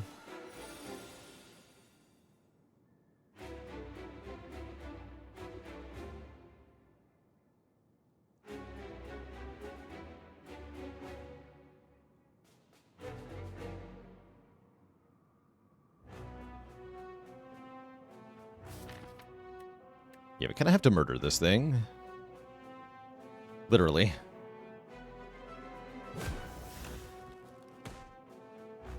Oh, acro. Every skill we play makes it stronger in phase 1, which is really scary here. Okay, we got burst adrenaline, which means I gotta go, unfortunately. I think we just have to do that.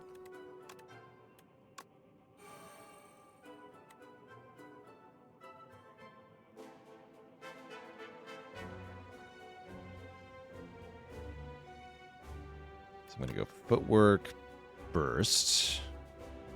Yeah, at least strength gain won't carry over here. Okay, there's Master Planner. But burst this as well. It's going to be really scary.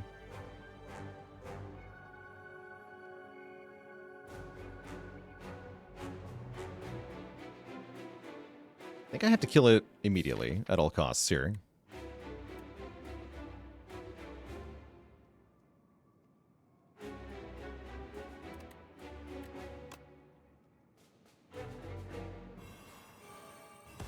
Yeah, Tactician would have been pretty good here. This at least blocks a lot of the damage on this turn. But we kind of have to kill it very fast. We have to at least weaken it on this turn, hopefully. Or we can just kill it. Hopefully we can just kill it. This is what the flex spot's for. Kill it now.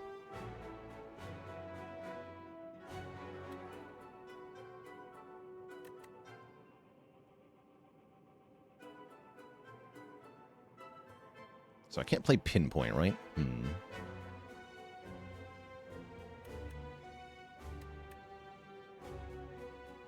can do Cloak and Dagger, Hidden Daggers, Murder. Yeah, that'll kill it for sure.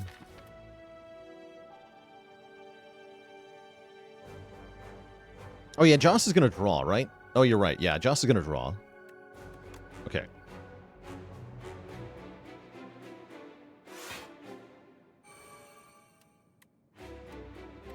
Let's just go ahead and use this.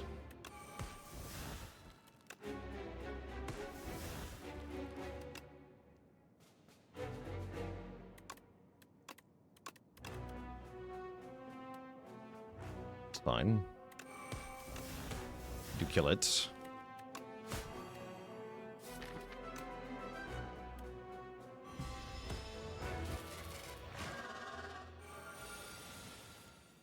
We're not free of the horrors yet, though. It's a pretty bad draw.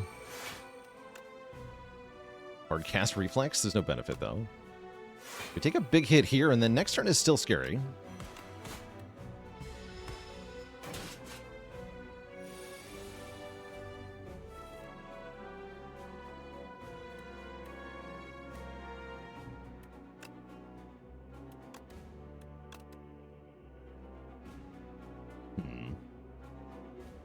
Yeah. We burst acrobatics. Master Planner burst acrobatics. Kind of have to get Master Planner down, don't I?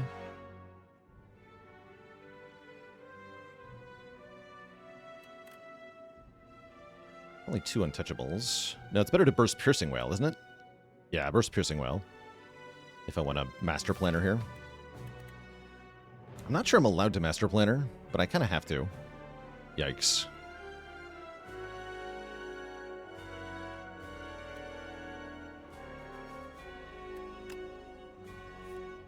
Okay, that also works, right?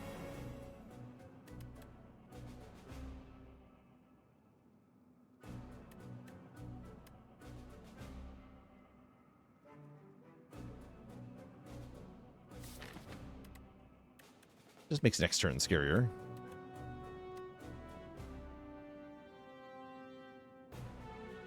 Yeah, this guy is very, very aggro. He's definitely scary. In the beta patch. He didn't change from last week's patch, but last week's patch made him quite scary if you're not quick to get set up.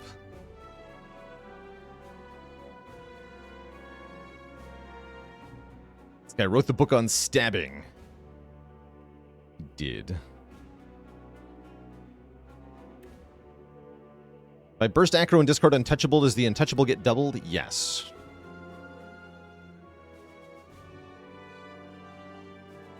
Yes, it does.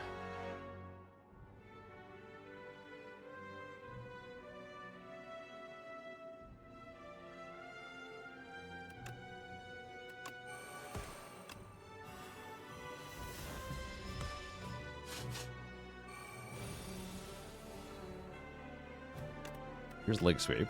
Is it going to be enough? I'm not sure. So much damage. He just does so much damage. Nope. An 11 by 6 next turn. I think I just died of phase 2 here, actually. Yeah, I think we're very cooked here. Very cooked. GG. Yeah, he's got me good. Good try.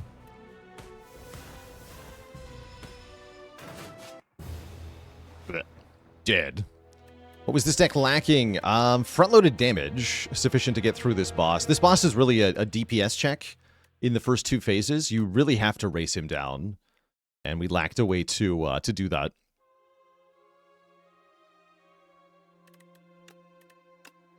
I don't think this guy needs a nerf. Although, now with the reworked Doormaker, he might be the most dangerous of the Act 3 bosses.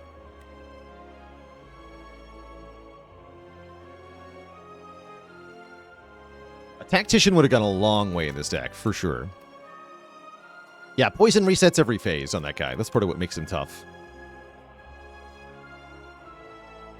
We were hoping that Murder would be enough, but Murder was not enough to kill phase 2 for us.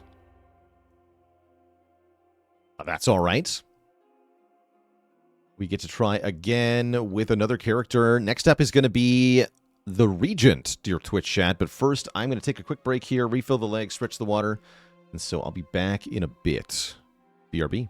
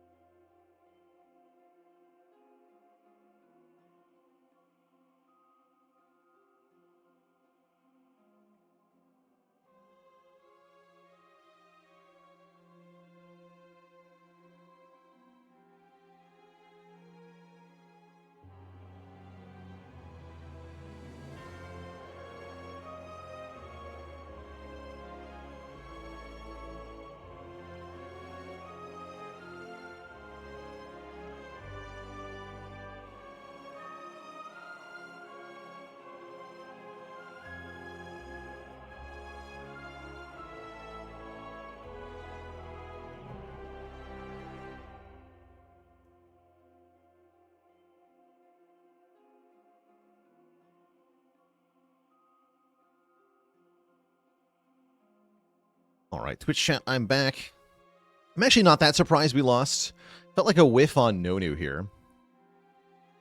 Maybe we could have taken 31 max health, but it doesn't feel like we win the boss fight with more health. It feels like we take 31 more damage and die. Ultimately, none of the boss options here helped us in the Act 3 boss fight, which was a bit of a problem. Oh well. Let's play some Regent and see how it goes. I'm still willing to take large capsule on this character, I think.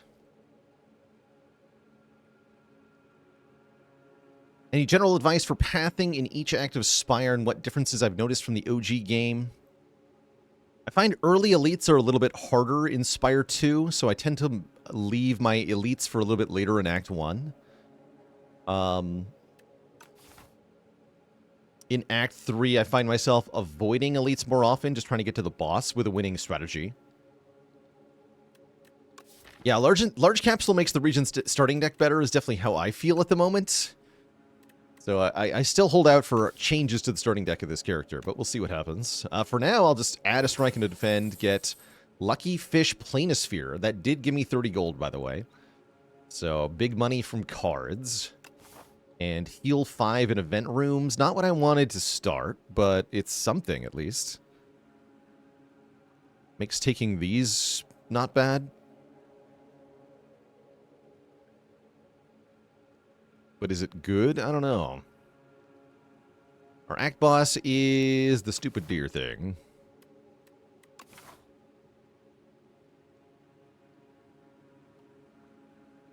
I think Planisphere is one of the worst relics. I'm not in love with it, that's for sure.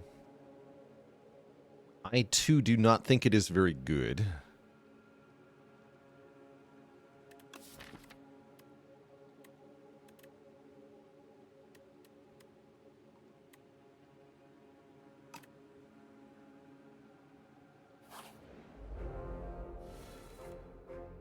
So Falling Star did get a buff. This does 1 more damage now. Huzzah.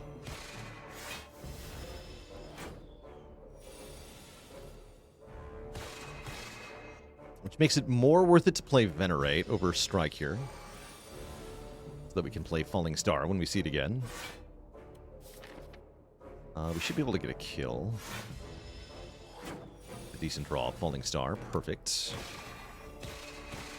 Okay, we actually can beat an enemy without taking damage. Shining Strike is here. Get 2 stars, put this on top of the draw pile. Very fun. I like that as a first card added. Can give us stars every turn and enable a lot of star spending.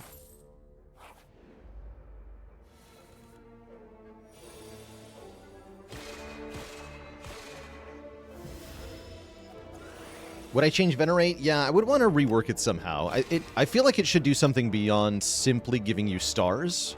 Because the value of stars is entirely dependent on what other cards you have, you know, in your hand and in your deck. And in the starting deck, you can only use them to play Falling Star, which is not that good. So I'd want it to have a secondary feature. It could forge, it could block, it could do something. Stardust plus Shining Strike. Seems like a combo to me. Let's give that a try.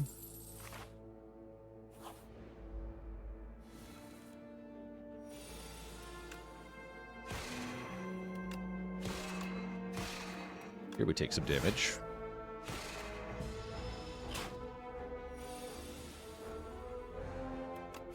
It's all right.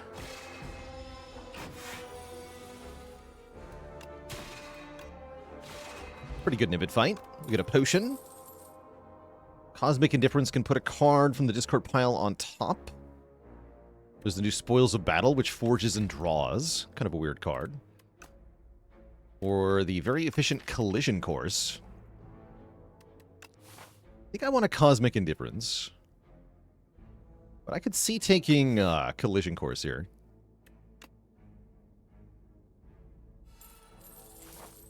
Let's take some events. Alright, we got a heal 5 into a really nasty fight. Great.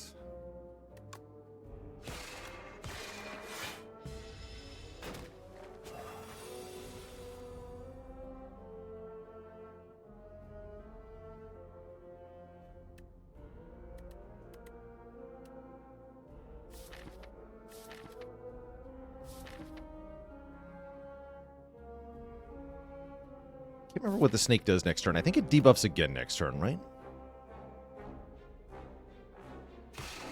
Cosmic Indifference, just worse hollow? No, it's better headbutt. Is what it is.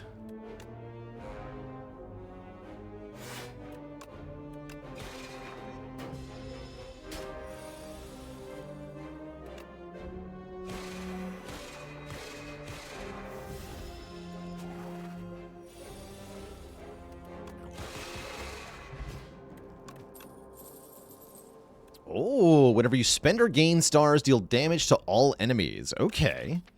I think we got something going on here. Welcome. Heal me. Aha! That's what I said. Enchant up to 3 cards with Adroit. Gain 3 block. Hidden Cache is here. Decisions is here. I don't have skills I want to play multiple times. Stardust is my payoff here. Fisticuffs are here.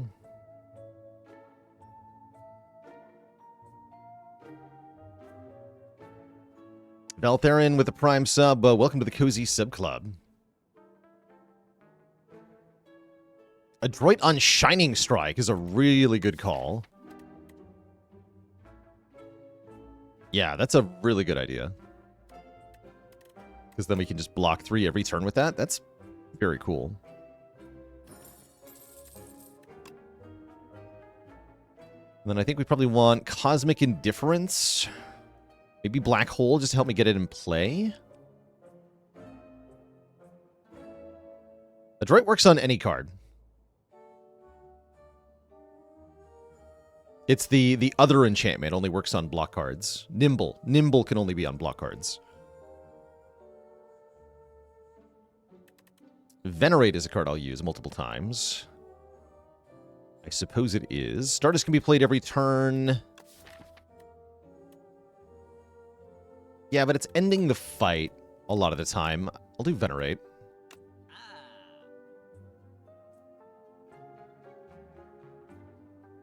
And I'm going to buy the Fire Potion so I can fight this elite.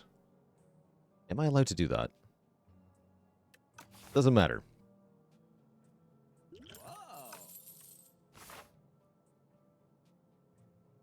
Turtler with the Prime sub in 2 months. Yo. Transform or upgrade.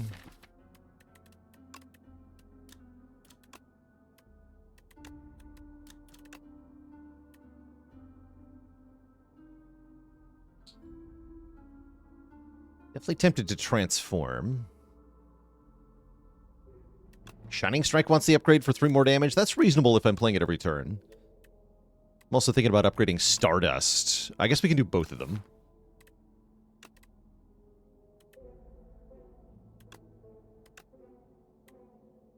I am the next king of stars. I am the next king of stars. I am the next king of stars, he says. And Jeff RPG joining the almighty list of channel cuties. All hail Twitch chat. We got a new cutie on the list.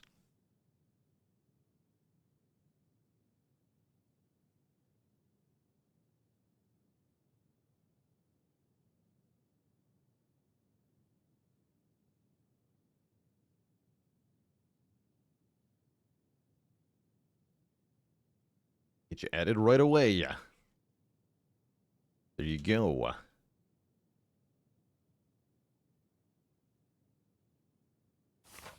Welcome to the list of channel cuties. It's him. Okay, great turn 1 draw.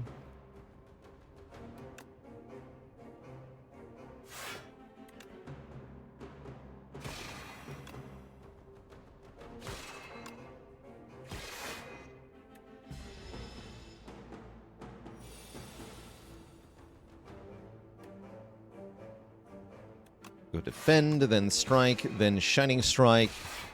Then Stardust does 9 times 7.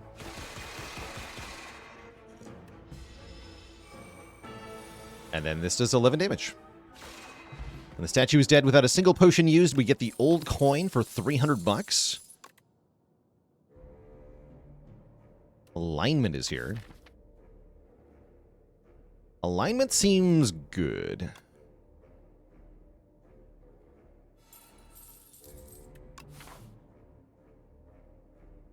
Now, we'll keep the current potions, although the strength potion is very good.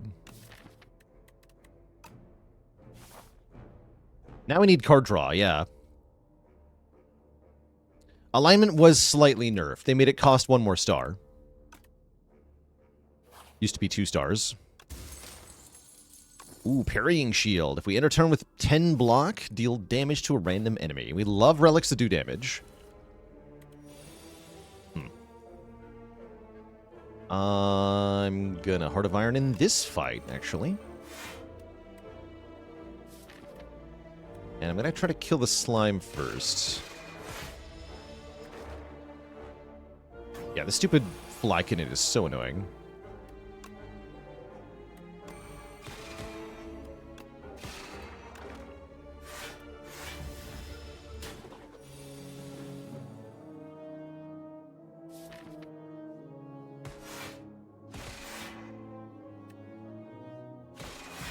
Okay, we win with Stardust. That's a pretty good Heart of Iron.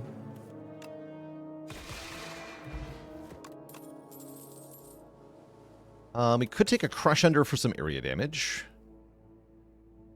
I don't hate that idea.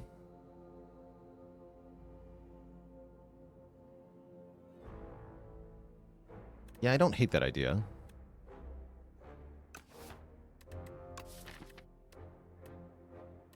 Not very good into the boss, though. Eh. Elites or events. I was hoping I could take the rest site into the elites here. I could maybe go this way, actually. Maybe this is more reasonable.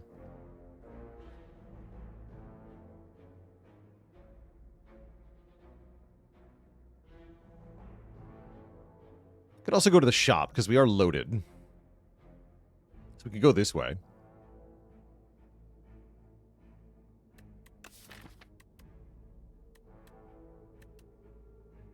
And we could buy even more relics in Act 1. Power.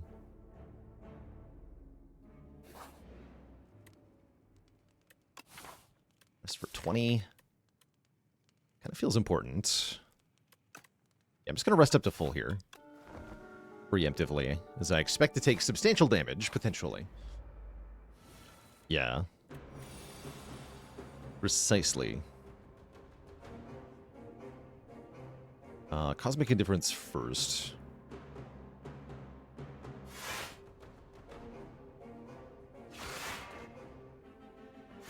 Bonus damage. Bonus damage helps a lot here.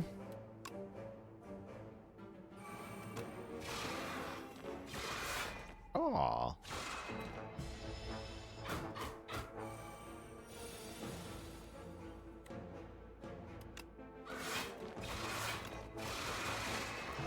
Yeah, that Stardust works really well. We get Happy Flower for more energy. We're happy with that.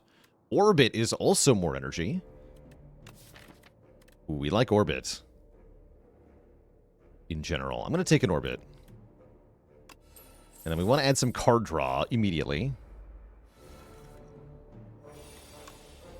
Anubis the Reaper, thanks for 26 months. How do I feel about Vigor? Wish I had more of it IRL. No, it's perfectly fine buff. I wish there were more cards on Regent that gave Vigor. There's only 2 sources. Feels a bit strange sometimes.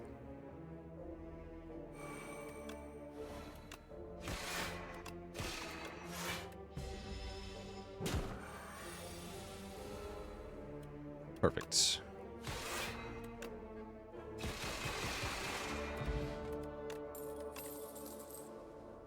That is card draw. Sort of. Card draw on Star Gen. I'll take a glow here. And do I want a stable serum? Yes or no? Do I want to go to the shop before the boss, or do I want to fight another elite? I honestly think I want to fight another elite. For being honest, chat, I think I want to hold this money until next act. Spend it after beating the boss and get another relic from another elite this act. Let's go this way. What was the resting for, if not for this?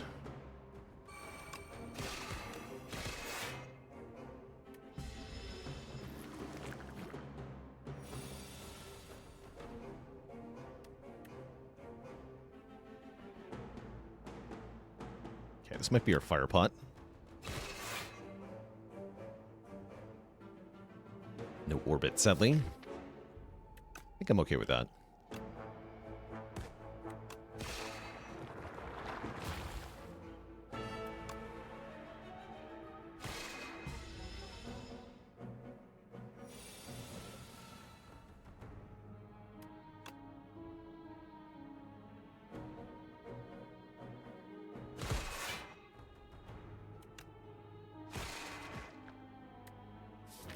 Put a card on top. Should just be Falling Star, probably.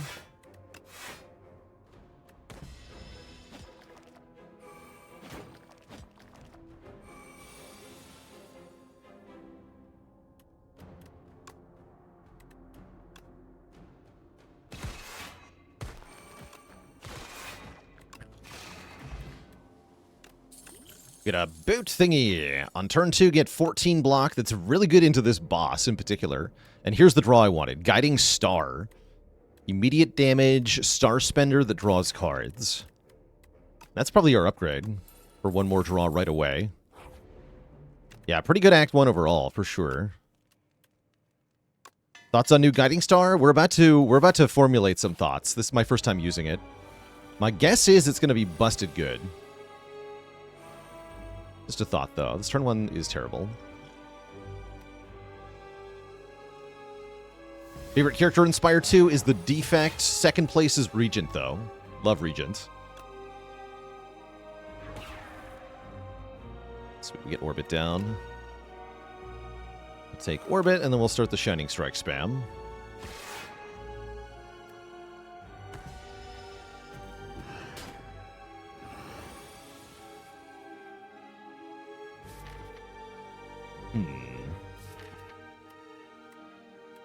Okay, put Guiding Star back, I guess.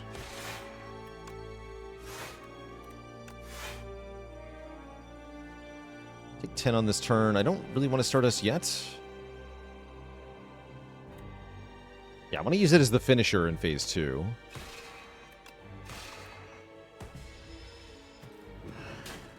Does Touch of Insanity work on X-Cost cards? No.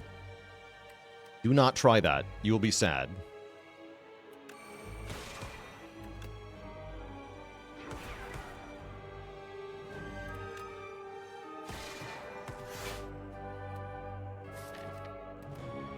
Okay, we can use Cosmic Indifference to get this back. I mean, I guess there's no reason not to use this right now, though, right?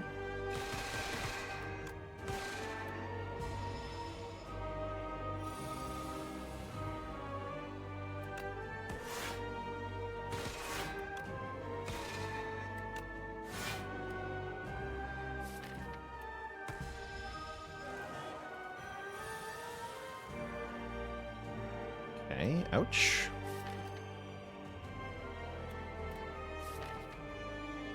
If I put Stardust back on top, is that even going to work?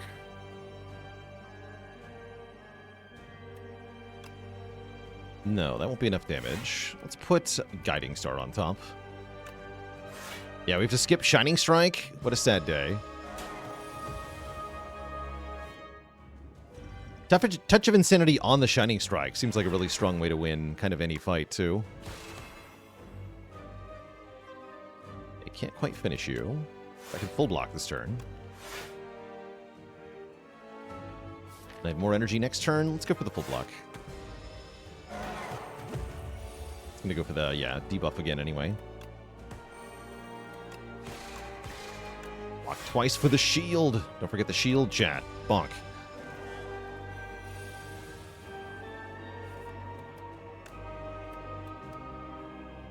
Oh no. I actually can't stop this. I guess I could if I Explosive Potion. But I am, in fact, very slightly short on damage here. I guess I'll just use the Explosive Pot.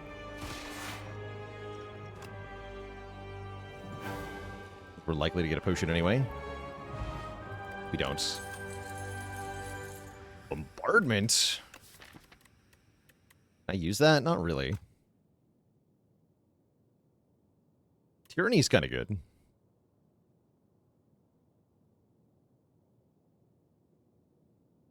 Oh, because I didn't use the shield on turn 1. Foolish. Foolish. Well, that cost me a potion. Oh, well. Let's take a Tyranny here. This deck wants to cycle back to stuff pretty quickly.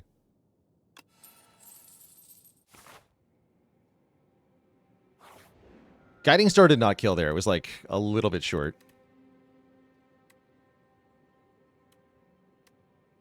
You may sacrifice card rewards to Pale to get additional relics, or we draw more cards per turn. Pale's Blood is really good. Pale's Blood is very good.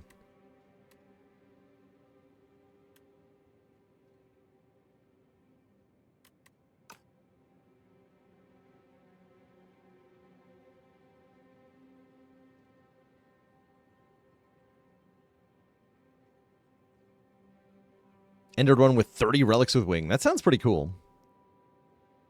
We can get to... Yeah, we can go to a shop right away. That's what I wanted to do. Right here. We just have to survive one fight. That shouldn't be hard. Are you the only one who likes the flesh? Hey, energy is great. Nothing wrong with energy, even if it does take a while to kick in. We kind of already have that with Orbit, is the thing. So it's either relics or draw every turn. I really like draw every turn. Give me draw every turn.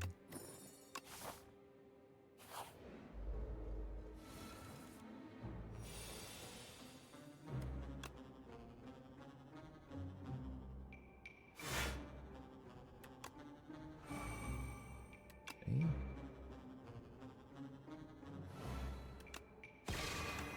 At least full block that. Front guy, anyway. Not that I necessarily need to, because of boot thingy.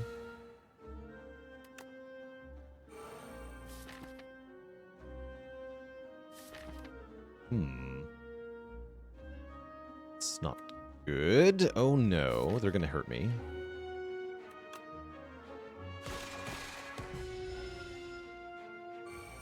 Yeah, Nectar Bullbug is a jerk. Guess I'm just taking 16 to the face here, and there's nothing I can really do about it.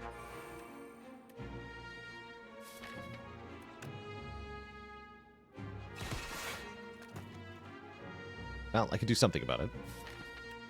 Just block 6. Actually, that is something. And by block 6, I mean kill. That's even better. Hooray! Okay, great. Meh.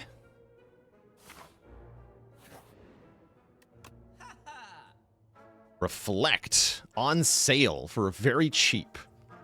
Seems kind of like a no-brainer. It's an expensive source, star sink, but it's very good block.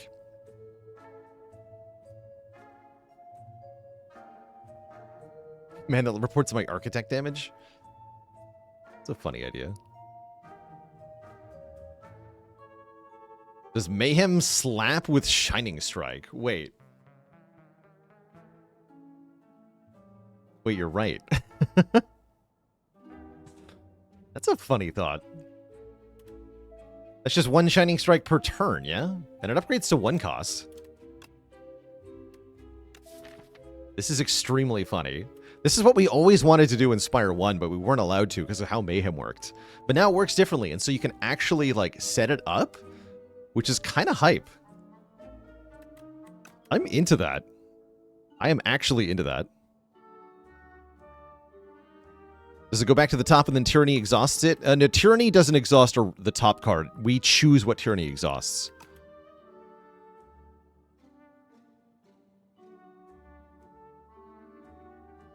Okay, let's get Reflect. Let's get Mayhem. Oh yeah, I can also manually put something on top too. Yeah, Mayhem's actually very good here.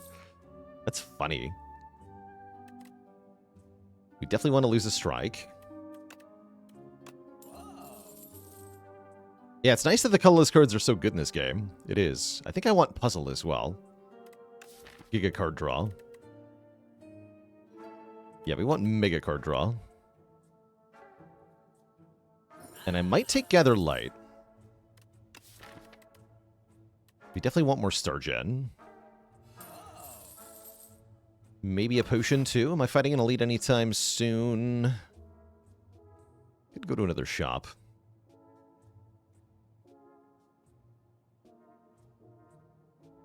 Always too afraid to pick Tyranny. It takes a long time to lose all your cards. And if you're thinking ahead, you should be able to use the exhausting to make sure that you essentially boil the deck down to just the core damage parts, which can win a boss fight for you.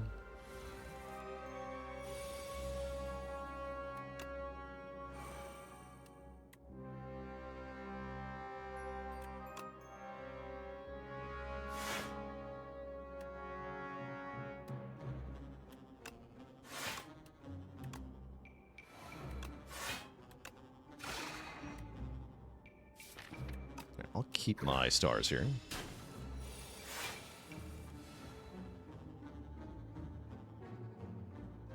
Let's do it. Mayhem. Black Hole.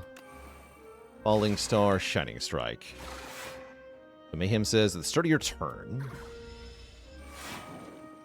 Start a turn, we play Shining Strike.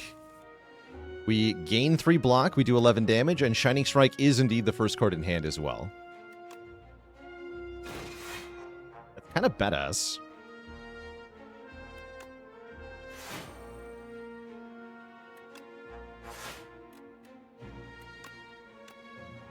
Play Orbit for free. Alright, I played Orbit for free. That seems pretty good too.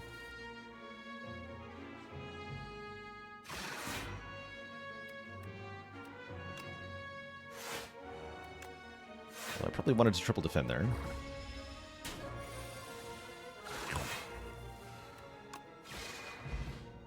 Seems good to me. We want to Stardust or Devastate? I don't think so. Already got a Stardust. We have Bombardment at home. Yeah, we do. We do have Bombardment at home. I have Mayhem Shining Strike right now. I'm going to do it. It's too fun. This is too fun of his core strategy.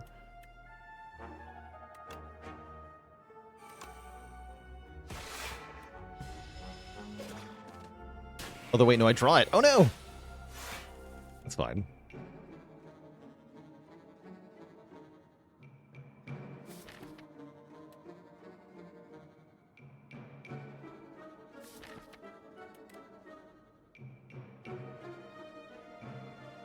The puzzle. The traitor puzzle.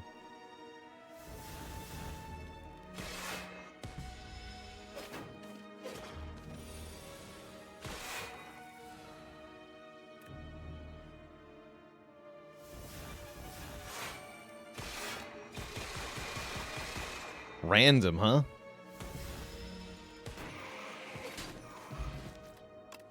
Random enemy. What do I think of the Hunt in a Silent deck? I haven't had a chance to use it yet, but it seems really good. Oh, actually, that Speed Potion was really good. Oh well.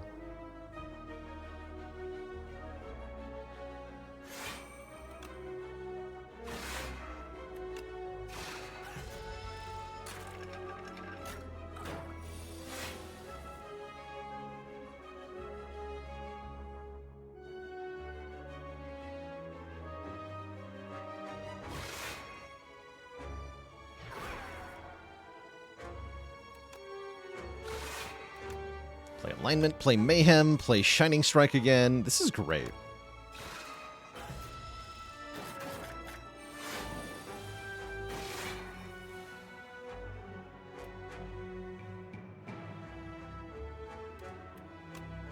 It's just enough damage, just enough.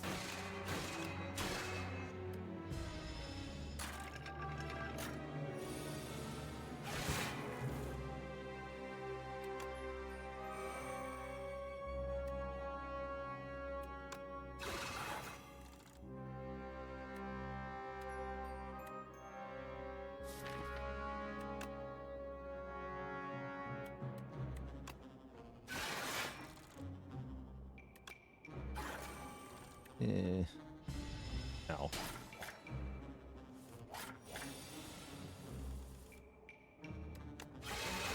Not sure I did that quite right. That's all right. Vic with the Prime sub in 9 months. Thank you, thank you. So I want to go to this shop, yeah? I do.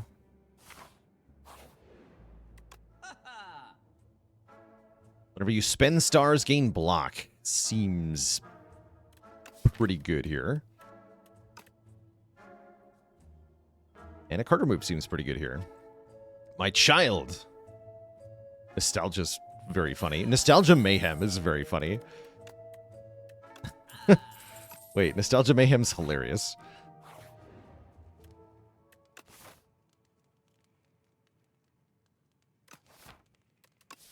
Can I upgrade? We would like to upgrade what? We want like an energy reduction on Mayhem is what we want. Or Orbit. Either of those is good. Let's do Mayhem. Upgrade Mayhem is a fun choice for sure. Wistful Mayhem. And then upgrade 2 strikes the power. Alright, I'm going to do this fight, and I don't know if it's going to be okay. It looks like it's going to be okay.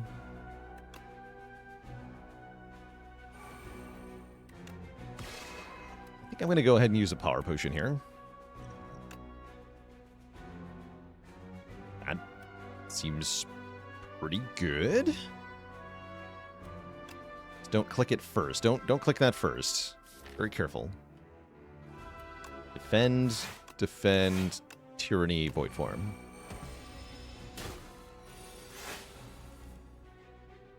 All right, exhaust, strike plus.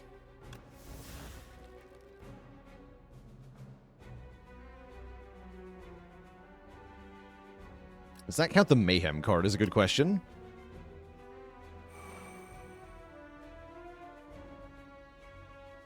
Play alignment for free.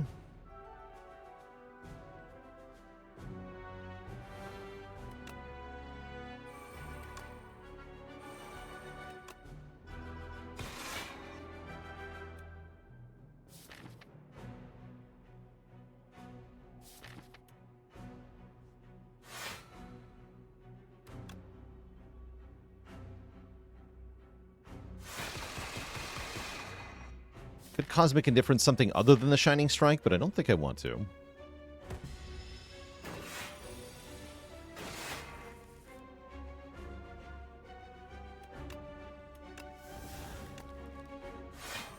No, that does not count the Mayhem card. That's kind of cool.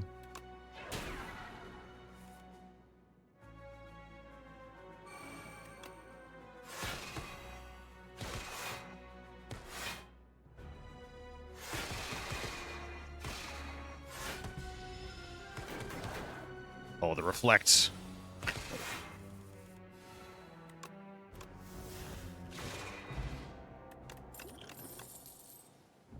Neutron Aegis. Gives me plating. I want another Guiding Star, I think. The modifier on the Shining Strike is Adroit, which makes it give 3 block. We're using Mayhem to make it play every turn. That's how that's happening. I guess I'm going this way. Yeah, do I take Guiding Star number 2? Yes. Yes, I do. Oh, no. Oh, yes.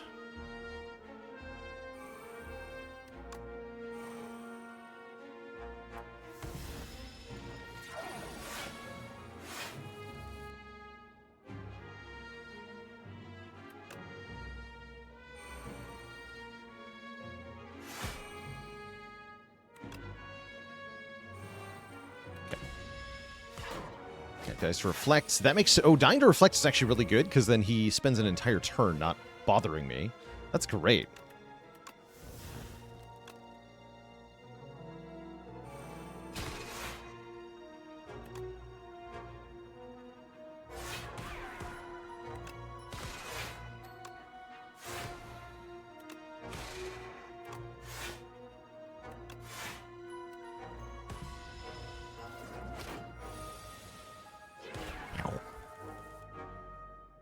This is very cool.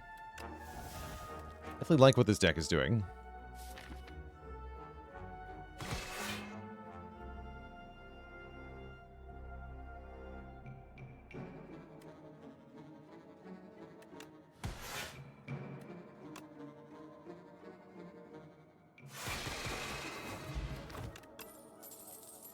Nether alignment. Turns out Venerate's better if you don't have to pay for it. Yeah, go figure. Go figure.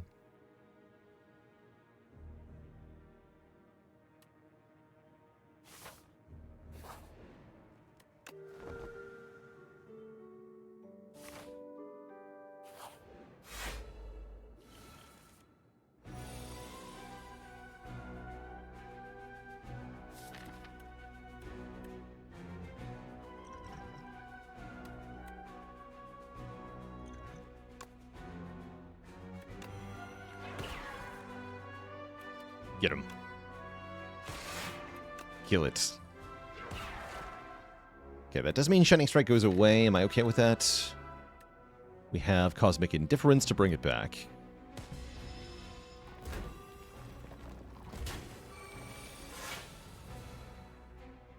Perfect.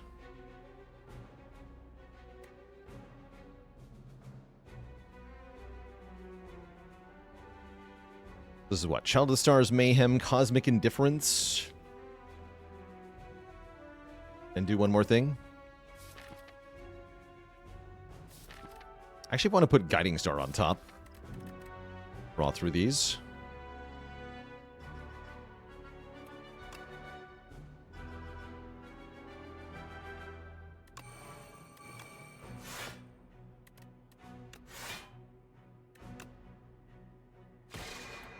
Next turn's going to be kind of scary.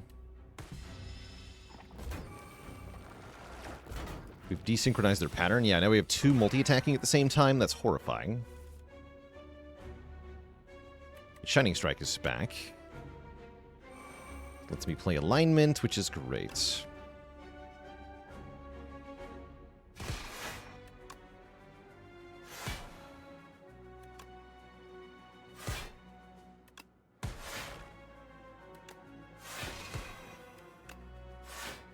Okay, that worked out quite well. And the shield gets that segment as well. Cool.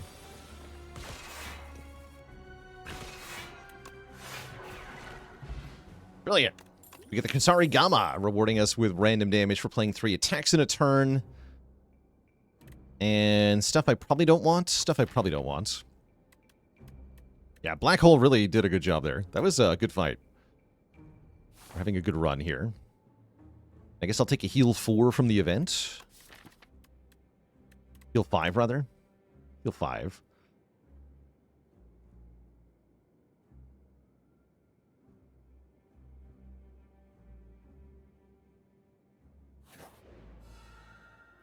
Oh, look who it is. This guy is great. This guy is fantastic. He'll give us the Lantern Key, which we can use for a special event next act. I'd say this event is better the later you get it in the act, because then you have to carry the key around for less time. And this is the latest possible time to get it. So we only have to carry it through the boss fight. And that's not that hard. Which means I'm fighting this nerd. Although he does swing hard on turn 1. Be aware. 23. Kind of a big number, don't you think?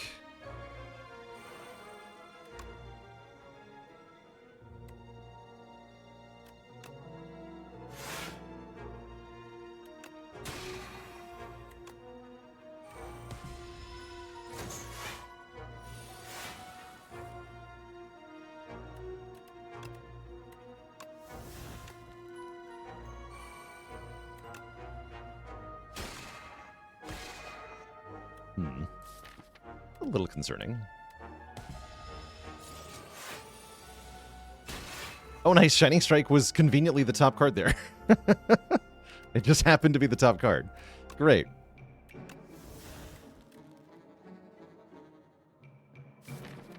Alright, well, I feel like I need to get Black Hole in play, so we're going to have to take a hit here. Let's see, using the Dex Pot for at least saving 4. Sure.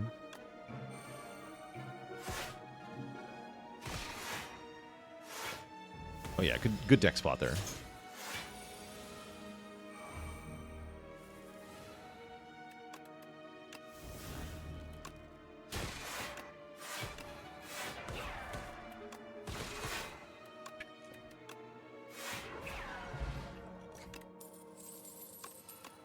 Yeah, Mayhem now plays the top card first, and then you draw afterwards. That's right.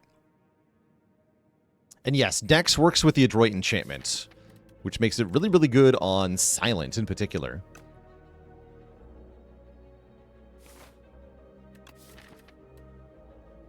I want hidden cash here. I don't think I do.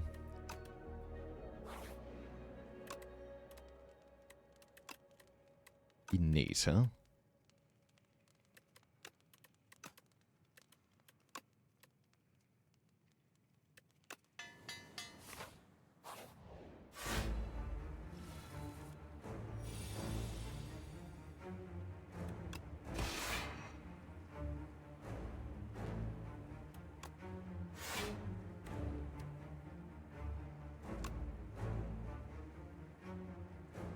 Build up stars, I guess.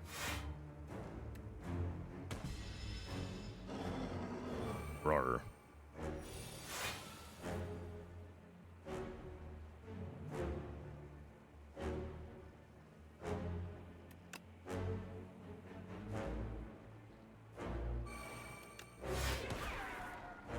Okay, there's the Stardust.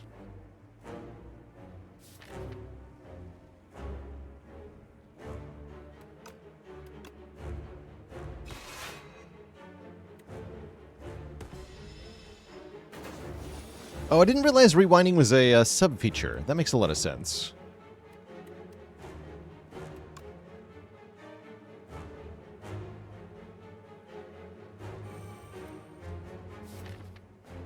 It's gonna hurt, but we have health.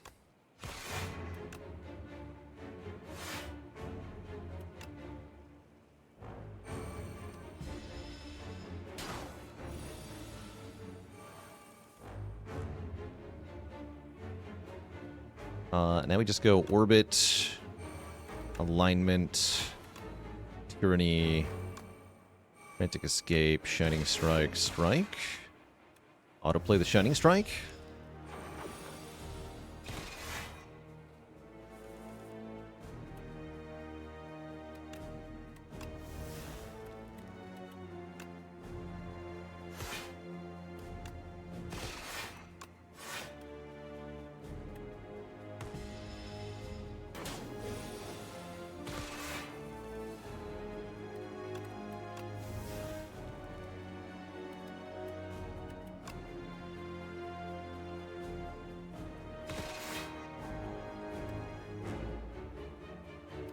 Times 7 is only going to be 140. We're close, but we're not quite there.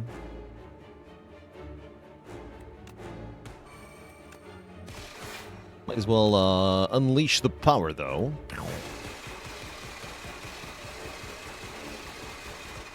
Because we get very close to killing it.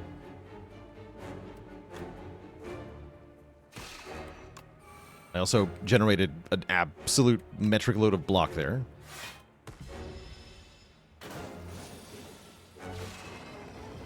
GG! Sandworm is defeated. We get a big bang. For free star gain, free energy, free draw. We love Big Bang here. We'll take Big Bang. And we don't have to wait long to get our war history, do we? Well, depends on if we want to go to a shop. What's up, No New?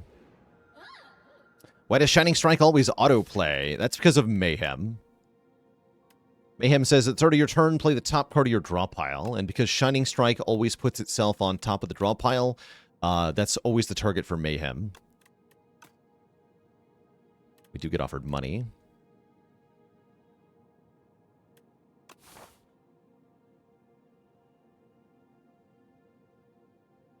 The shops are very inconveniently located. I guess that's not that bad, though. Scarf could do things, definitely. By making our 5th card free.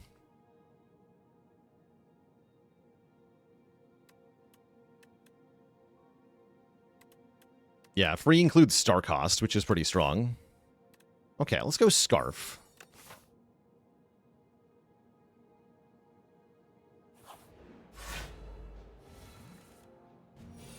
Nice. Bang. Bang. I'm gonna take a little bit of damage here. Sad. Bang. Wait, no, I'm not. Huzzah.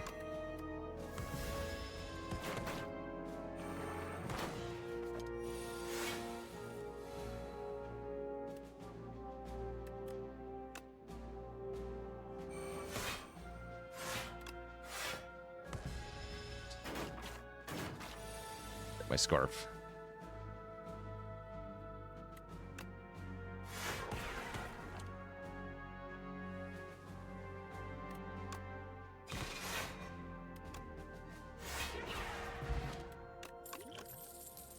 Holy draw. That's the draw we were waiting for. Prophesize with an upgrade, no less. Absolutely obscene here.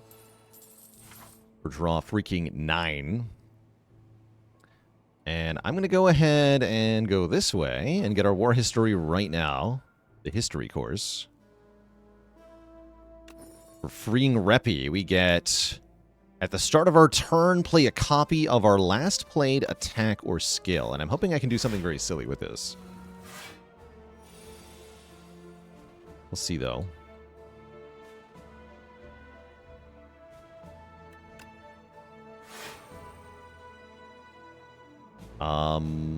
I guess I just want to reflect, right? Yeah, let's just reflect. Screw it. Should have did a different order there.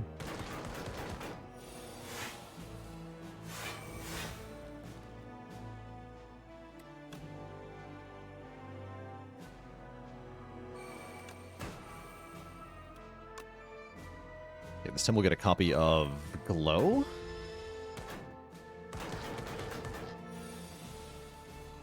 Cool.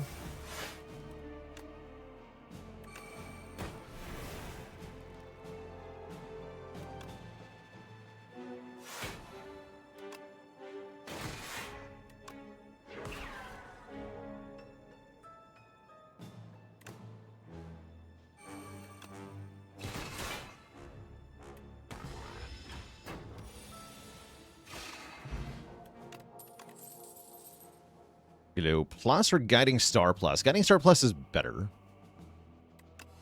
Another Guiding Star.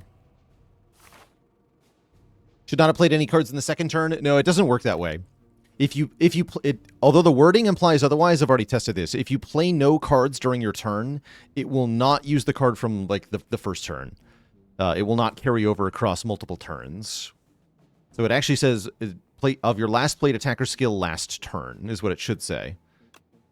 But you can't just end turn repeatedly and keep duplicating one card.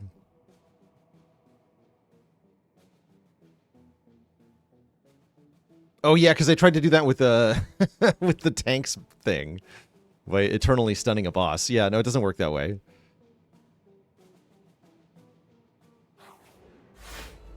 All right, now there's 4 of them.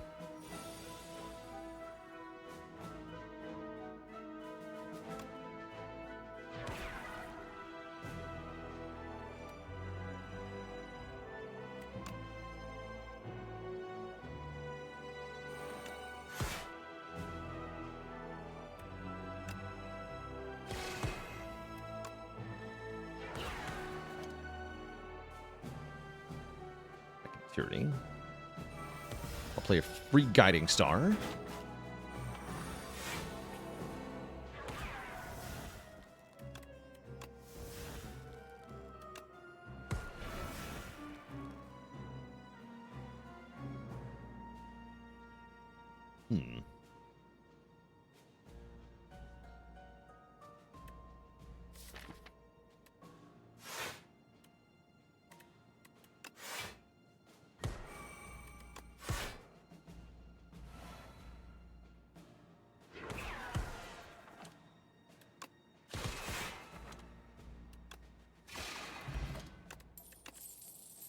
Pretty good. You could see Cloak of Stars doing stuff here.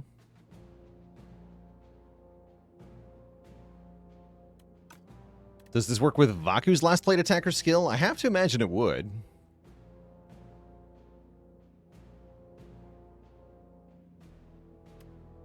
I'm going to skip.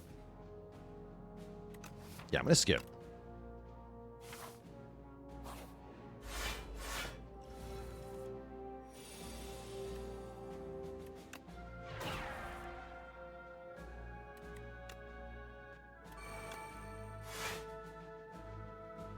So if I Stardust, I get a card for free afterwards. So I should Stardust and then probably Venerate. Get a free Venerate next turn.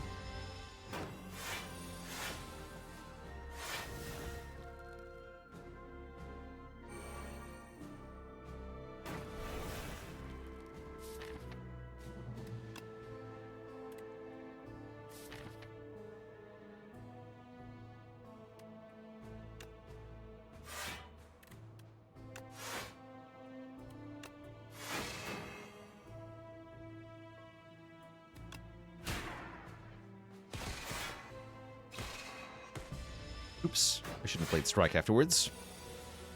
Duplicate my Strike. Okay, this is what I wanted to test. We make Shining Strike the last card, and we have Mayhem. Does this work the way I want it to?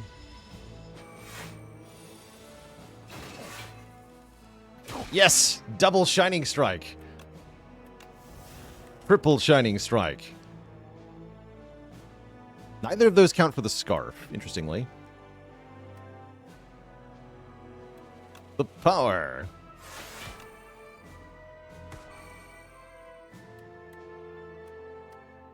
Wait, what? To make a real copy? Wait, what the hell? I'm so wait, what? What?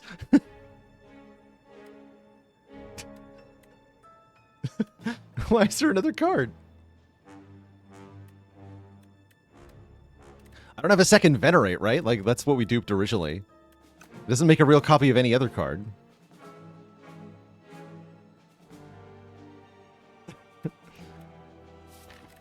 So that's not how it works with other cards, is just what I'm trying to point out here. It's not supposed to do that. So now I'm going to get another copy.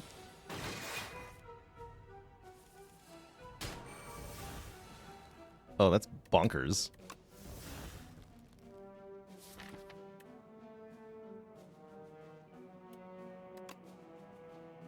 It's actually very funny.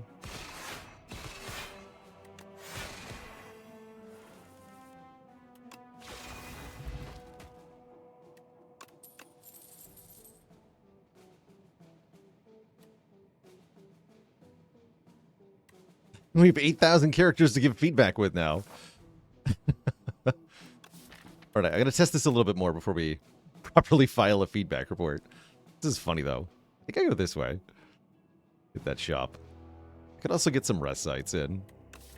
Upgrade. Yeah, who cares? To whom it may concern. Oh, I can make a non-exhausting card? Wait, this event is so broken. Assuming I have something to exhaust. We can make a non-exhausting Big Bang.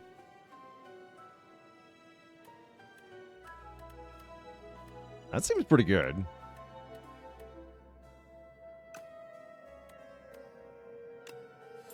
In fact, that's the only valid target. You place your hand on the grave and whisper, your fight is over. In response, the soul crashes into yours and a soul fight ensues. Stunned by the countless battles you have endured, it concedes. We won the soul fights. And now we're a boat. We're a full boat.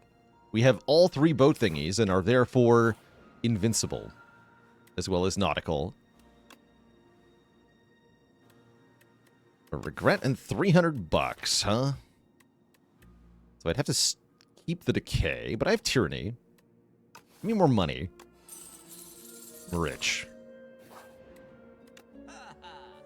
Ooh-ha. Okay, Shockwave is good.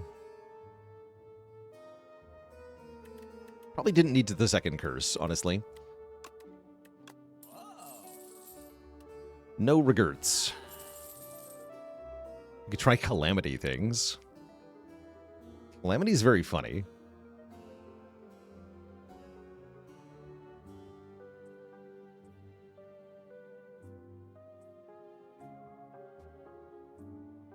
Yeah, it's pretty good with Scarf. Let's try it.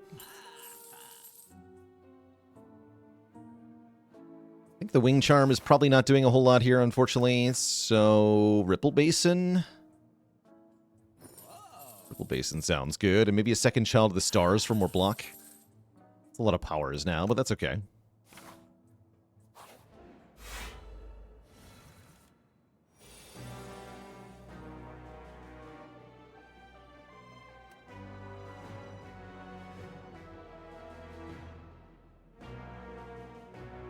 Choices. Could go Shockwave Reflect here, but there are a myriad of options.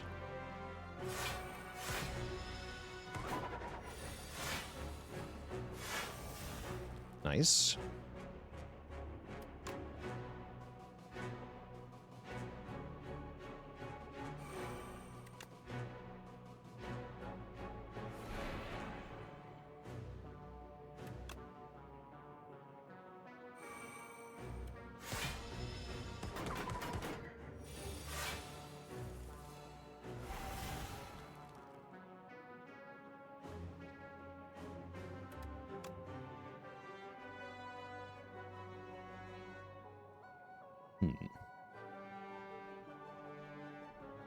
One, 2, 3, 4, 5. Great.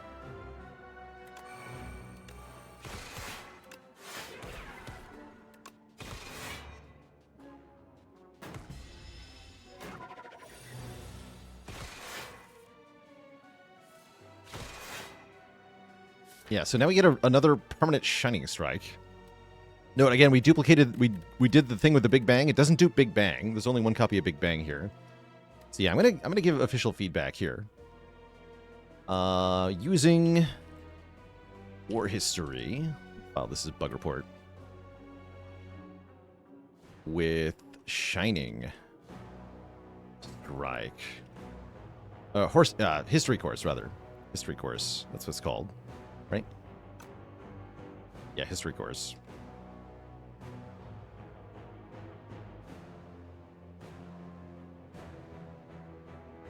In an additional copy being added to the draw pile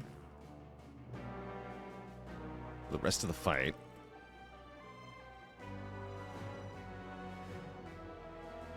History Course. Not create lasting cards. Copying other cards. So this does not seem intended.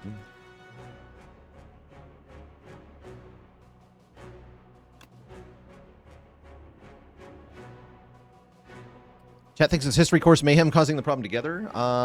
We can test that. I don't think it is, but we can test that.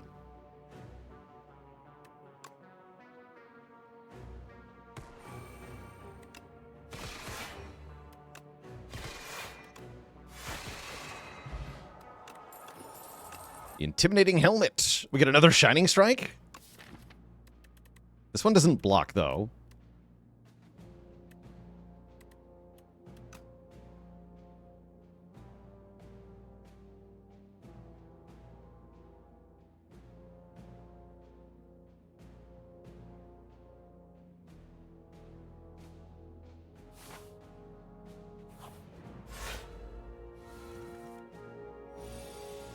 I am familiar with the video game Doom, Faily, yes. Sure am.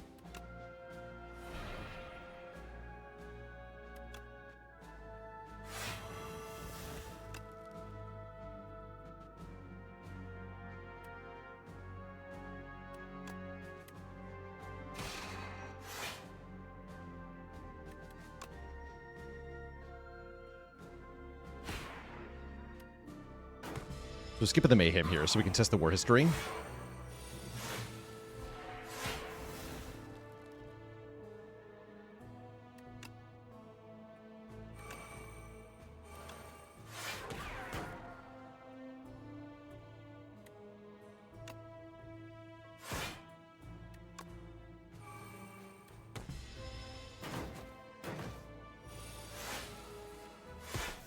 Okay, so all we have to do is end the turn with Shining Strike to test this.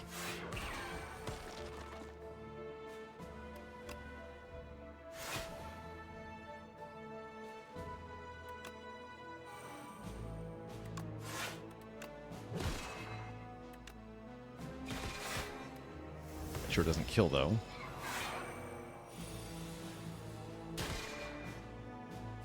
Yeah, it had nothing to do with Mayhem. It's just the history course. That's what I thought.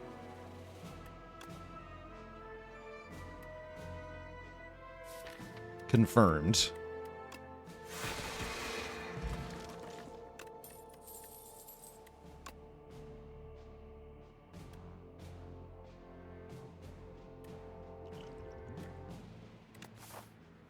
I'm fighting Doormaker and Queen. That's a pretty good potion, then. But not as good as these potions, so rip.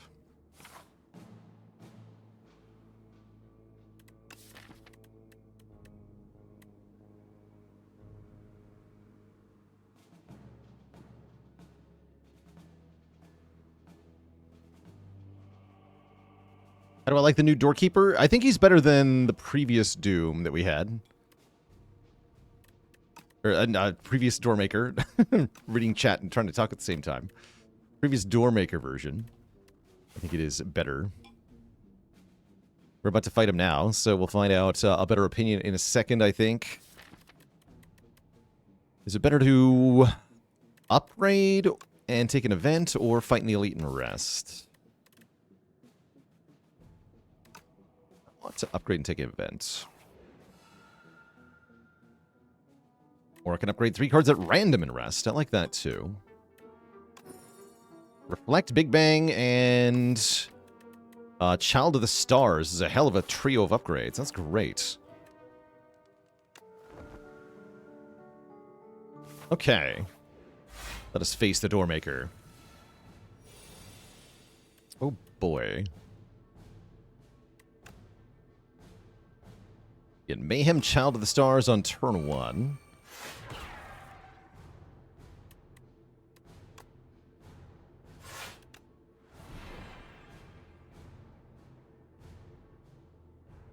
I think I need to play Calamity here.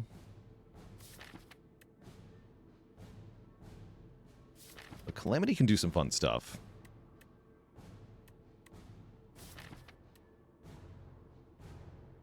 Will Big Bang exhaust? The copy that we play never even goes to the discard pile or the exhaust pile, right? Yeah, there's only one Big Bang.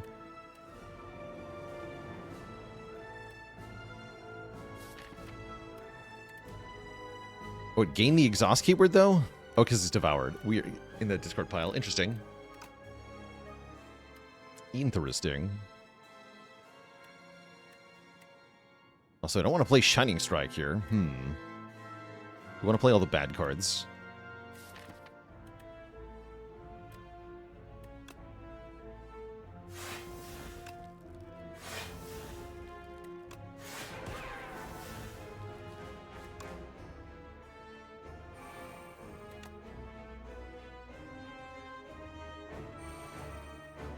And then next turn, we can't draw cards mid-turn.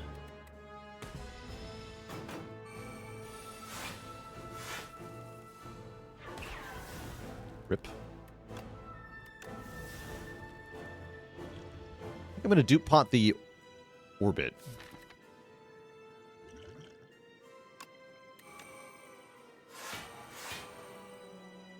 Oh, that gets blocked with Helmet. Nice.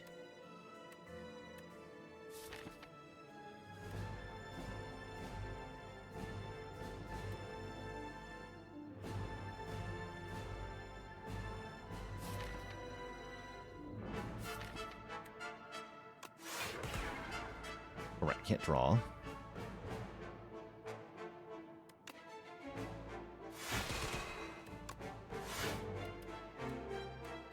Back Shining Strike. Okay, so in this phase, his power is our first card costs more energy. That doesn't seem so bad. Now we are allowed to draw mid-turn, except I didn't draw any draw. He's debuffing me. Don't like whatever that means.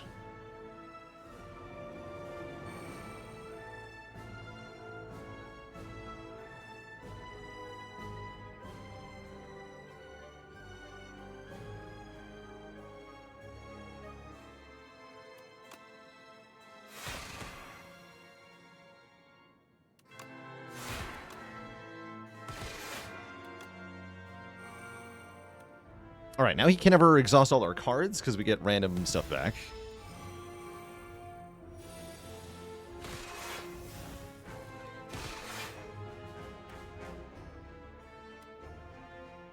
How fun.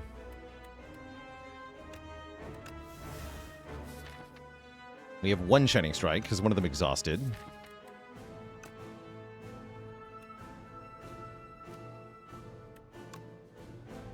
This is fine, as long as we have high output.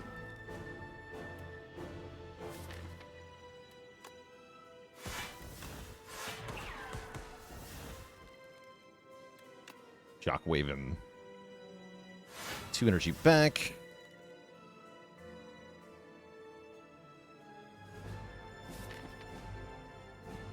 Didn't put that all the way through.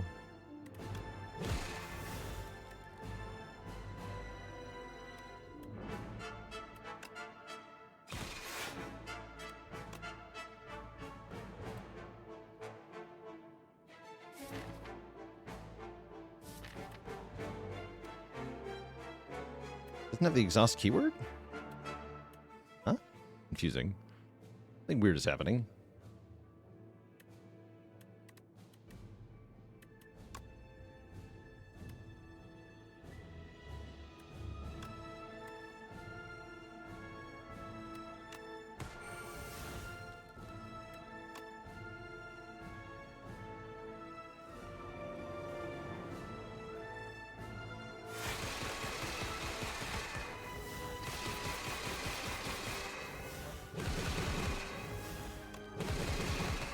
Infinite.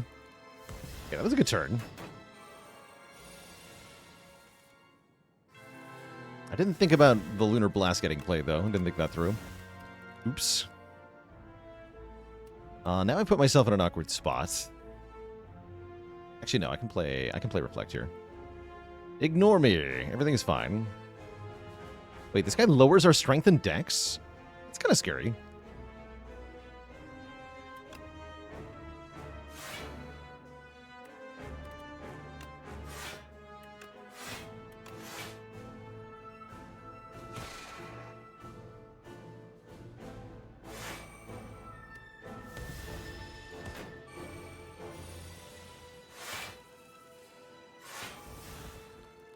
Oh, it looks like we ignore his thing, too, because the first card that gets increased in cost is his the Mayhem card. You're wrecked, nerd. It's Shining Struck to death. GG! A perfect Doormaker fight is a pretty good showing for this deck. Pretty good showing for the history course. And let's fight the Queen. Who knew Mayhem could be a door counter? Yeah, apparently. Go Queen first.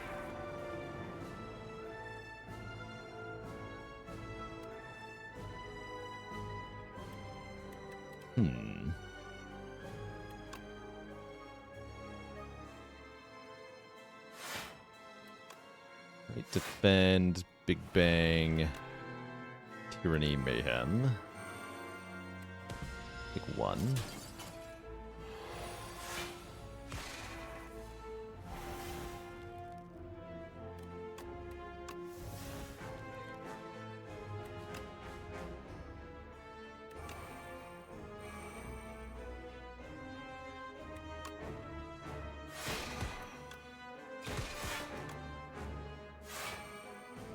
Play another Reflect next turn. Sounds perfect.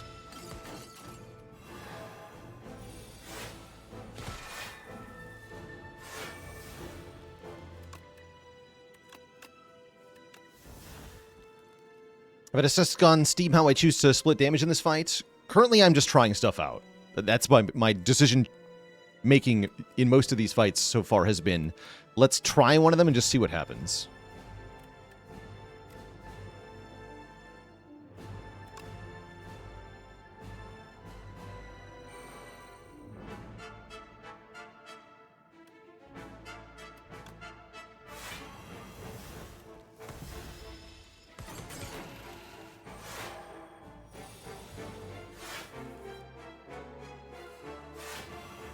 Double shockwaved.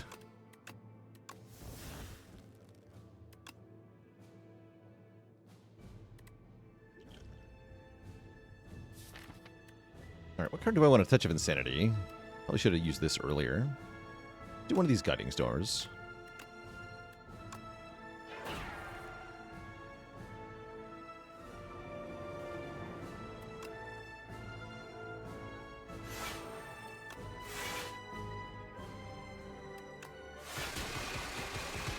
And then I can play a card for free.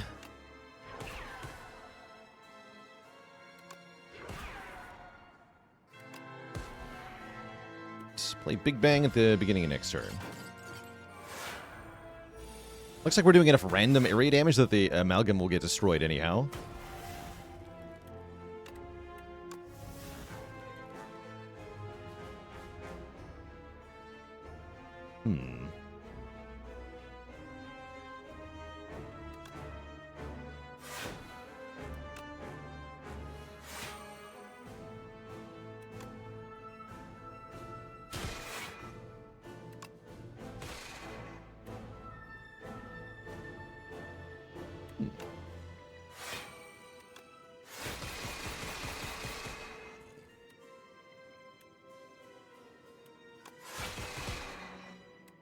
Punch.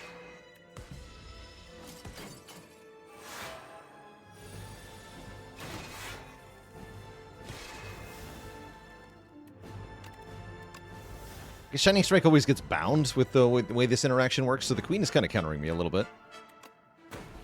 Just a bit, though.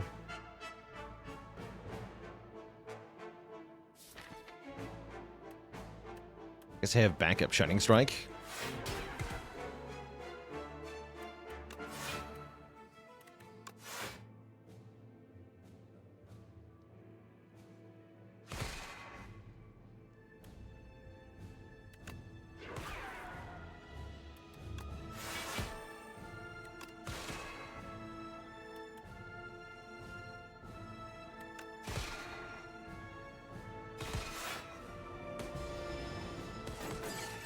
Good.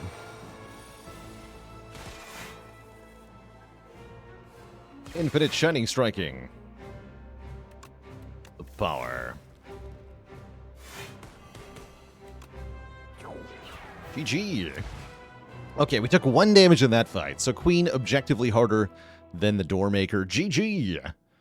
G freaking G. We dunked him. And we've had enough of their poor manners. Let's dance.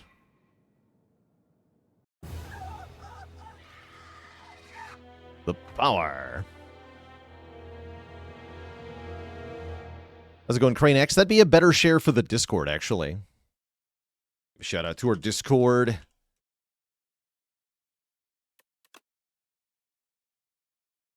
Kapow. Shining Strike deck was not what you expected. That was a very cool run. Abusing the Shining Strike. I like with the enchantment on it. And just playing it over and over again with Mayhem. Did not realize Mayhem Shining Strike were going to interact so well, but that was very cool.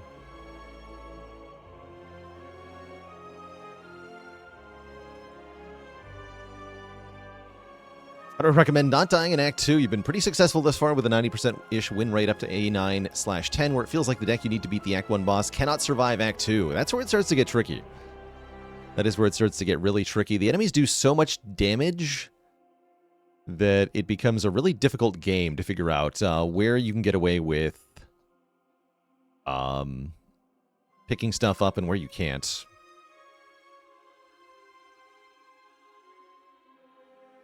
One piece of advice that maybe is helpful is try to accomplish what you're trying to do with fewer upgraded cards rather than more non-upgraded cards. That can make your Act 2 consistency a lot better. Having some potions in your potion belt as you go into Act 2 can also help a lot with those early Act 2 fights, which can be really nasty. I find it often very hard to do well in the first couple of Act 2 fights. Do we eventually go beyond the Architect for another level? Yes, there will eventually be like an Act 4. And a final challenge against the Architect, but that's going to have to wait until much later in early access.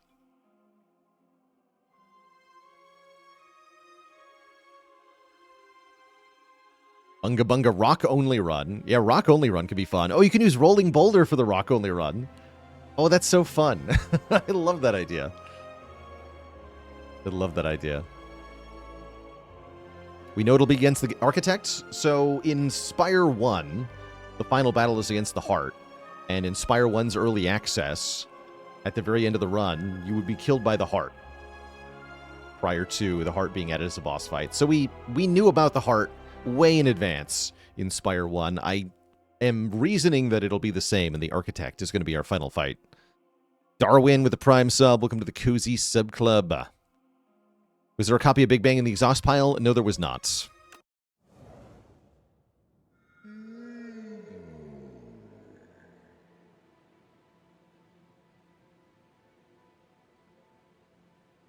How do I feel about greed? I don't like it here. Favorite character so far is Defect, with a second place to Regent.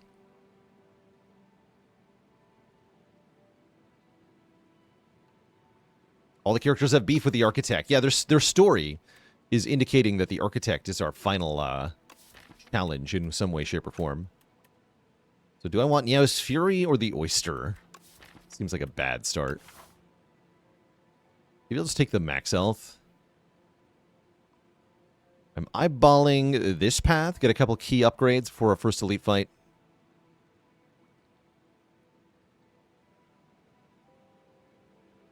Sounds reasonable. I'll take more hit points. Getting several events then. I want at least 4 fights then to get some cards. Although we can do it this way and then I can choose. Something like that. That sounds good.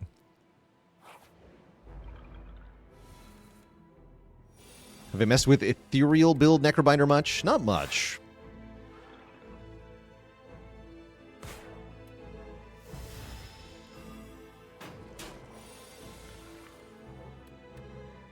Okay, we can kill one. I'm going to do that. We'll have to tank this hit, but that's what Osti's for. It'll debuff me next turn, so we just block as much as we can. Take 1 here. I think 1 is fine.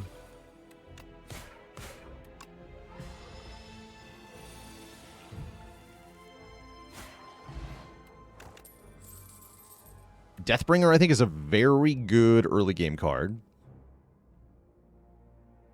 Unnerfed Capture Spirits back, but yeah, we take Deathbringer. Gives us a solve for multi-enemy fights. Gives us a source of weaken. It's just really good. So here, we don't want to strike, I think. We want to preserve health on Osti in most fights. Fights where you get outscaled, you can't do this, but in most fights, you want to keep blocking with Osti. To just keep increasing that buffer of health and keep increasing that unleash damage.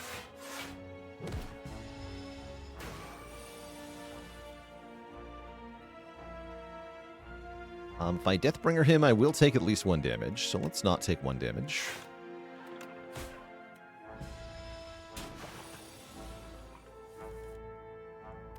Could have taken 1 damage. Now I have to take 1 damage because I didn't take 1 damage. Highest we've scaled Osti to 8,600 was the highest we got so far. Doom? Whenever you apply Doom, gain block. Interesting. I'm down for the Scourge here.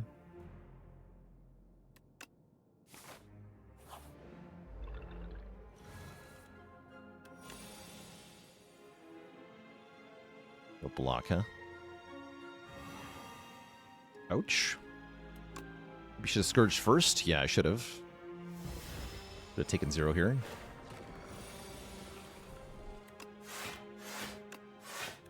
Oh well.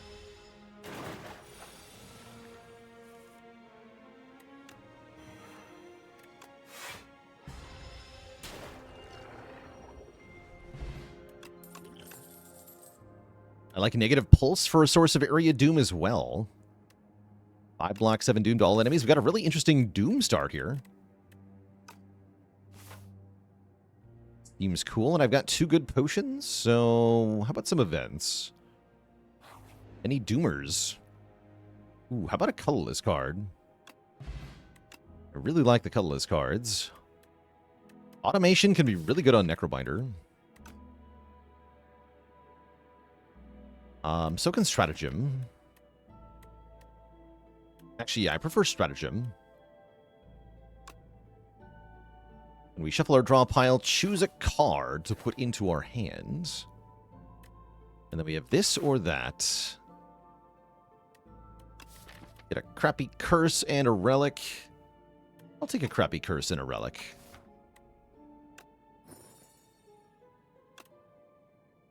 That's quite a relic.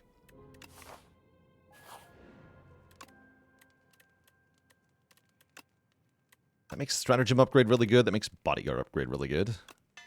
Well, that doesn't make Bodyguard better. Bodyguard just is good, sorry. And yeah, I'm going to go this way.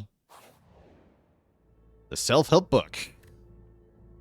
Top 3 ways to conquer the Spire. We're going to add draw to Stratagem, which seems great. Avoid big monsters. Take every card. Blocking is for cowards. Your hands are covered in blood.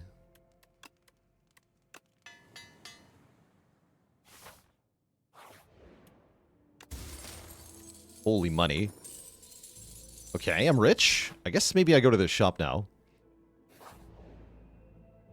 And the trash heap is here. Do we want a relic or a card from the past?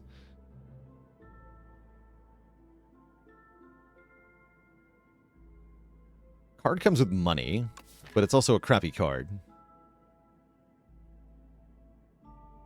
I guess I'll take the relic. Give me the boot. That's not the boot. That's a hand drill. You spend a decent amount of time digging through the dangerous garbage. Why was this thrown out? Oh, hey, into this fight. It's actually kind of... Wow, this sucks. I mean, we're good with Deathbringer in this fight, but this draw sucks.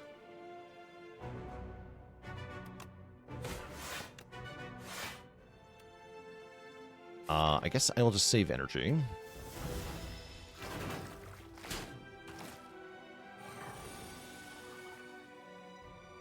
Ooh.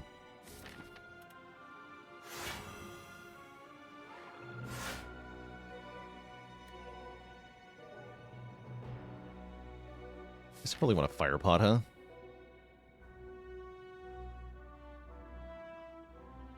Save 8, yeah.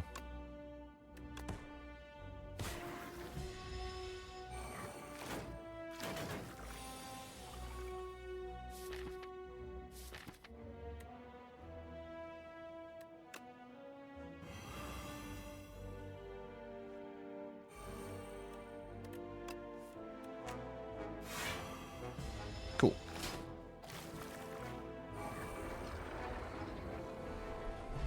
Doom! And another negative pulses here. Let's go with yes.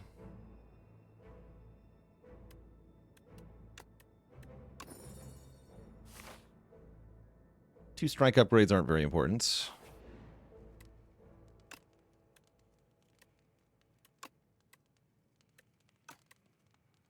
For Doom. I guess I upgrade the negative pulses over the Deathbringer.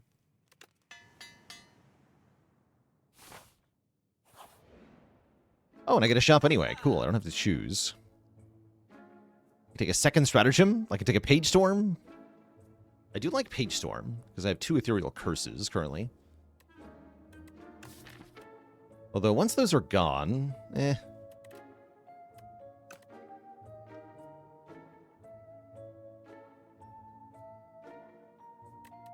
Dredge is kind of cool. Yeah, Dredge is nice.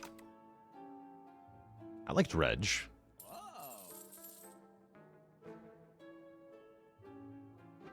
I like Strike Remove over Curse Remove. Oh yeah, Invoke with Ice Cream is pretty good, right? Yeah, Invoke with Ice Cream's got to be good.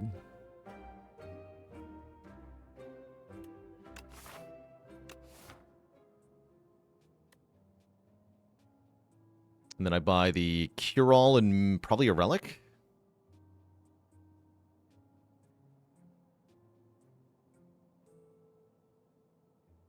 That sounds good.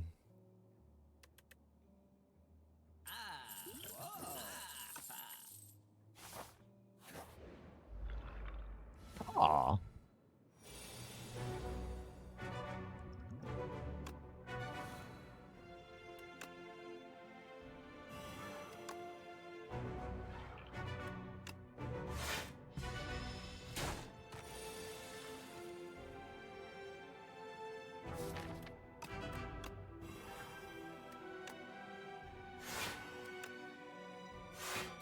Next turn looks a little painful.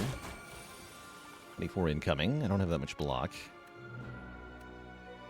I need to play Invoke, don't I?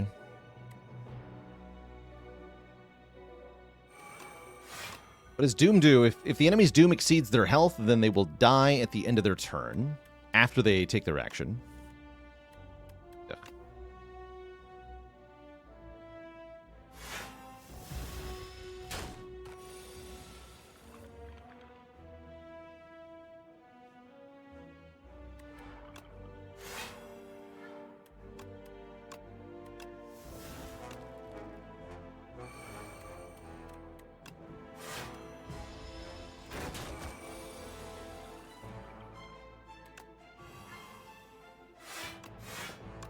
I better do some damage.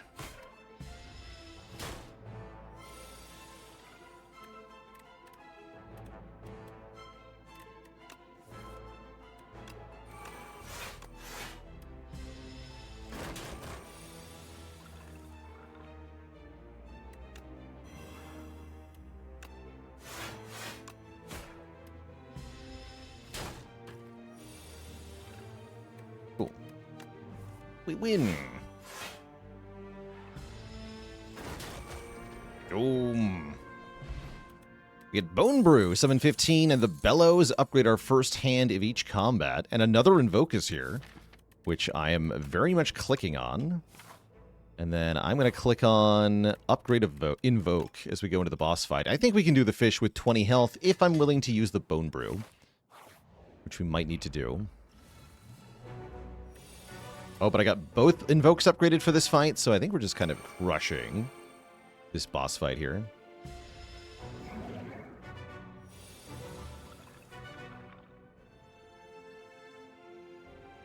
Especially because I can dredge the Invokes back. Do them again. Invoke, invoke, negative pulse. Play a strike for fun. This guy's cooked. I have 12 energy now.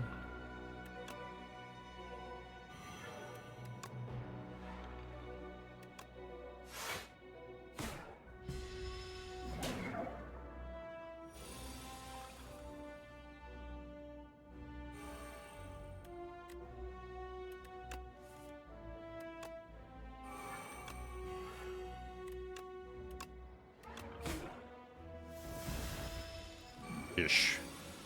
The intangible turns don't matter to me at all, because they don't stop me from applying Doom.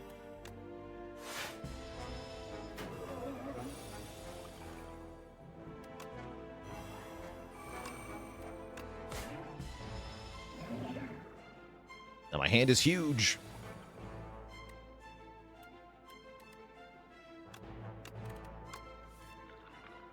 Ow. Good thing I can just play every card. Lol.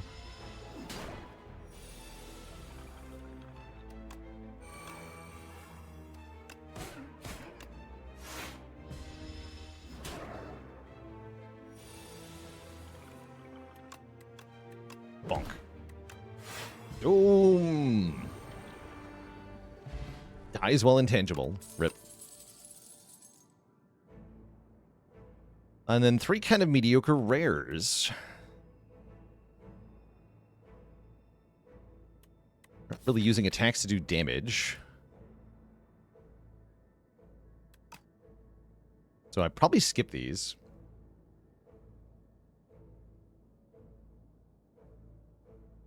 Goodbye. And I guess a strength potion is equally garbage, so skip that too. What's up, Tezkatara? Do you want to give me 4 energy on turn 1? Because I would really like that. Those flames around you remind me of something forbidden. What do you know? I know who wrote that book, he says. No, he does not give me energy on turn 1. Sad.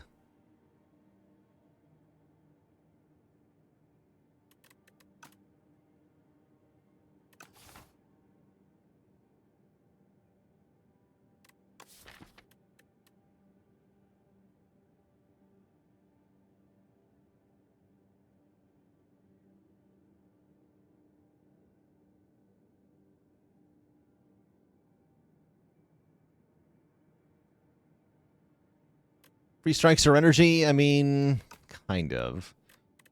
What if I just remove them, though? I guess we're kind of cycle heavy, though. I don't feel like the soot is going to go well.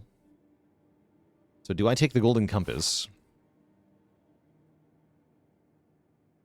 With this layout, I'm down for it, actually.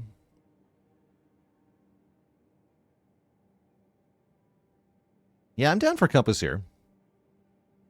The compass will replace our map with a single special path, a path that is notably longer than a regular path. It's got a bonus treasure chest, but more total floors, as well as 2 early rest sites, into 2 chests, into a shop, into 2 late elites with fires between them. So it's a nice, safe, but rewarding path. It's pretty good. These guys are cooked. These guys are cooked.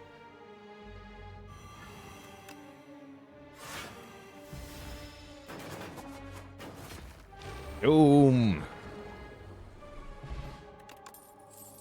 Dirges here. I'm pretty sure we click on that. Seems really good.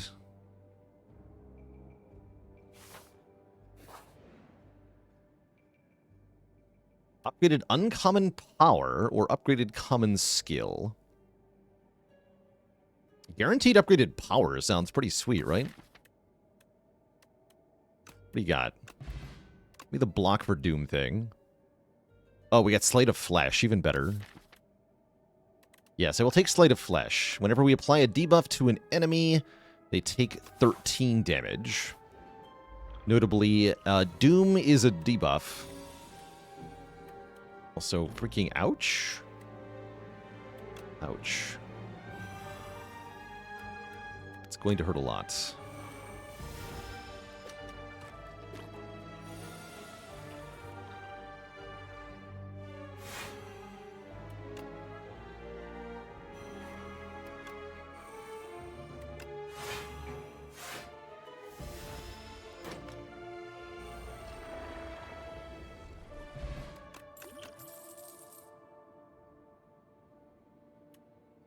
Wisp is 1 energy for 1 draw. I don't think I want that.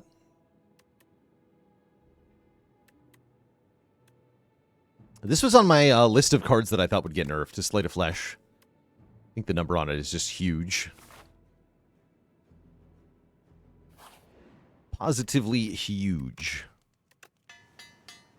How's it going, Andriano? What is a rotating streak? A rotating streak is trying to win back-to-back runs while changing your character each run. So we win on Ironclad, then play on Silent, win on Silent, play on Regent, win on Regent, so on and so forth. That's the goal anyway.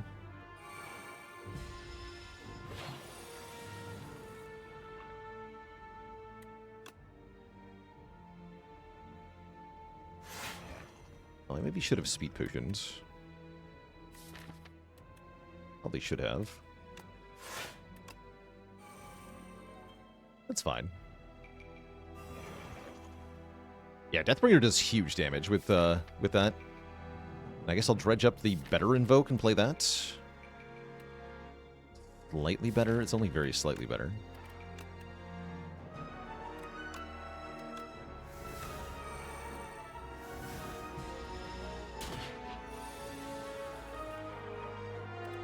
Okay, now I can speed potion.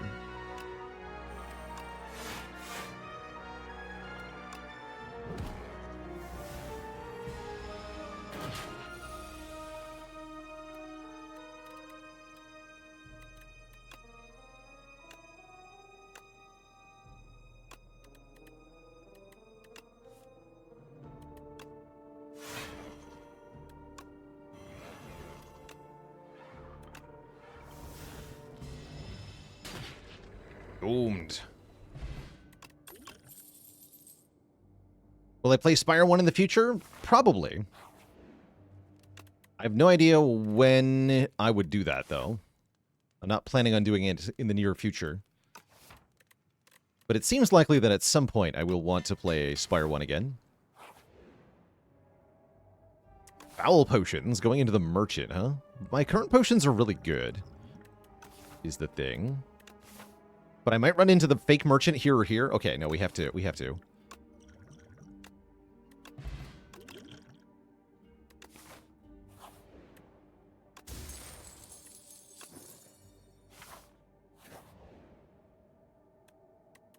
Can't attack with Corrupted. Definitely not doing that. Let's transform this strike. Haunt. When you play Soul, a random enemy loses health. Okay. That's fine. We love the Cloak clasp. Block at the end of turn.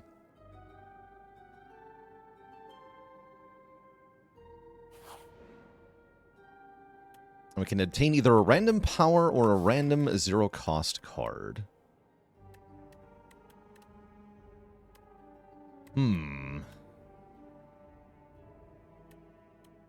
Yeah, friendship would be good. There's a lot of powers that would be good. Give me a random power. That's fine. At the start of your turn, apply Doom to a random enemy. I wouldn't call that great, but it's perfectly fine here. And then you enjoy these, my friends.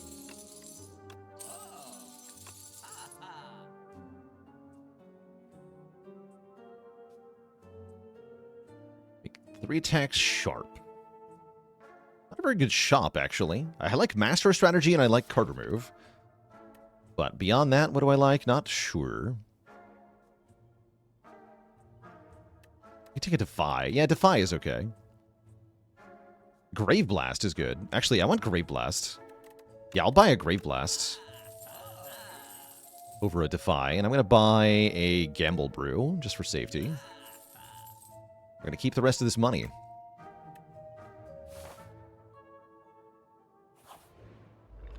All right, buddy.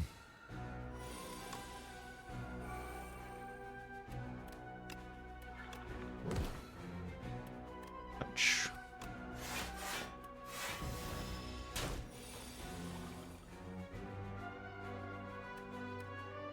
Oh, dear.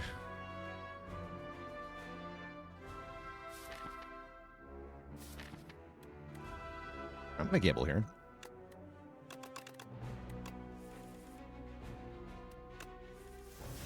Yeah, it's more like it.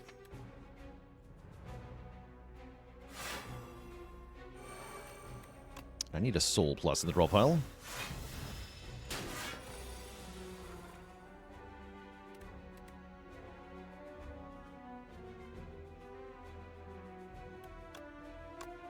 We want it weak this turn.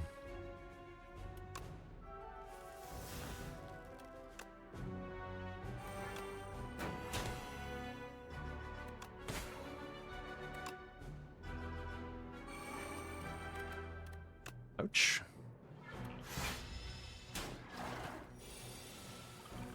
Seems like we're doing okay now, though.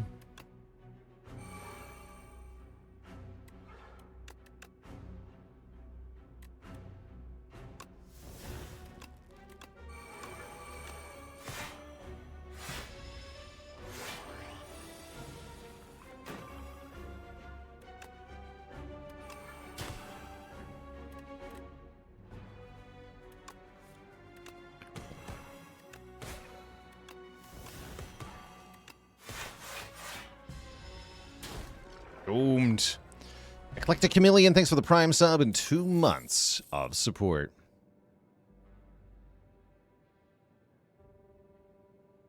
So now we double the block gain of the first block card each combat. That's definitely useful.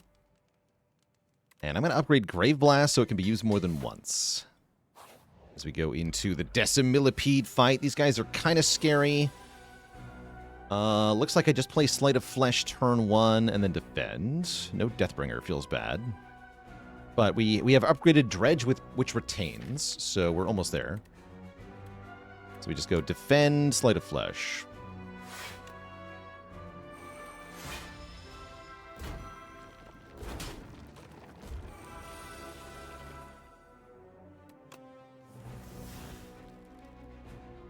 negative pulse can do stuff too.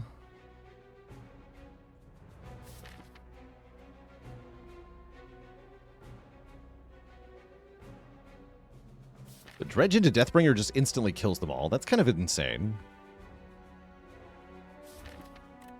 Yeah, I'll take the instant win. Look at this. This is why Sleight of Flesh is insane.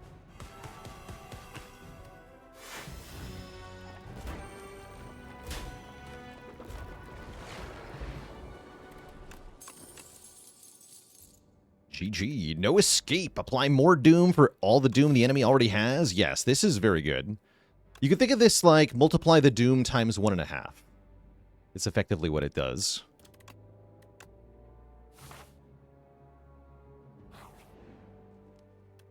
Do I even need to rest here? I don't think that I do.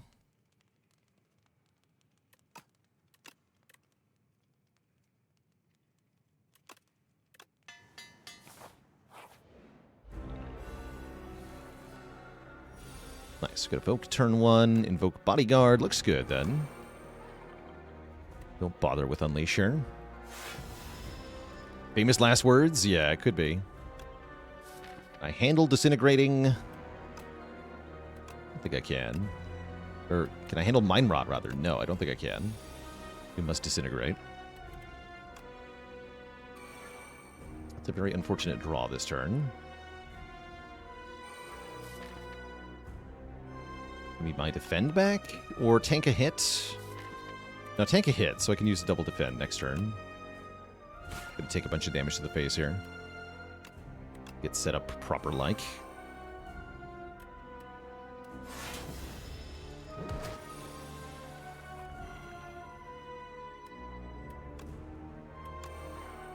Here we go.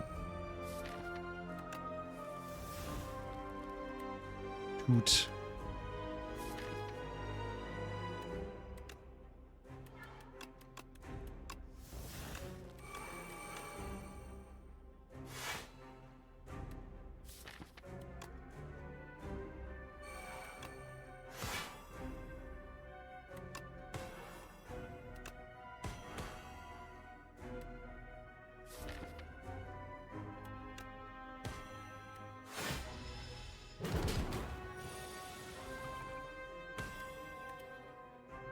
Now we can just keep seeking for no escape every time we shuffle the draw pile.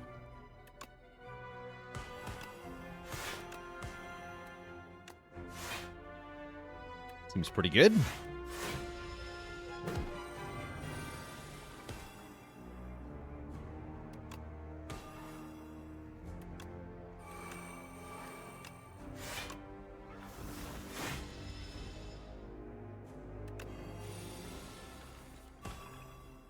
Yeah, you are extremely dead. Do it again for fun. 480 doom.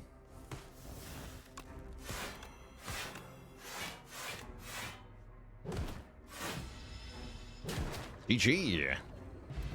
Knowledge Demon is doomed. Oh, and soon everyone will be doomed because we can go with End of Days here to apply doom to all enemies and kill anyone with at least as much doom as they have health, so we can make an instant doom kill.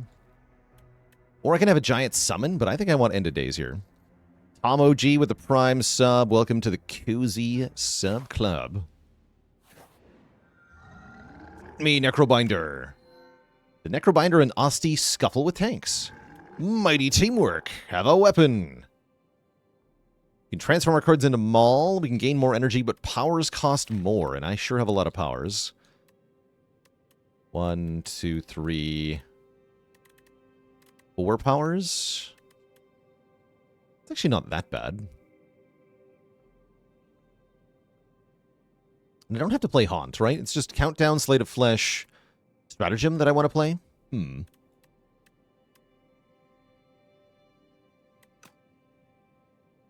I'm down. As long as the fight goes on for more than 3 turns, that's a net gain. I imagine these fights will go on for more than 3 turns.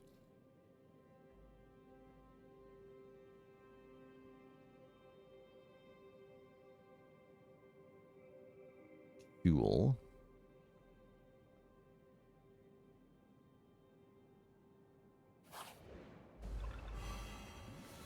Yeah, paying 3 for Sleight of Flash sounds kind of hard, unless we've invoked already. If we've invoked, it's easy.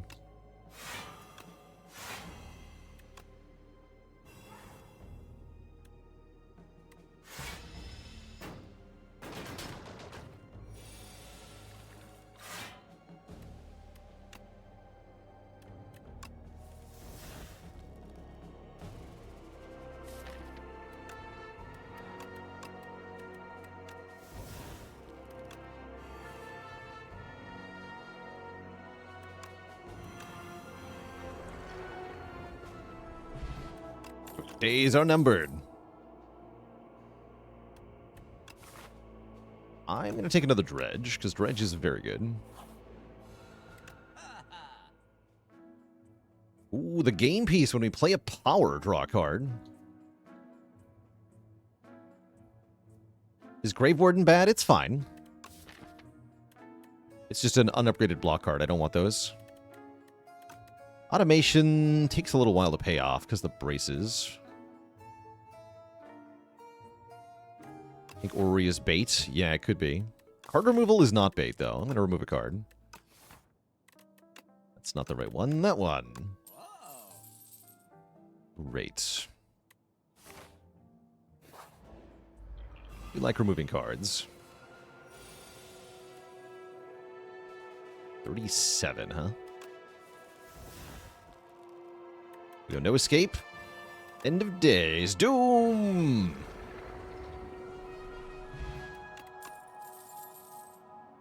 If you apply Doom this turn, gain block more time. See, that's quite good. Yeah, that we want.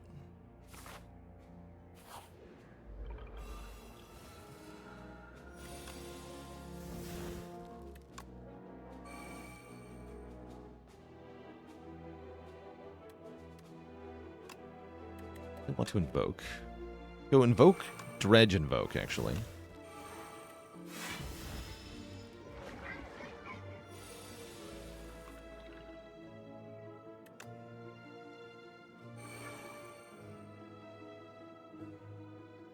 Favorite new relic in terms of originality? Ooh.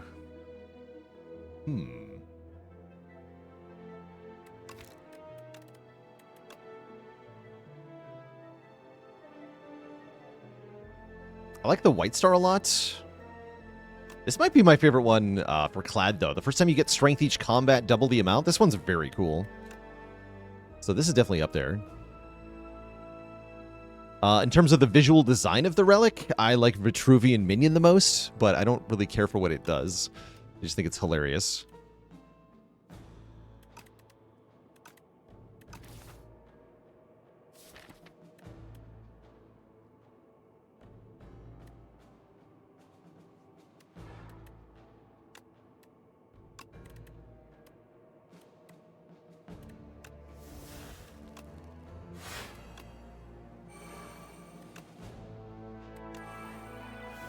Big.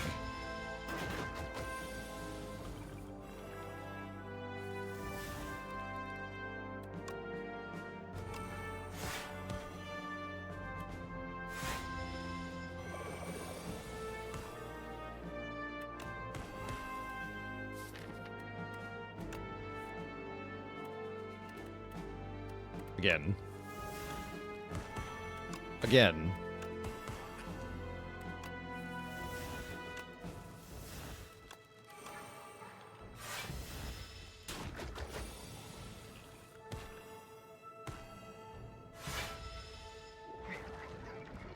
Boomed. Tossed a card from the draw pile. I like that.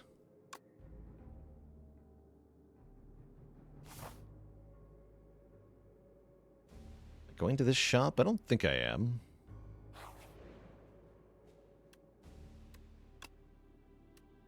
Reg is removed.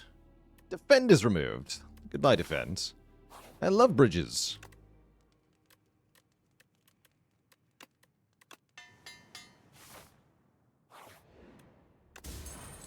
Puzzle is more draw. We'd definitely like more draw. And we can duplicate our deck. Don't think I want to duplicate my deck. think I like the deck that I have. So why don't you just swap around some upgrades? Thanks. My dredges! No! Not both dredges. Ow. It's actually kind of sad. And I will fight this elite, for better or worse. Luckiest bridge you've ever seen? It's alright.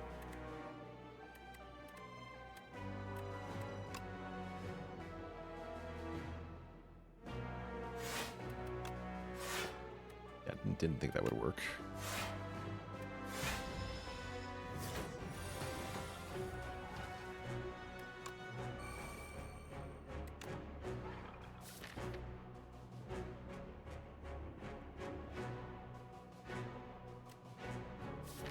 Guess I'm just going to keep my energy.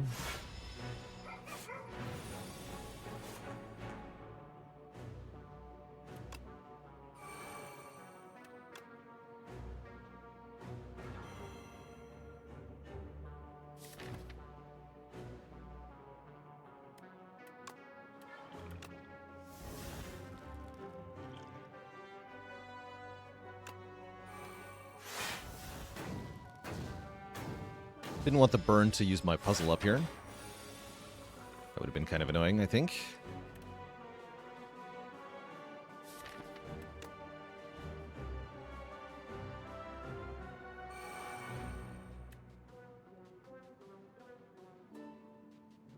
I can go Slate of Flesh here, right?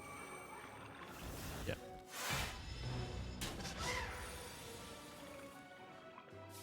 Card draw.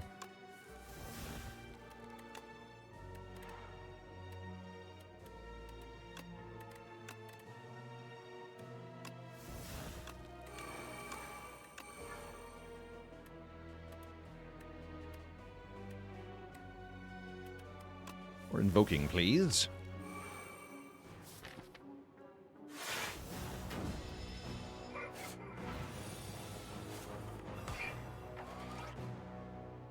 Only I had a way to exhaust my hand here.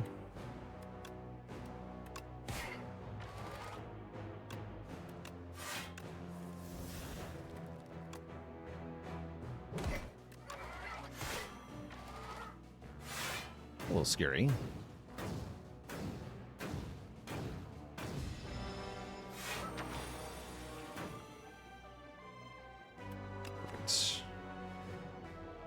No weaken, huh? That's alright. Oh, we broke his block, and that caused Vulnerable to apply, which caused Sleight of Flesh to do more damage? Wait a minute. Wait a minute. The synergy! The power. That's very cool.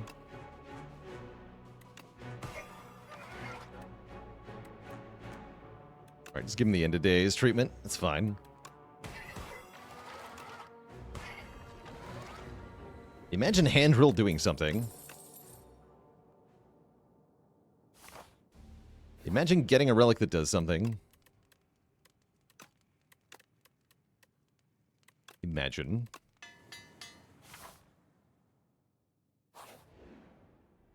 Does Vuln work on the damage from Sleight of Flesh? No. 2 relics or 2 upgrades. Shame is the less bad curse. Maybe 2 relics, though. Happy Flower, Eternal Feather. I like that. I think I just want to go to the boss fights now. I think we're pretty strong.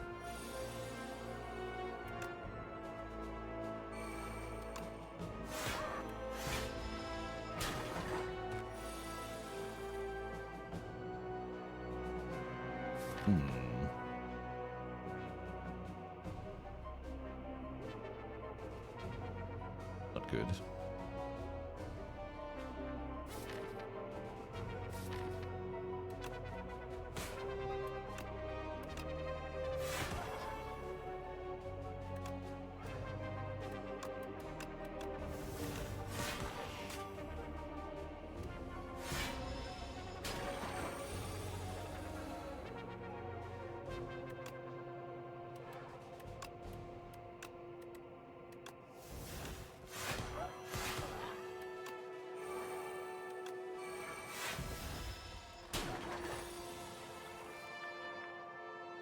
It's the regrets.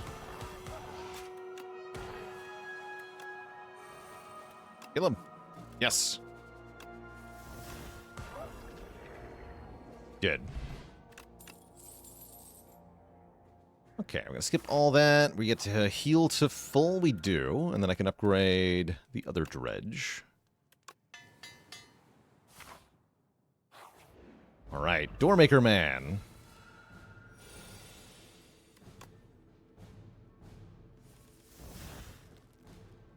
Fortunately, regrets in the opening hand. Still a pretty good opening hand, though. Invoke Graveblast, invoke, cleanse a card. Cleanse the Ascender's Bane. This is going to eat my puzzle draw, unfortunately.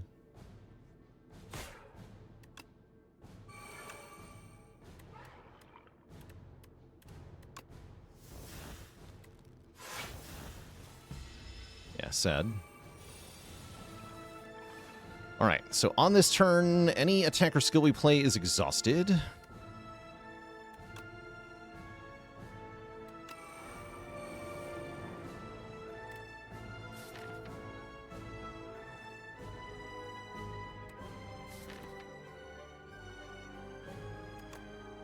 That could be a good thing. I definitely don't want to play No Escape here.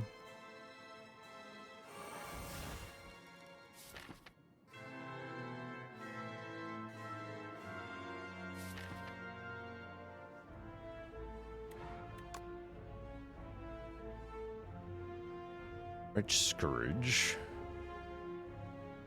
Guess we can get Countdown in play.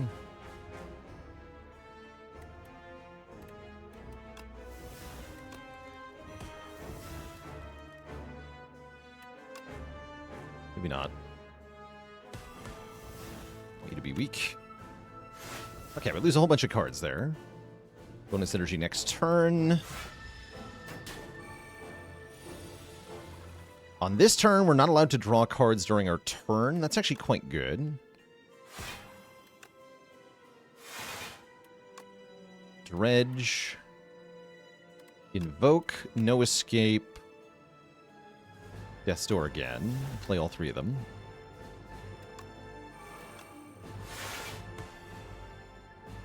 Keep one energy. On this turn... What happens on this turn? Oh yeah, our first card costs more. I'm going to seek for cleanse. I was going to say, I'm going to seek for cleanse so I can delete the regret, but then I drew the regret. Damn it. Boo! So that means we get a slight bonus if I play no cards here. Which I guess I'm going to do.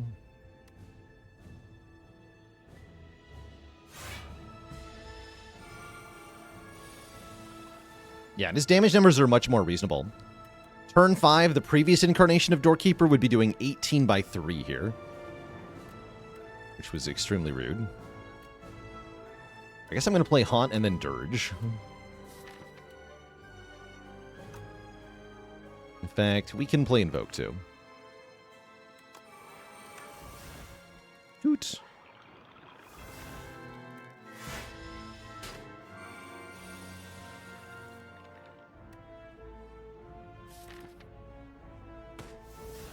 Oh, right, I can't draw cards this turn. Hell.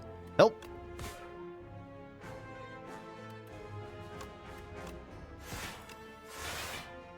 Okay, it's fine.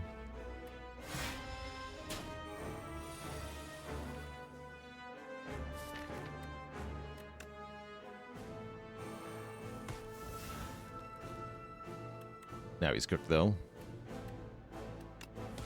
Okay, finally we can cleanse the regrets.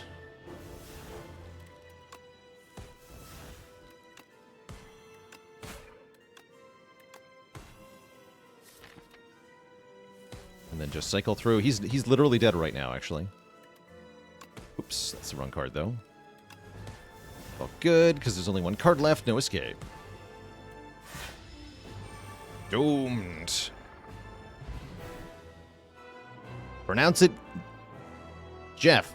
Thanks for the Prime sub. Welcome to the Cozy Sub Club. Thank you, Jeff. And now we must fight the Queen. Queenie, Queenie, Queenie, Queen. Queenie, Queen, Queen. I guess just Death's Door. And I do have to play one more card, huh?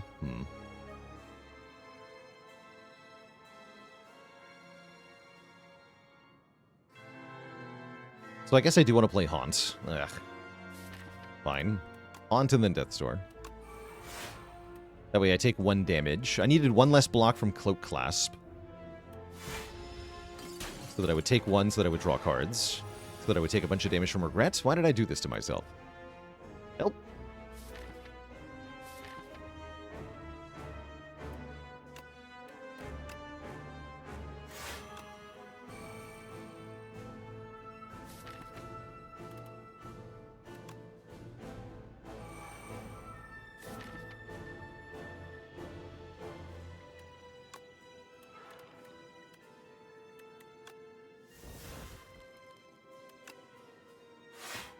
That's enough.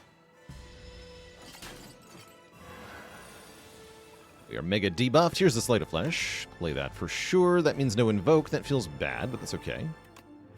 Give him the old Deathbringer trick. Be good damage. Dredge up, Invoke, and play it.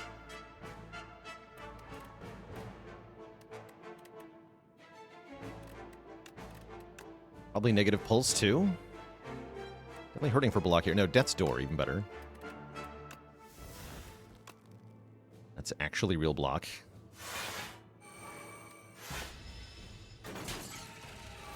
Okay, and then we have some turns to ourselves here.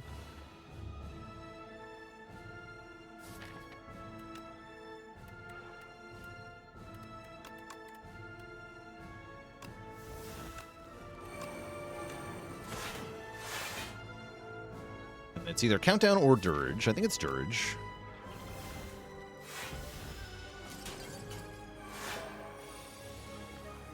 Don't actually need the Countdown very much. Let's try to get Cleanse and get rid of Regret again. This time it worked. Good. Pesky, pesky Regrets. Okay, Invoke, Invoke. Definitely happening.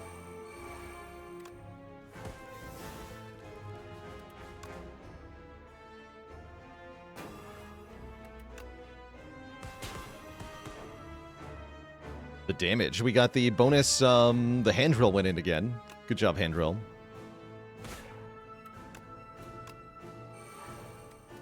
Good job.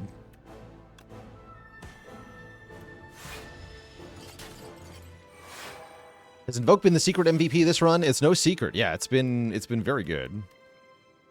Right up until this turn, apparently. Help. A card draw. Ouch.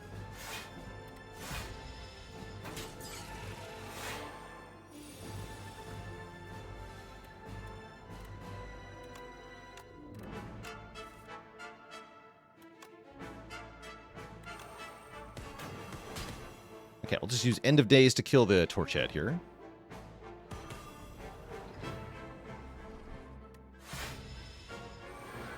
And then the Queen attacks for a big number. Oh, dear. We do live, though. We live and win. We just play No Escape one time and she dies. It's 110 Doom. So, we win!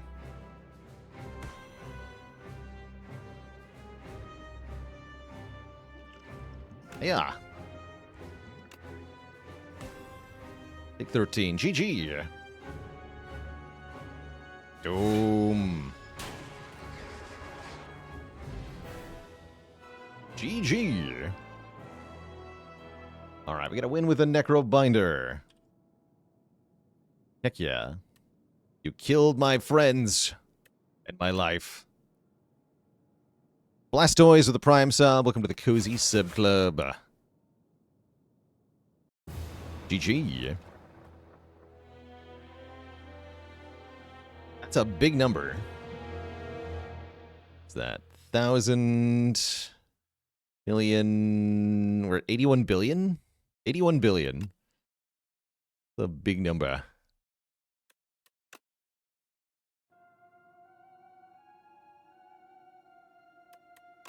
GG. The Necrobinder has made it to the top? Question mark? Starting to think this Architect guy might be completely invincible. Yeah, probably. It's actually closer to a loss than I thought it would be.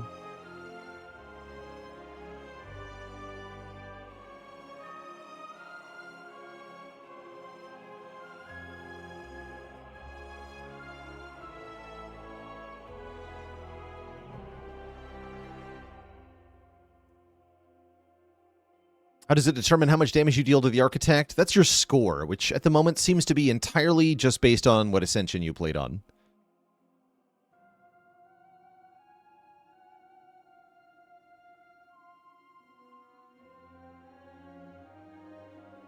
Box Girl Wednesday, thanks for the Tier 1 sub. Welcome to the Koozie Sub Club. All right, I'm down for a Defect run here, Twitch chat. We're going to do one more before we wind things down. That's right, Space Fog. We're on the beta at the moment. That's right, next is Defect. The robot in blue is up next to try to continue our streak attempt here. Before that happens, I'm going to take a short break, refill the legs, stretch the water, so I'll be back in a few for another run. BRB.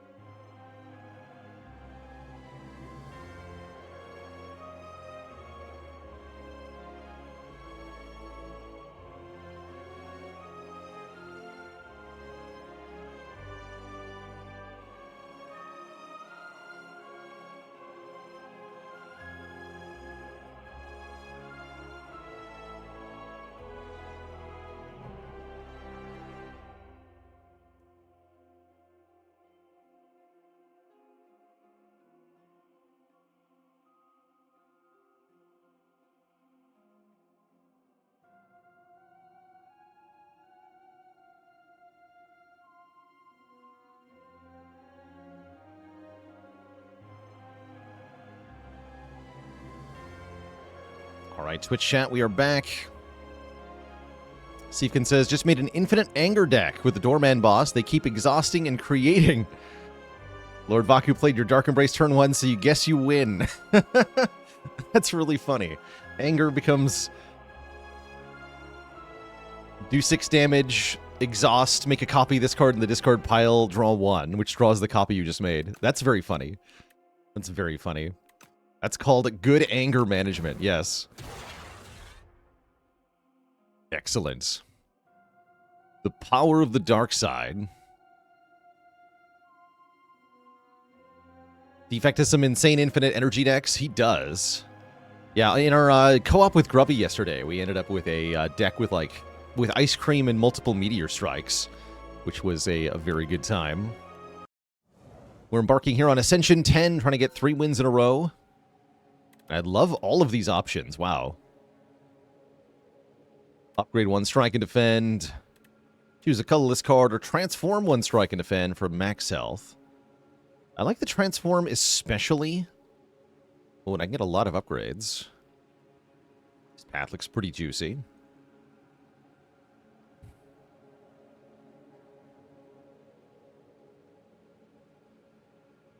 Could also opt into a shop.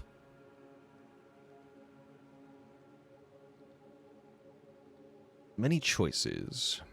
Good. I think I'll go transform 1 and 1.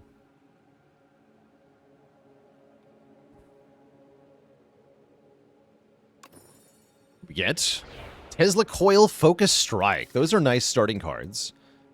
So we can get temporary focus and we can trigger our lightning against a given enemy. So it definitely behoove us to get another...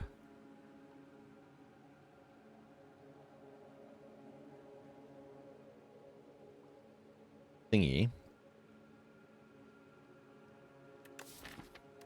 And I might go for an early remove here.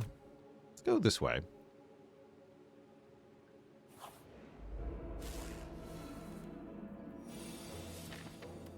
Nip it.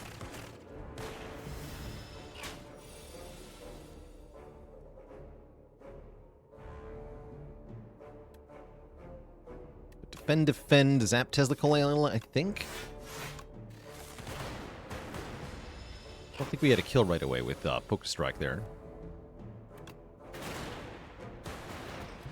Zip zap. I like an FTL in the early game. It's a perfectly fine card. I'm also down for a Sweeping Beam so that we have something for area damage. And we are fighting the multi-enemy boss. Actually, yeah, I'll take Sweeping Beam here. It's an important card. And let's look at some more common cards to add to the deck, although we could take Chosen Cheese. It's nice and early. It will pay off in the form of a lot of health, but it costs us current health, which I don't want to do. So let's see here. Claw is here. Uproar is here.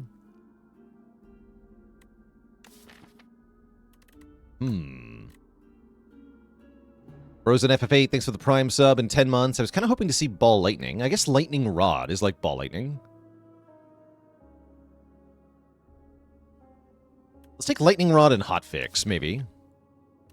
Yeah. We're going Lightning.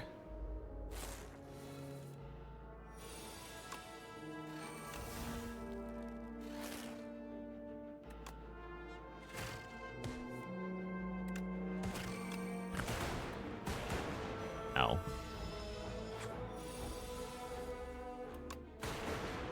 Need a block card. There's a block card, but there's also a Ball Lightning. Sorry, block cards. Ball Lightning is here. Are you wrong for taking every lightning card every lightning rod that you see? I don't think that you are. I think that's a reasonable thing to do. I sure am thinking about Feral here.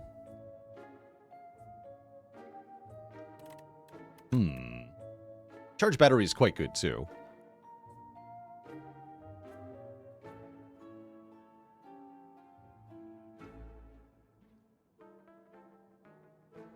What do I think of Feral with Claw? I think it's a pretty good combo, actually. Yeah, Feral definitely makes Claw a lot better. Although I am curious what Feral is like with non-claw cards. What's the upgrade on Tesla Coil? Just +3, okay.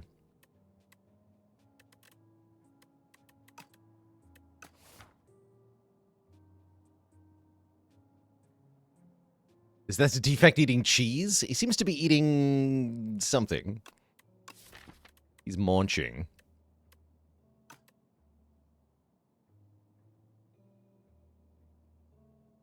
The cheese.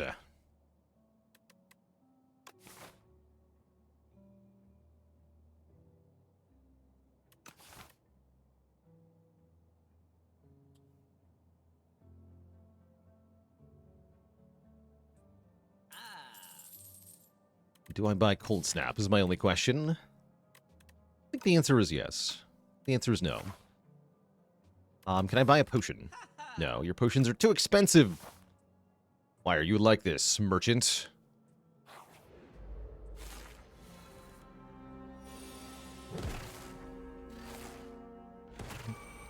Was overclock not a thought there? I didn't really want to pay for it.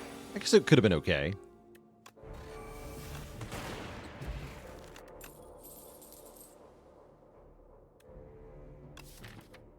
Take a fight through for block or a scavenge. I don't think I want these.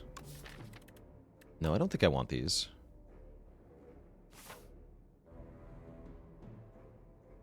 All right, time for some upgrades. I like upgrading charge battery a lot here. I like upgrading sweeping beam a lot here for the boss fights.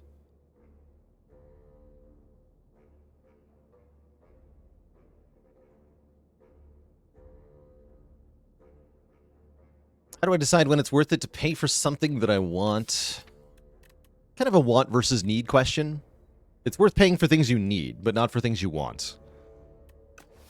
So if the card is necessary to get through the act, or to get through an imminent fight, then it's well worth buying, but beyond that, it's not as frequently the case that you want to do that. Bird? My child. So we either gain 7 max health, or we get a bird friend that does 14 damage for 0 energy. Works with Feral, right? Kind of funny.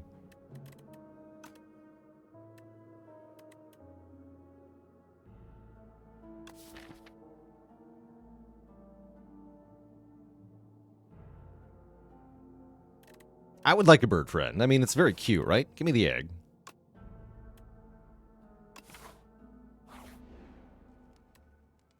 Ah.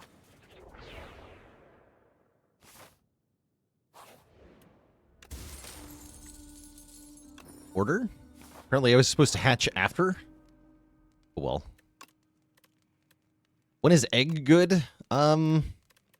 It seems difficult to make good, is currently how I feel about it. But maybe there are ways. Bird, attack your giant friend. I demand it.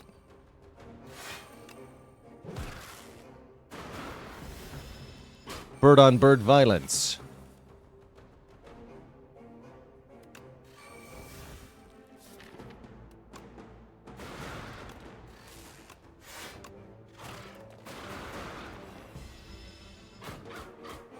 Ouch.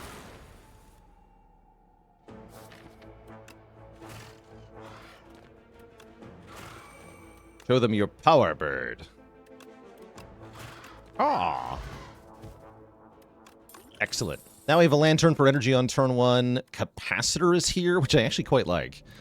Hologram is also very, very good. Maybe better than Capacitor. Getting a card from the discard pile and putting it into our hand. Very strong. We'll take that. Am I allowed to upgrade and fight this elite? I'm going to do it. Upgrade hologram. See what happens here. Perhaps not my wisest choice, but here we are.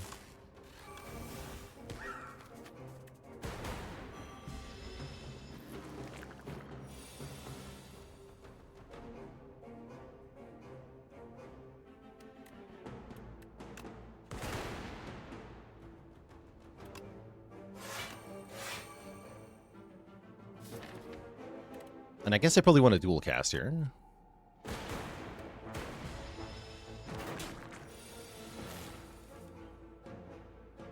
Okay, perfect. Sweeping Beam in the draw pile. We like to see that. 9 plus 7 will kill, and then I have some energy left. Perfect.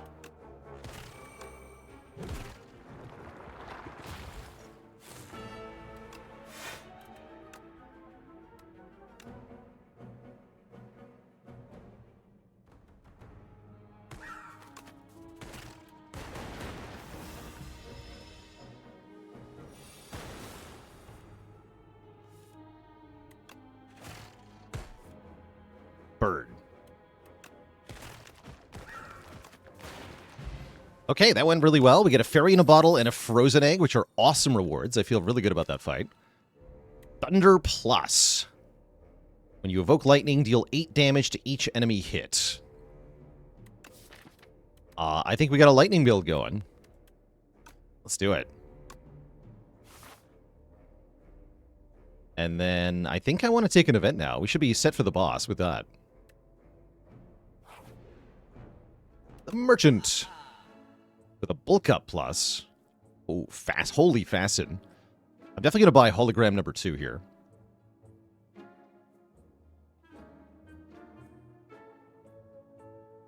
Yeah, hologram number 2, remove a strike.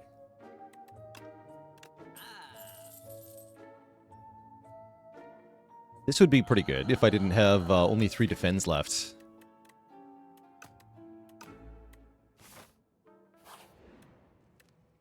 With a fairy in a bottle, I'm going to upgrade here as well, which I think is going to be hologram. Yeah, it's going to be hologram.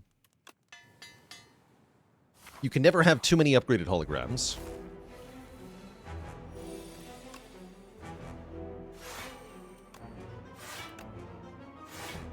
Pretty underwhelming turn 1. At least we full block. I don't think I'm going to play hotfix here. We'll save that for a better turn. It's only going to be 2 damage.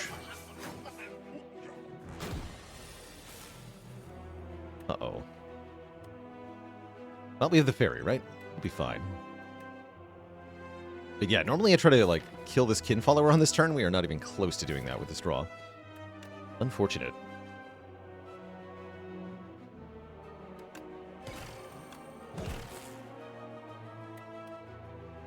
Incoming damage is how much? 17 plus 4, so we do live. Pack the Bears, thanks for the tier 1 sub.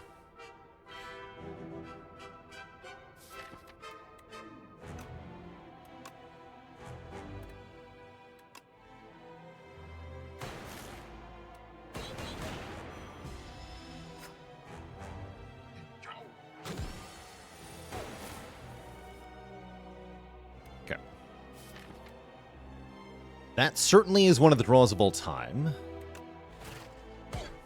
Okay, we got the charge battery. That's good. But yeah, bottom deck double hologram is pretty brutal here.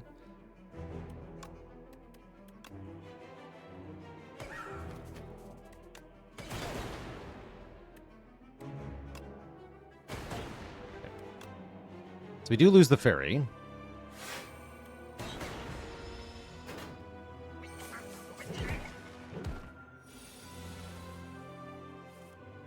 Oh, we're kind of screwed here. I think I'm going to die with this draw.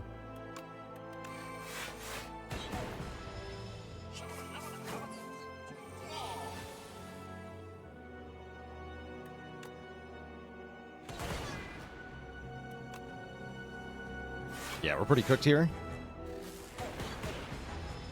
A cursed draw order for sure. That's tough. Yeah, we're just dead. We're just dead. I figured I probably should have rested into this fight, but that was particularly bad. Bummer. GG. GG.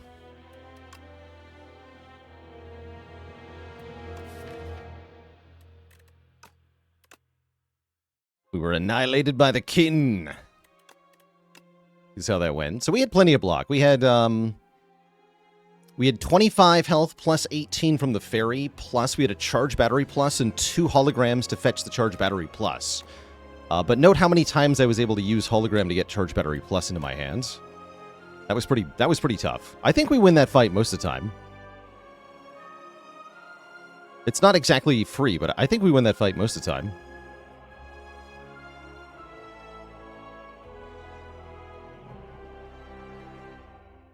Tough. But that's our first time losing to that boss. That said, I think with that draw order, we lose to any Act 1 boss. Genuinely. With that draw order, we're just completely hosed.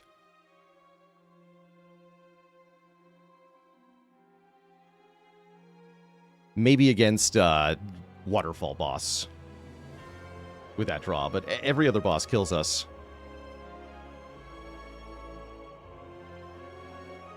Oh well, that's how it is sometimes. Spire does not put constraints on the randomness, and your draw order, you have to account for all the possible draw orders that you can get. But yeah, that was bad. That was really bad. I guess I'll run it back. Yeah, screw it.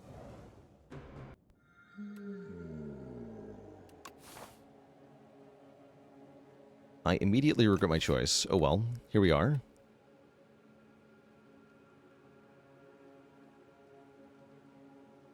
Give me a colorless card, I think.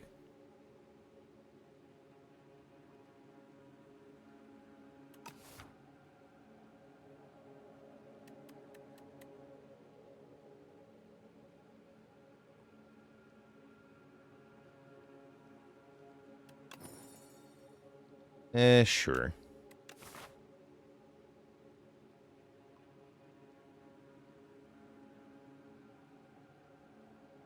And then probably fighting these.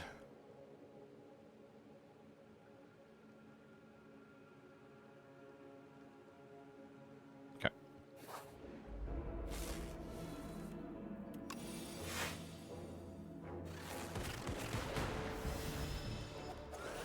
Perfect turn 1 draw there. This fight's free.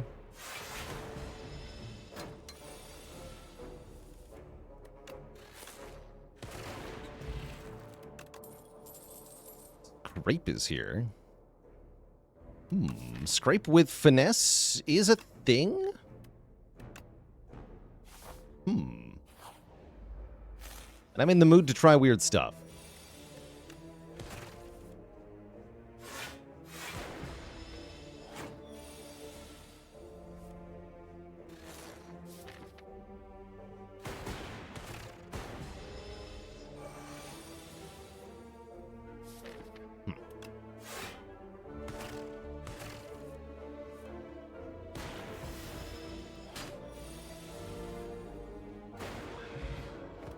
Yeah, claw deck in the making. It could be. White noise upgrades to 0 cost. Gimme. So does subroutine, actually. Wait, that's kind of insane. But yeah, give me white noise. And then, how do I feel? So I'm going to go this way. We'll go to the shop. Shop is nice for living early.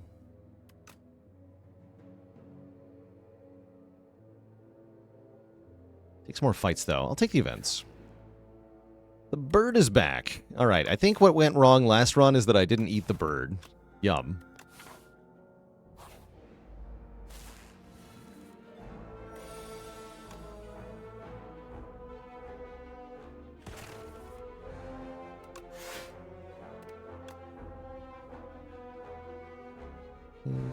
Yeah.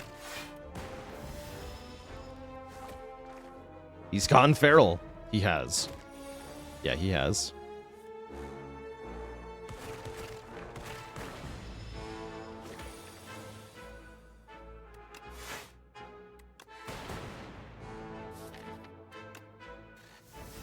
Speaking of, here's feral. Not that I have any 0 cost attacks, so that power actually does nothing here. That's alright. What if I had a claw to go with my scrape?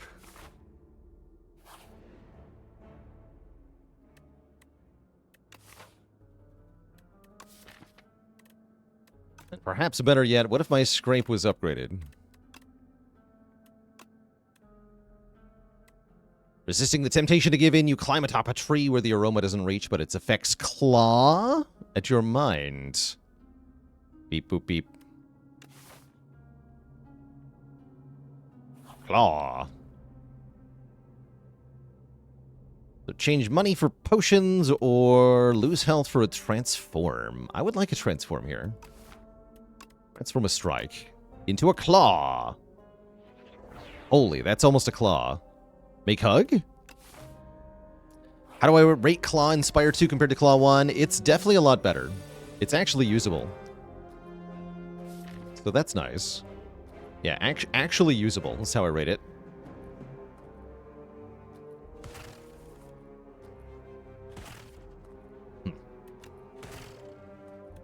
Order.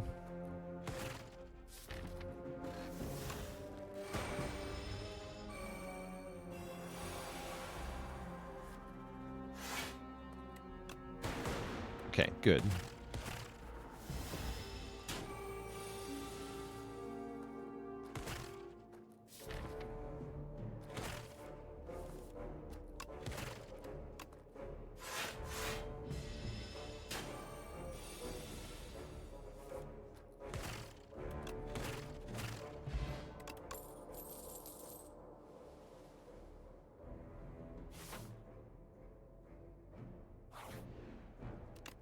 Okay, upgrade Zap.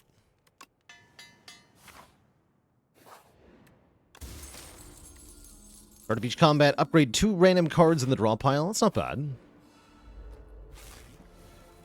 You get 2 upgraded defends that I draw on turn 1. It's not very good. We're in trouble here. Might have to strength potion here. I could also just die in this fight.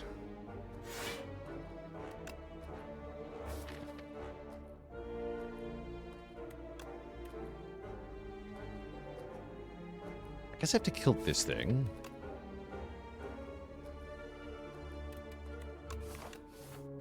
Yeah, this is one of the nastier hallway fights, for sure.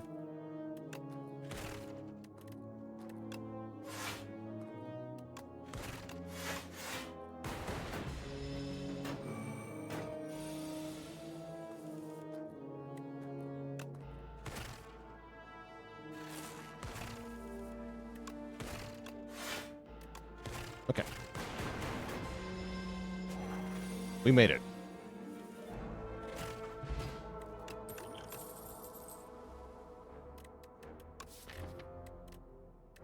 I probably want a cold snap. Probably want a cold snap. And we want to rest. How are we into elite fights? Who knows? Let's find out. First up is Birdman. Already drawn quite badly on turn 1.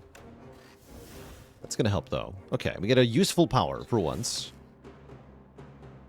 So I think I'm going to try to do this without using my power pots.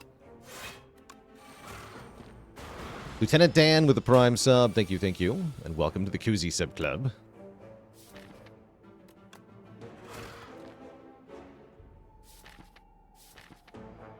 Scrape. So we draw through all that, and then the draw pile ends up being just really good stuff. As a result of that. Okay.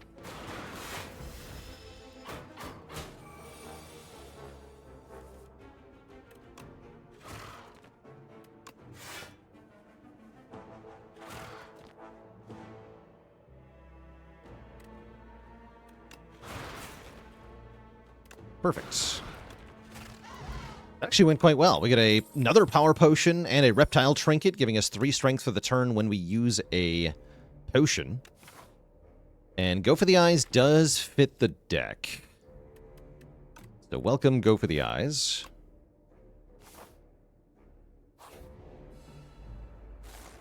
Oh no, not again. How unfortunate. Oh, how fortunate.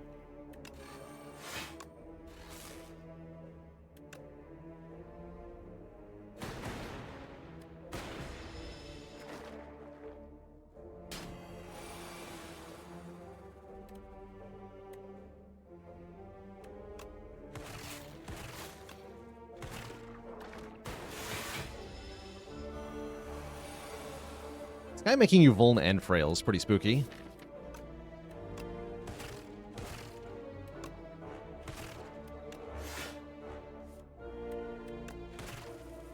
A claw. Yeah, we want Giga card draw is what I was going to say. How about Defragment? Is Defragment good?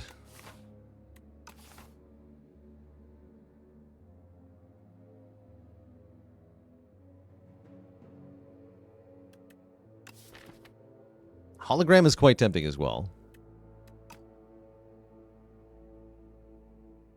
Let's try the hologram. It feels so weird not to take defrag, but I'm going to pick holo here. Go into the next boss fight. The Statute. Okay, good. Holy. Just get a free Echo Form in every fight is the answer.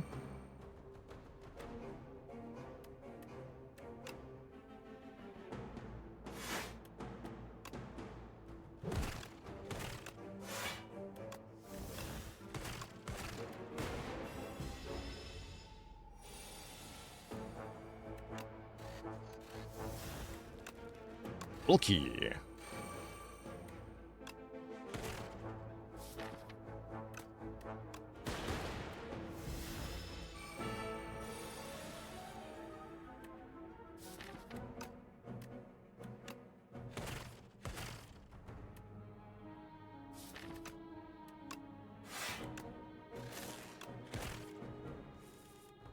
Nice.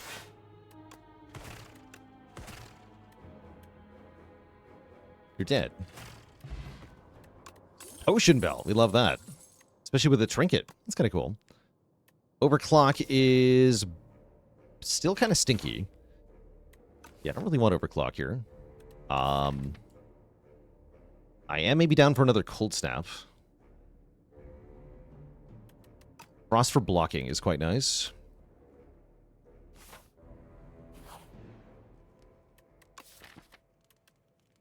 Okay, surely we don't have enough health for Phantom. This guy sucks. I guess we'll not make the same mistake we made last time. Smile.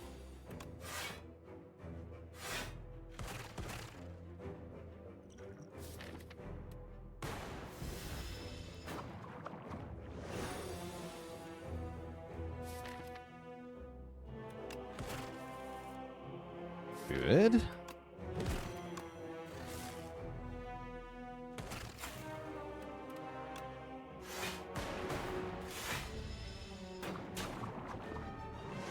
This is only 22 with the block, or the weaken, thankfully.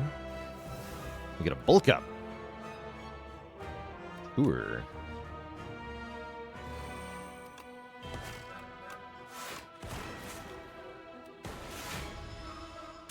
No.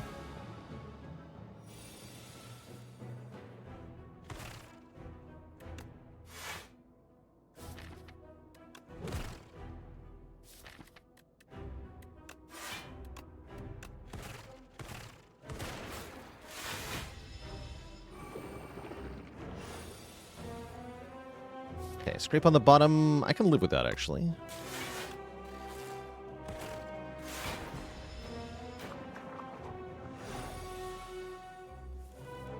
Nice.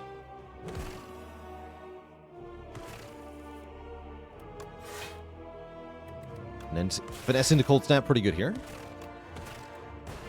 We always live this turn, thanks to our rest. Without the rest, we could die here, maybe. Looks like we'd be okay, though.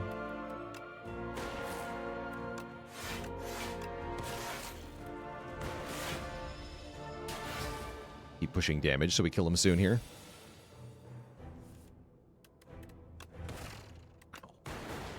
Great. Resting meant we didn't have to use a potion, which I quite like. Defrag is back, and it looks better now that I have more frost. There is also Echo Form. Echo Form is pretty expensive, though, and this deck doesn't really have any high-impact individual cards. So I actually think, although we used Echo Form to great effect in Act 1, it's really not that good as an actual card that you have to pay for.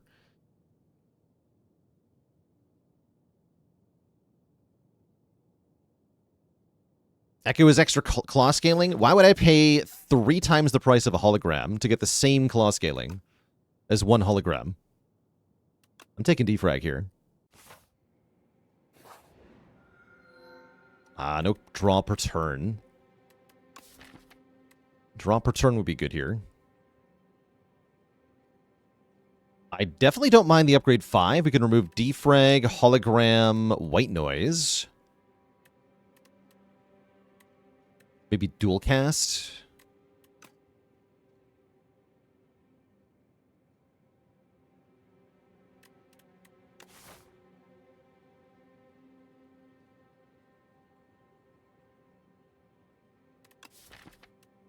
Yeah, I think of it like this way. Using your 3-cost power to duplicate the smallest, cheapest card is not a good use of your resources.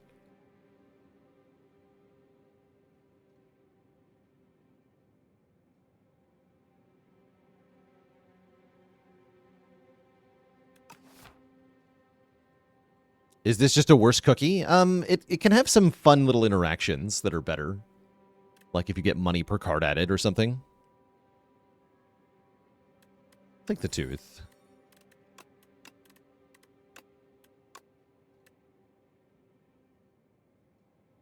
Maybe finesse? Or dual cast. Let's go dual cast.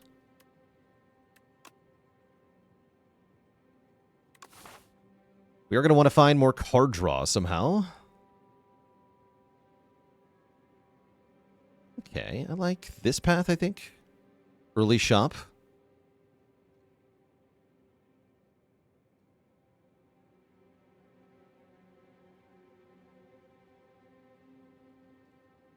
Wouldn't Echo Form provide a considerable amount of block to defrag?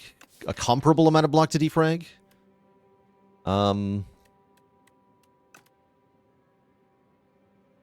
I don't think so.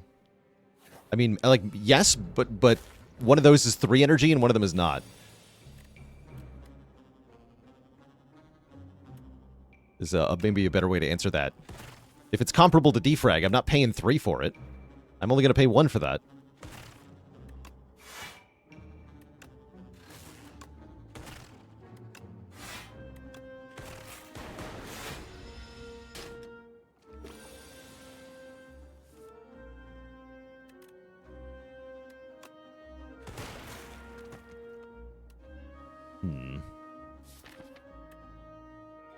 Alright, I don't have my go for the eyes. Okay, just cold snap and defend, I guess. Ouch.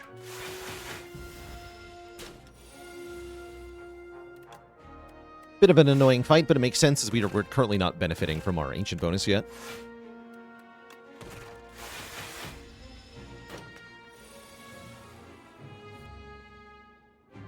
Protects your high-value cards from getting snatched by the grasshopper. That's kind of fun.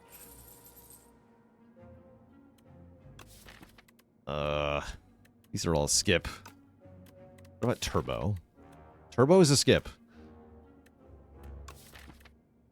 Bummer. Okay.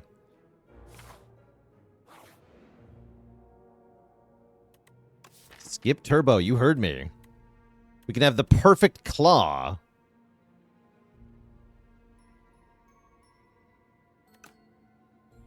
Yes.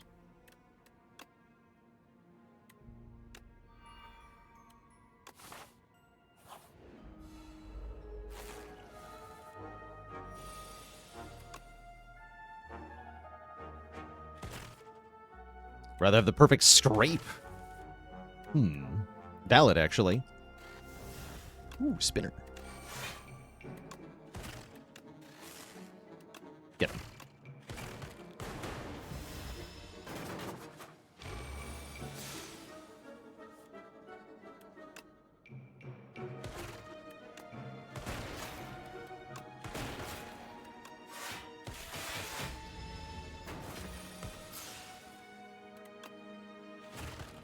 Defrag plus. Just don't say card draw on them, so I don't care.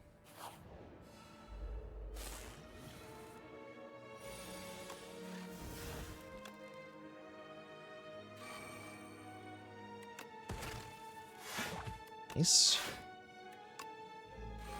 Okay. Good turn, good turn. Take 2.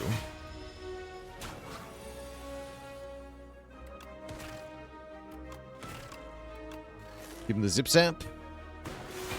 So Perfect Fit says, every time we shuffle the draw pile, that card is on top. So Claw will always be the first card we see on a fresh shuffle, which is not actually always good. But too bad.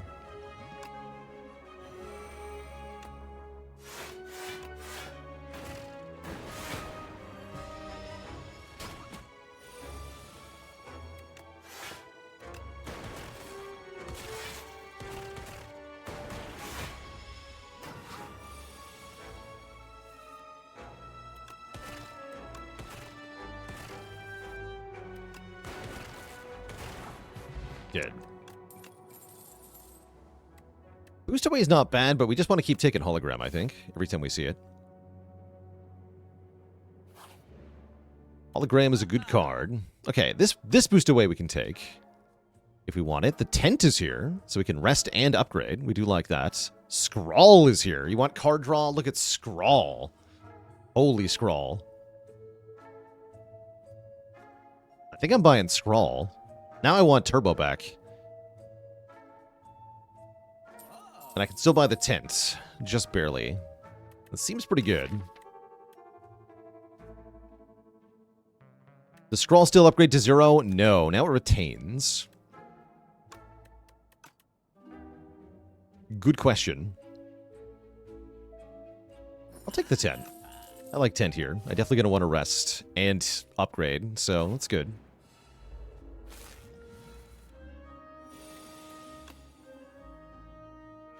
Freaking nectar bugs. Why so much nectar?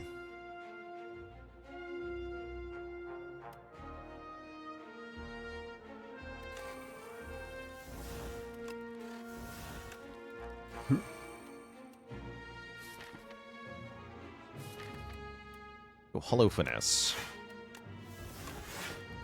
Not quite a block. It's pretty good, though.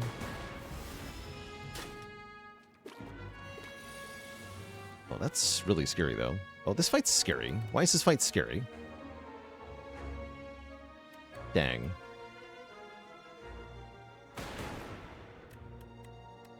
And I can't kill it, huh? Oof. Freaking ouch.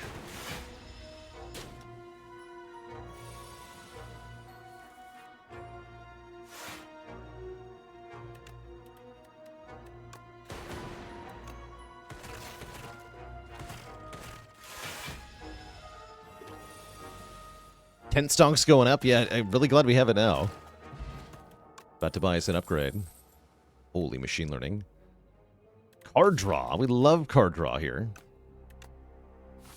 Turbo desperately needs to come back, though. I miss Turbo. Don't forget the tent. Upgrade a card. Probably hologram.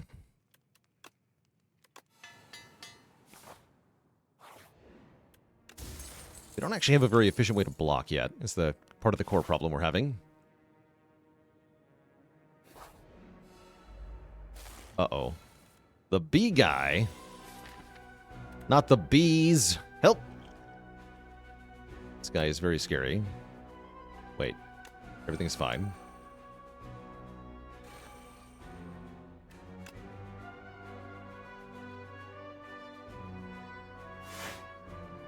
To be or not to be? That is the question.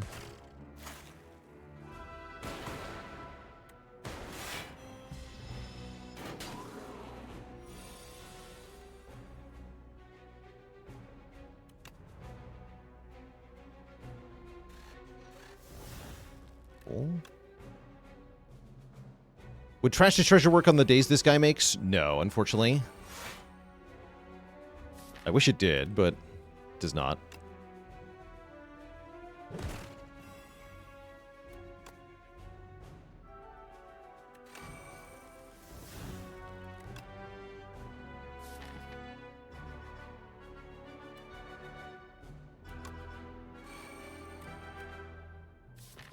How do I beat this guy?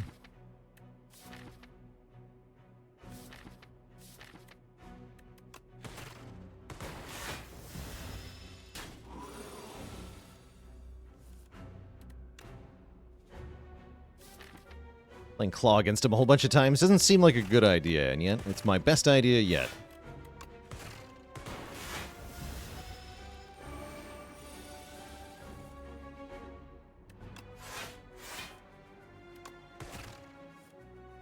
I was afraid you might say that, sir. A lot of dazed. Help. Just have to live this turn. Surely it's fine.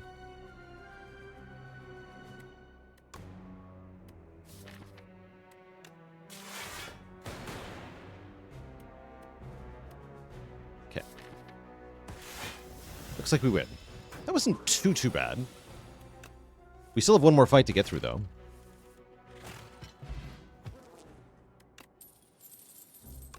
Embrace. First time we get blocked from a card each combat, double it. I like that. I wish I had a boost away.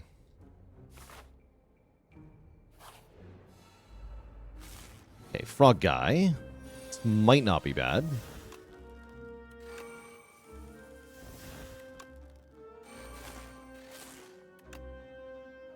Is Lightning Rod terrible? It doesn't block for more than defend, is my main problem with it.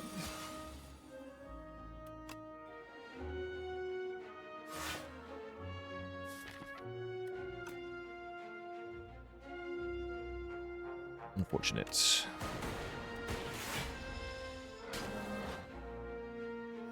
In this specific spot. Like, I don't want lightning orbs. So I'm not valuing them. They are useless to me.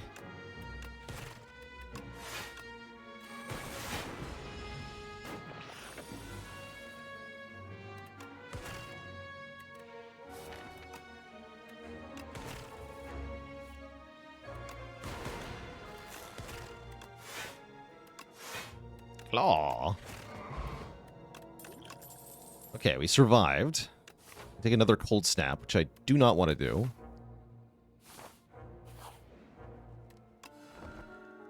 Still pretty low on health.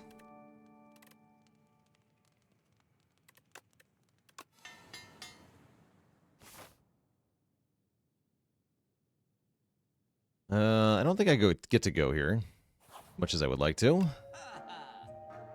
Turbo's back. Turbo, my child, get in here. And probably Hologram, get in here too.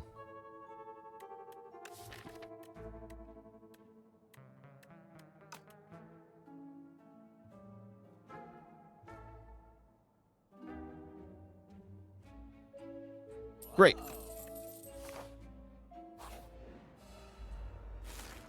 Oh no. Okay, 14 block. That's nice.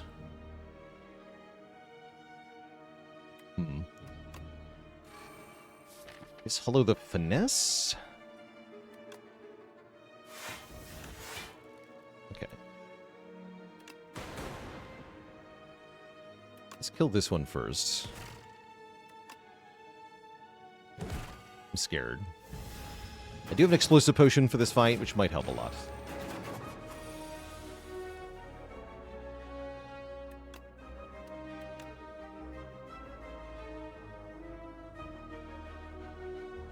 Am I aware of this suspiciously boot-shaped relic in the event portion of the compendium? I am, yes. I am unfortunately aware of it.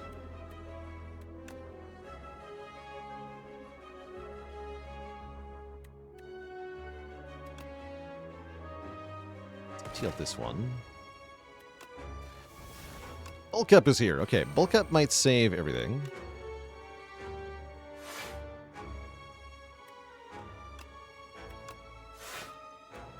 Strike doing a cold snap does enough damage now to kill this one. The draw pile. Good stuff that I'm not sure I can get to. Block 20. This blocks 20. We found everything in the compendium? Not even close. No, not even close. Not by a long shot.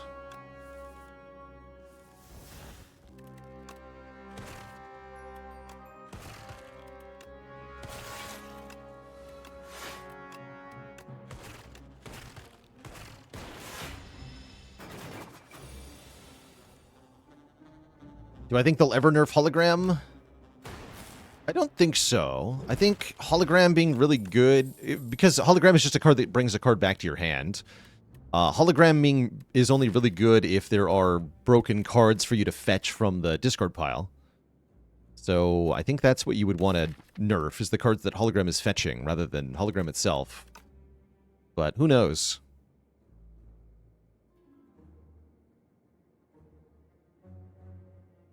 Who knows? I'm not taking that holo, by the way. 3 is enough at the moment. I'm going to upgrade Turbo. Yeah, holo is good if your deck is good, indeed.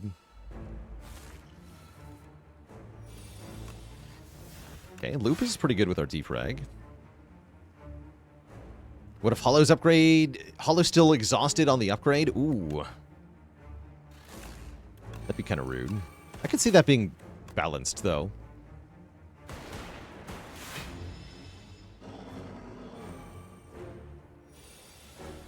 All right, Mr. Worm.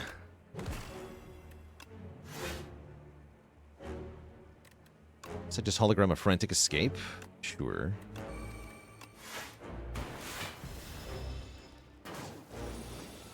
That slows you down a lot.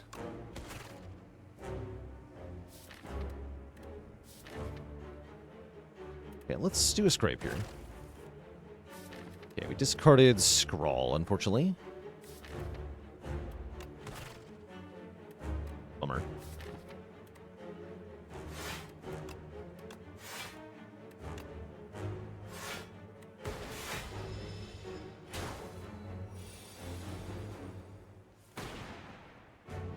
Ooh.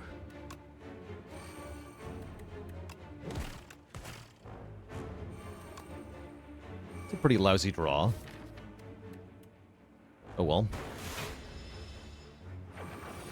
Is Squeeze ever worth it? Squeeze can be very funny with the right deck. Like, it's kind of like Perfected Strike, where it just scales based on the number of cards you own. So it can become very big very easily.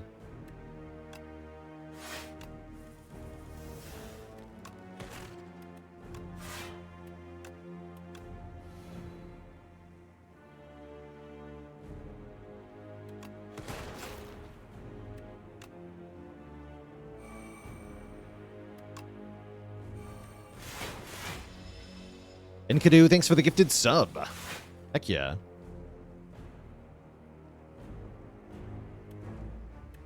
Okay, I'm gonna hologram Turbo, I guess.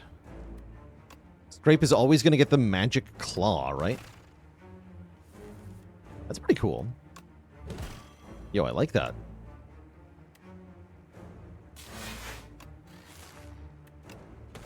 Do I actually need the Turbo is the question. Well, it's now a hologram target, so I'm fine with that.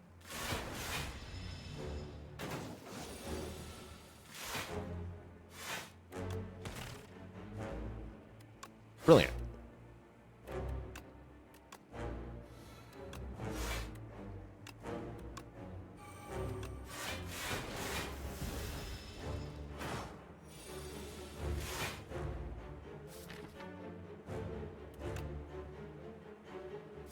Hologram scrape. Do the thing.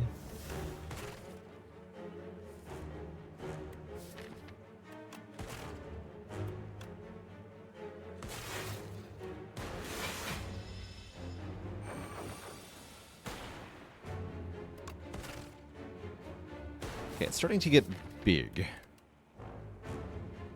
Not the good kind of big either. Kind of getting scary.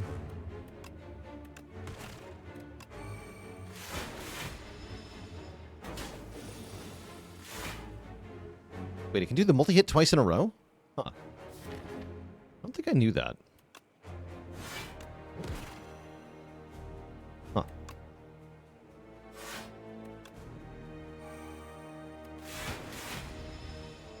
Do I take another claw if I see one? Yeah, I think I would take a second claw. In this position.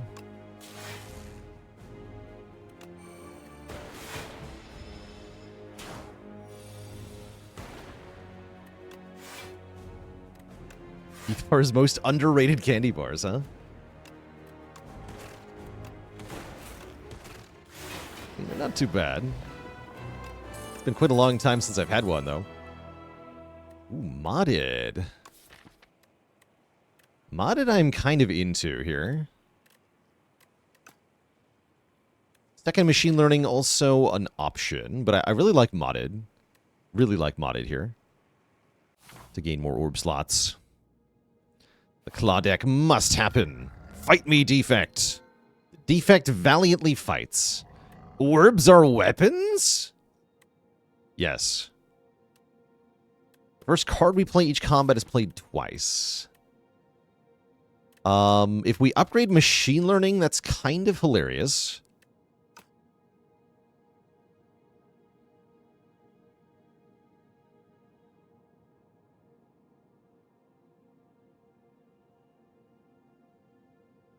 Definitely don't want spiked gauntlets, right? We have a lot of powers.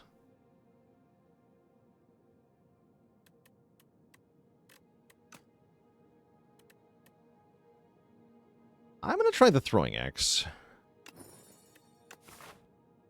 Orbs are weapons?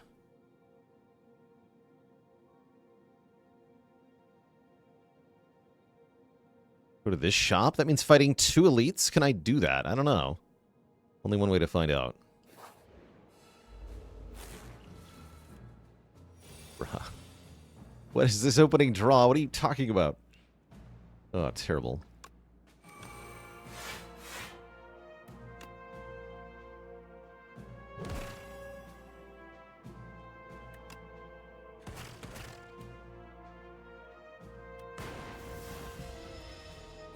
That was almost worth 2 potions.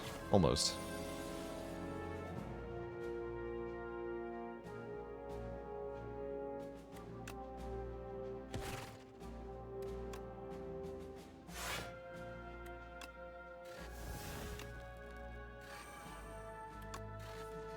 Good.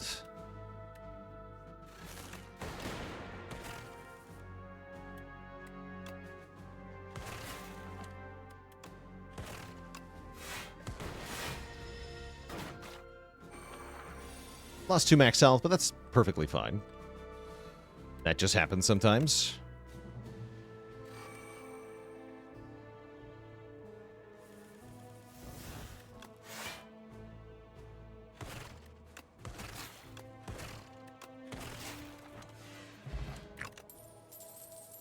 Okay, boost away is here. And finally seems kind of takeable. I'm going to take it. Unless I think I need cool-headed instead. Actually, cool-headed is really good. No, I'm taking cool-headed. I lied. Boost away sucks. Crawl is removed. How about something else? Thanks. Claw is removed. Uh-oh, chat. Oh, no. My win condition. Anything but that. I think I actually do need this card, do I not? What would be the Doormaker? Alright, Turbo Plus, no. Defend. Okay, we'll lose Defend. Defend is fine. And I don't think I can handle these foul potions. Give me 1 uncommon potion. Have we seen the new Doormaker? We sure have. Yeah, I think we fought him twice now. Yeah, twice now.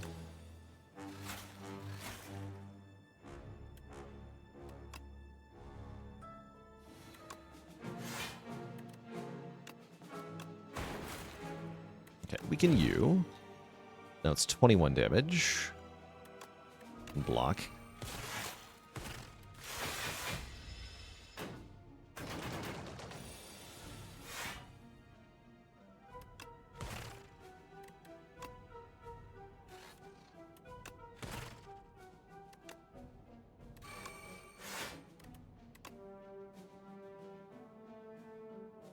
Well, 17, so I can full block already, in which case I should get...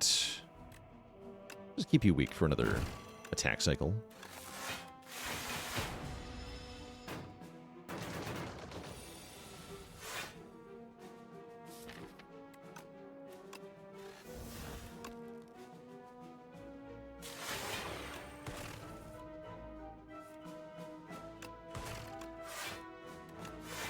Aw.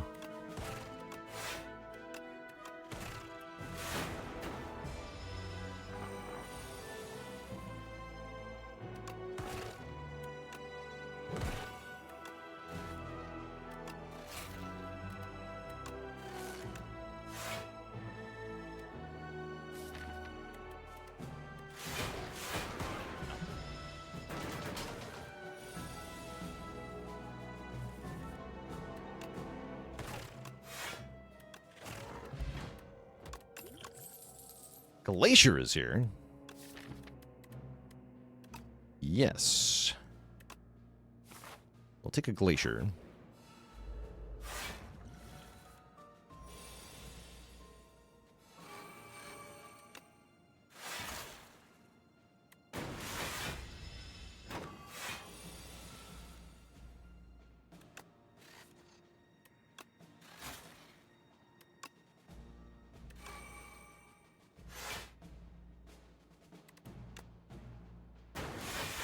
Oops.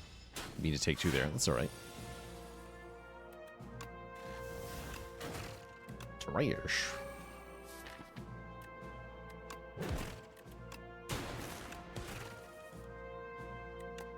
Claw into Finesse into Claw. The almighty Claw.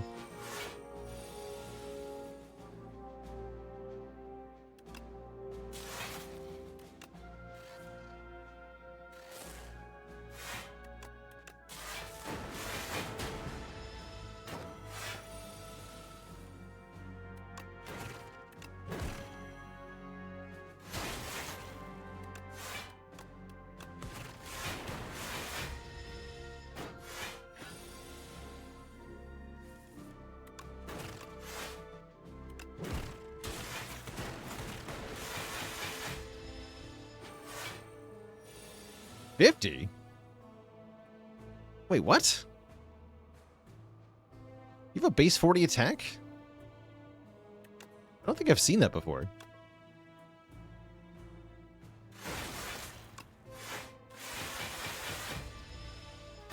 It's only got 10 strength. Love the animation for that, though. I think I have seen that charge. But I haven't seen him do 50.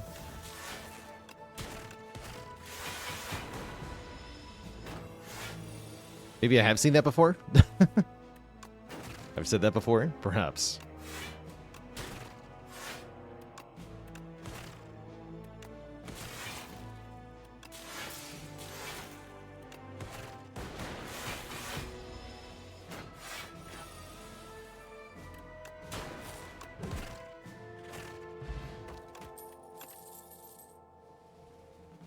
Feral or Claw?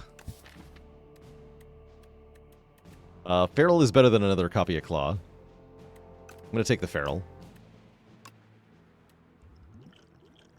I'm going to lose the Explosive Ampule, I think.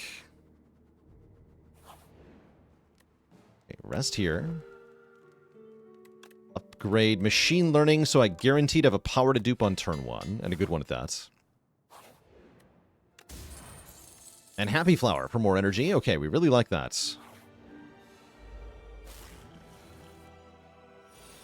What if I double Feral instead of double Machine Learning?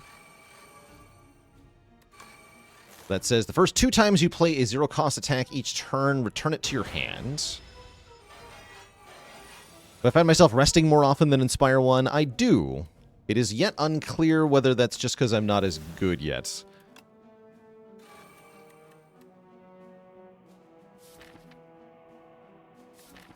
Alright, Hologram Scrape here. Okay, we get the Claw. We go Claw, Claw, Claw. I guess go for the eyes and strike.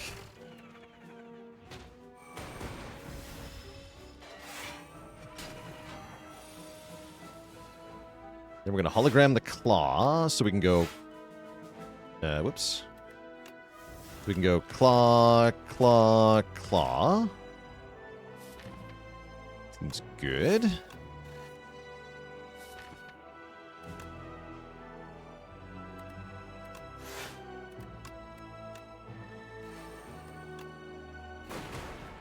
Take that. Well, Turbo Glacier.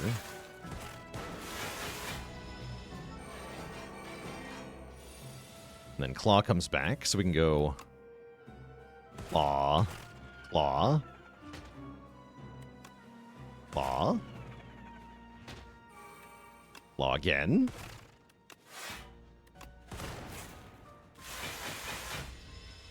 Yeah, what a glow up for that one Claw, right? Now we want to upgrade the Claw pretty quickly.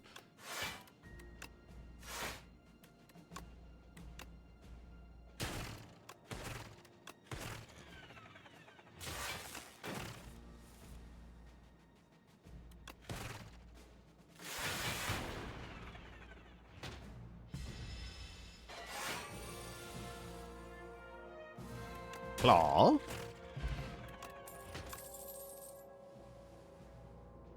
Frost? Or Frost? Speed Potion's pretty good here, actually. Lose the Potion of Binding. Play card fast. Yeah, it's a very simple card, but a very fun one. Ow.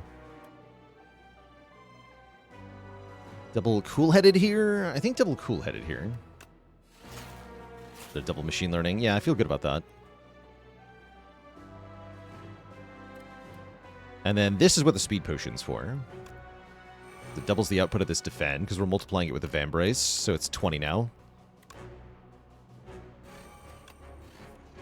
Oh, even better. Glacier's 22.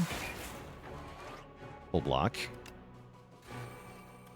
Let's go Claw, Claw. Go for the eyes. Full block.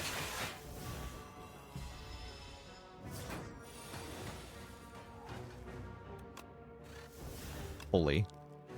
It happened again. Hell yeah.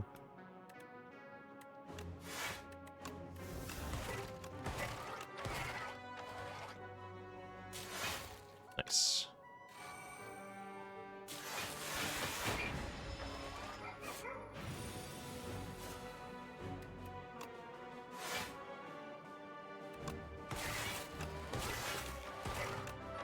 The crappy strikes, huh?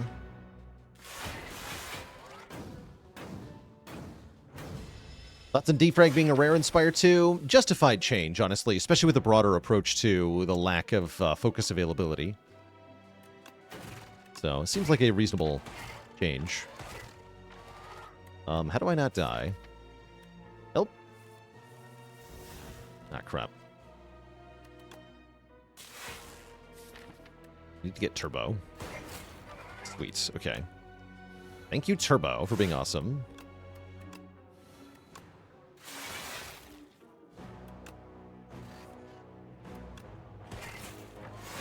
One of those voids out of the Discord pile.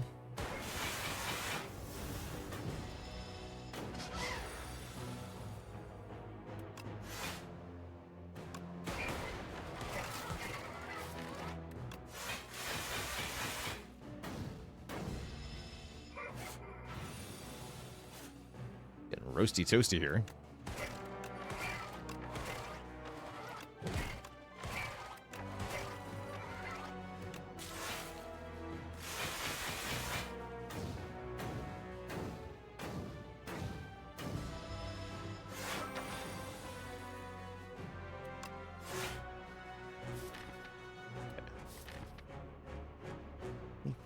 Okay, we just kill with Claw.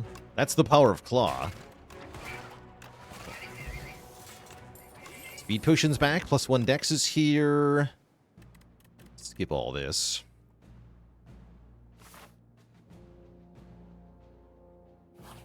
Upgrade Claw.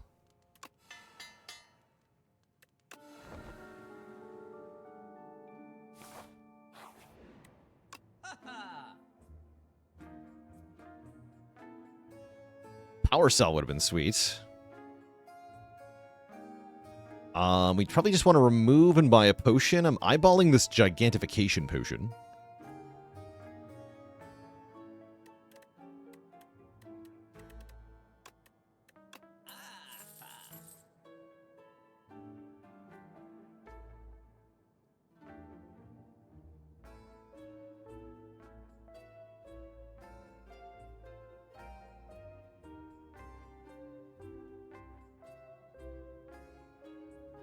Old Pot might be better, actually, if I'm looking for a damage potion. How am I beating the stupid test subject? Is a good question. Wish I had an energy potion of any kind.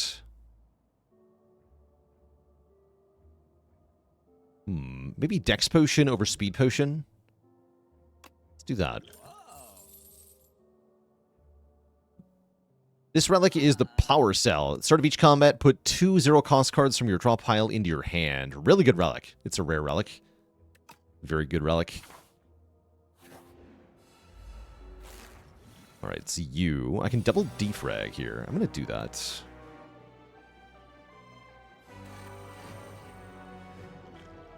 And then I'm going to try not to use a potion in this fight.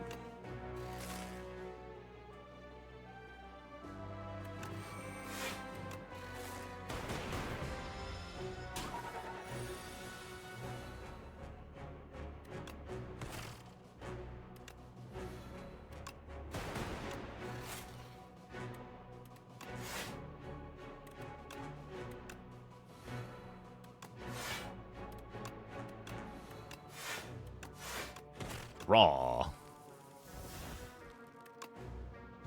Disorder. Sick.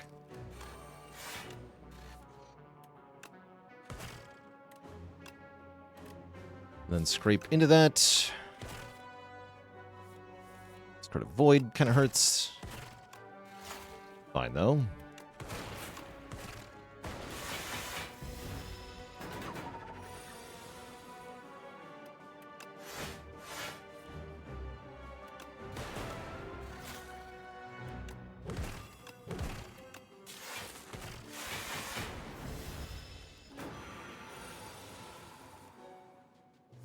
Nice attack, nerd.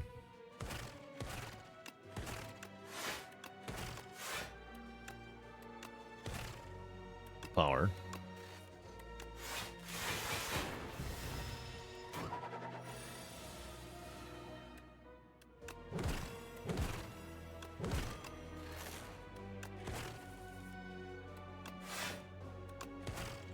Easy. Bag of Marbles gives us Vuln on turn 1. Not much else here that I want. Could maybe swap the Distilled Chaos for a Colorless Potion or something, but I think we're good.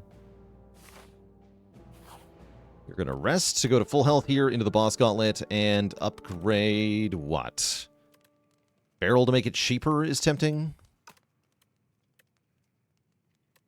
Upgrade the last hologram is tempting. I guess upgrade the last hologram.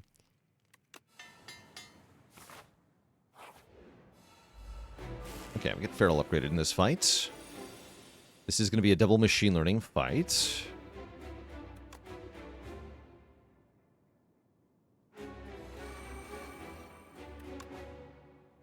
I think I scroll here.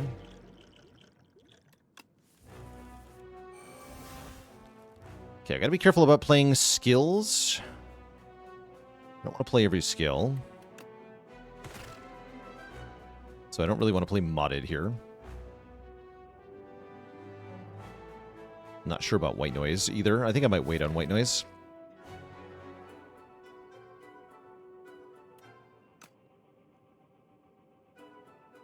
I'm gonna get bonus draw. That's okay. That's okay. Is this boss kind of weak? Not on the beta branch, he's not. No, he killed us on the silent run today. He's mean. We got steamrolled by him. If your deck is too slow, he will kill you.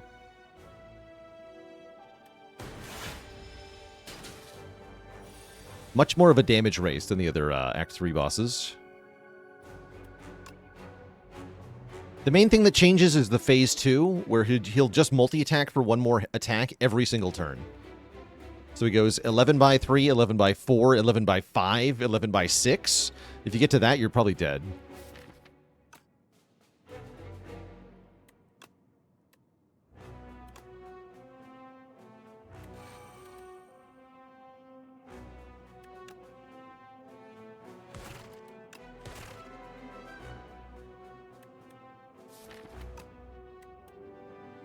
Okay, gotta be a little careful here. Need him to be dead next turn. He's definitely going to be dead next turn, right?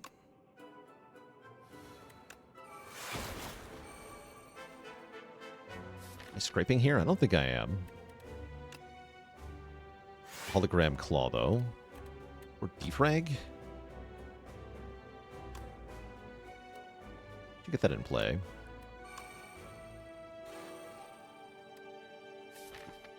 Okay. Next turn, he's very scary. Gotta be careful. Yeah, good thing we got the Smooth Stone. He also does this if you don't kill phase 1 fast enough, which is also very scary. I think I want the bonus strength for a turn. Go ahead and use the Distilled Chaos here. Alright, I get FTL back. That's fine. There we go. We get White Noise down, so we get Coolant. Next turn looks great. Okay, this looks pretty good. And I can... No, I can't hologram. Okay, that's fine.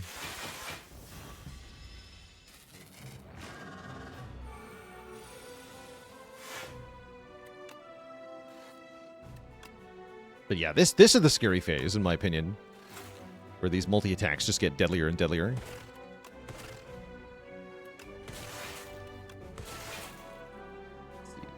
Well, no, 16 plus 16, 32. Currently taking 1. Let's zap, but not turbo.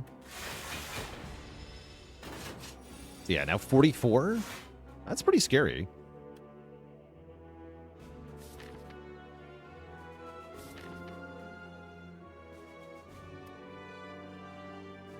I need double FTL here. Okay, yeah.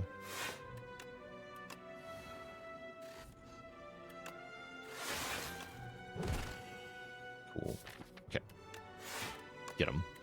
And then next turn we should kill this phase, I think.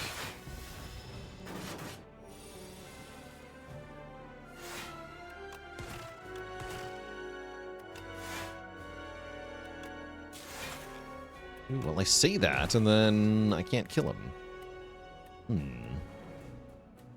Looks like I can block for the required 40-ish. Yeah. Okay, that's fine. 8 times 6. This was with weaken, by the way. Huge numbers. Huge numbers. Alright, and phase 3 is the slower phase, the Nemesis phase. This is when it'll start adding burns to the deck. This can also punish really slow decks, or decks with inconsistent damage.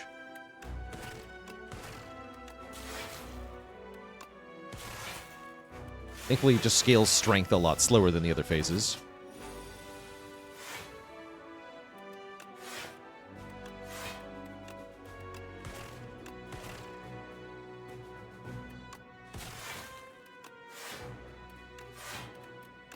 Aww.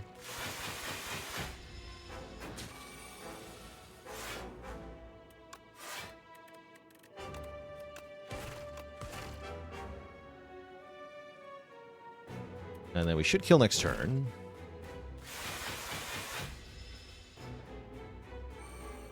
Oh, that's cool. Okay, so we got that's the new animation, is when it adds the burns.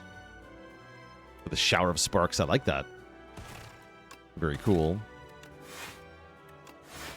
The power of the claw. GG. All right, now for the Doormaker. We saved our potions for this. We're definitely gonna not forget that we have Throwing Axe and play Machine Learning first. I'm just gonna go Cold Snap, I think. Some Frost down.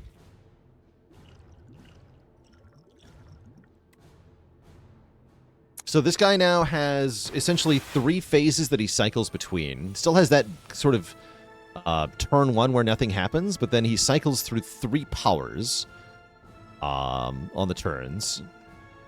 So beginning with Hunger, after we play an attack or skill, it is exhausted. Now it's time for the potions, by the way. So why not use both potions right away? Because I get 6 strength for the turn when I use them. Does the no draw stop machine learning? I don't think it does. So we don't want to play Claw on this turn, because it'll exhaust. And we have that sort of aura around each card, showing that they'll be destroyed if we play them. Good turn to Stable Serum, then, perhaps. Free Modded Exhaust? I don't want Modded to exhaust, though, do I? Maybe I do.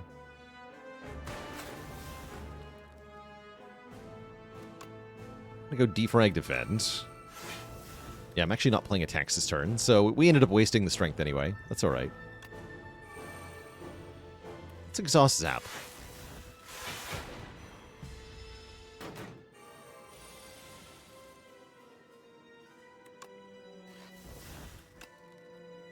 Glass per turn. Okay, sure. Now the second one is we cannot draw cards during our turn, so Scrawl doesn't work. Looks like Machine Learning did. But if we play Scrawl here, we get nothing. We lose. Good day, sir. Let's get Claw back. And then the third power is your first card costs 1 more energy. I feel like this one should be all of your cards cost 1 more energy. But I guess they didn't want to be that rude.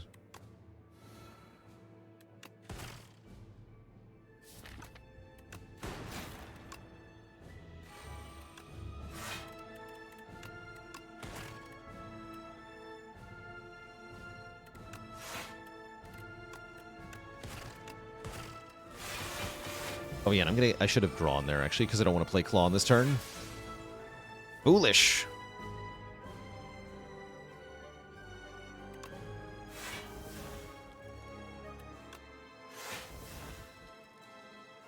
Exhaust, go for the eyes. Wait. What? Feral can return things from the exhaust pile? Sick. I didn't know it worked like that. Cool.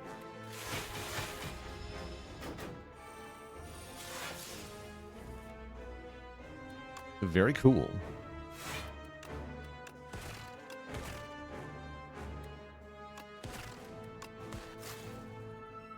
Right, can't draw. No. Oh, he ruined the puzzle with his power, too. Ah, rude. Oh, that's rude. He's rude. This guy's rude.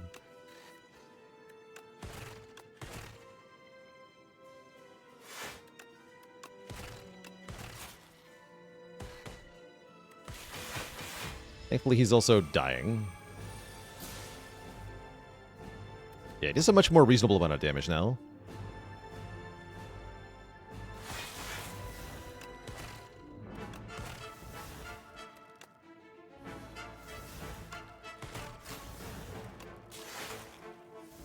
Okay, don't play that. I guess I'm gonna scroll now. Turbo's gone, isn't it? Yeah, it is. Okay. We just want to Claw. Who's dual cast too.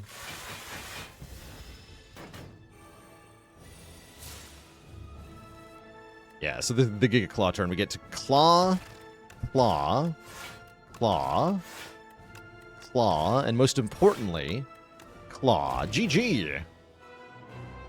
Clawrific. Claw is law. Is this Niao's doing? Beep boop. Foolish. Foolish, foolish. GG! Claw deck wins. You love to see it. You absolutely love to see it. GG! GG. So that's how you use Claw. It's very good with Feral. That's what we've learned here. I think Feral is very strong, is what I have determined. Seems to combo best with Claw, but there are other things you can do with it. Do I think the Spire will only be 4 acts? I do, in fact, think it will only be 4 acts. Yeah. I think there's such a thing as too much of a good thing. And there is such a thing as a Spire run going on for too long. Do I think we'll get a 6th character before release? Yes, I do. Yeah, I would bet good money that there will be another character added before release. Acts 5 through 8. Yeah, one of the core intentions they expressed is the making of side content rather than longer content. So we're going to get alternate Act 2 and alternate Act 3. That's one of the main things they're going to add to release is a whole separate version of Act 2 and Act 3 that you can randomly encounter during your runs. All in all, I do like this patch a lot more than the last one. I think Doormaker feels better now. Maybe a bit on the easy side, but definitely a better boss all around. And I like that I have to think about his powers and that they can definitely ruin you. If you play your attacks on the wrong turn, you're dead to that guy.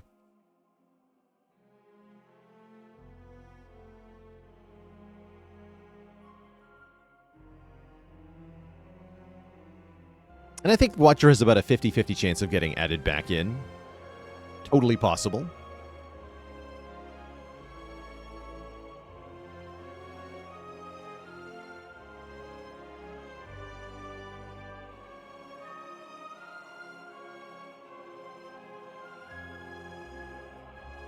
Feelings on an undo button like MT2 added.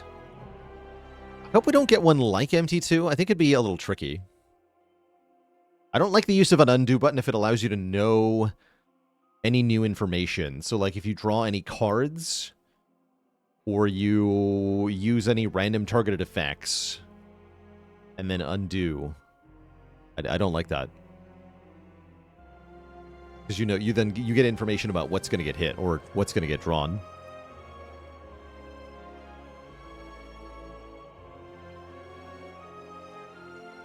There's already a way to restart battles, so that's already allowed.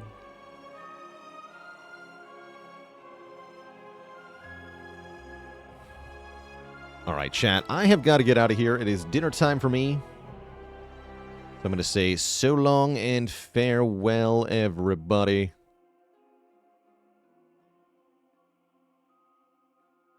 Hope you all have a very, very good one. Until next time, my friends, stay cozy. We're going to be back tomorrow with a bit more Spire, as well as playing our top game-voted game this month, which is going to be Chants of Sinar, an indie puzzle experience, which I'm kind of looking forward to. But for now, everybody, so long and farewell. I am out of here. Have a good night.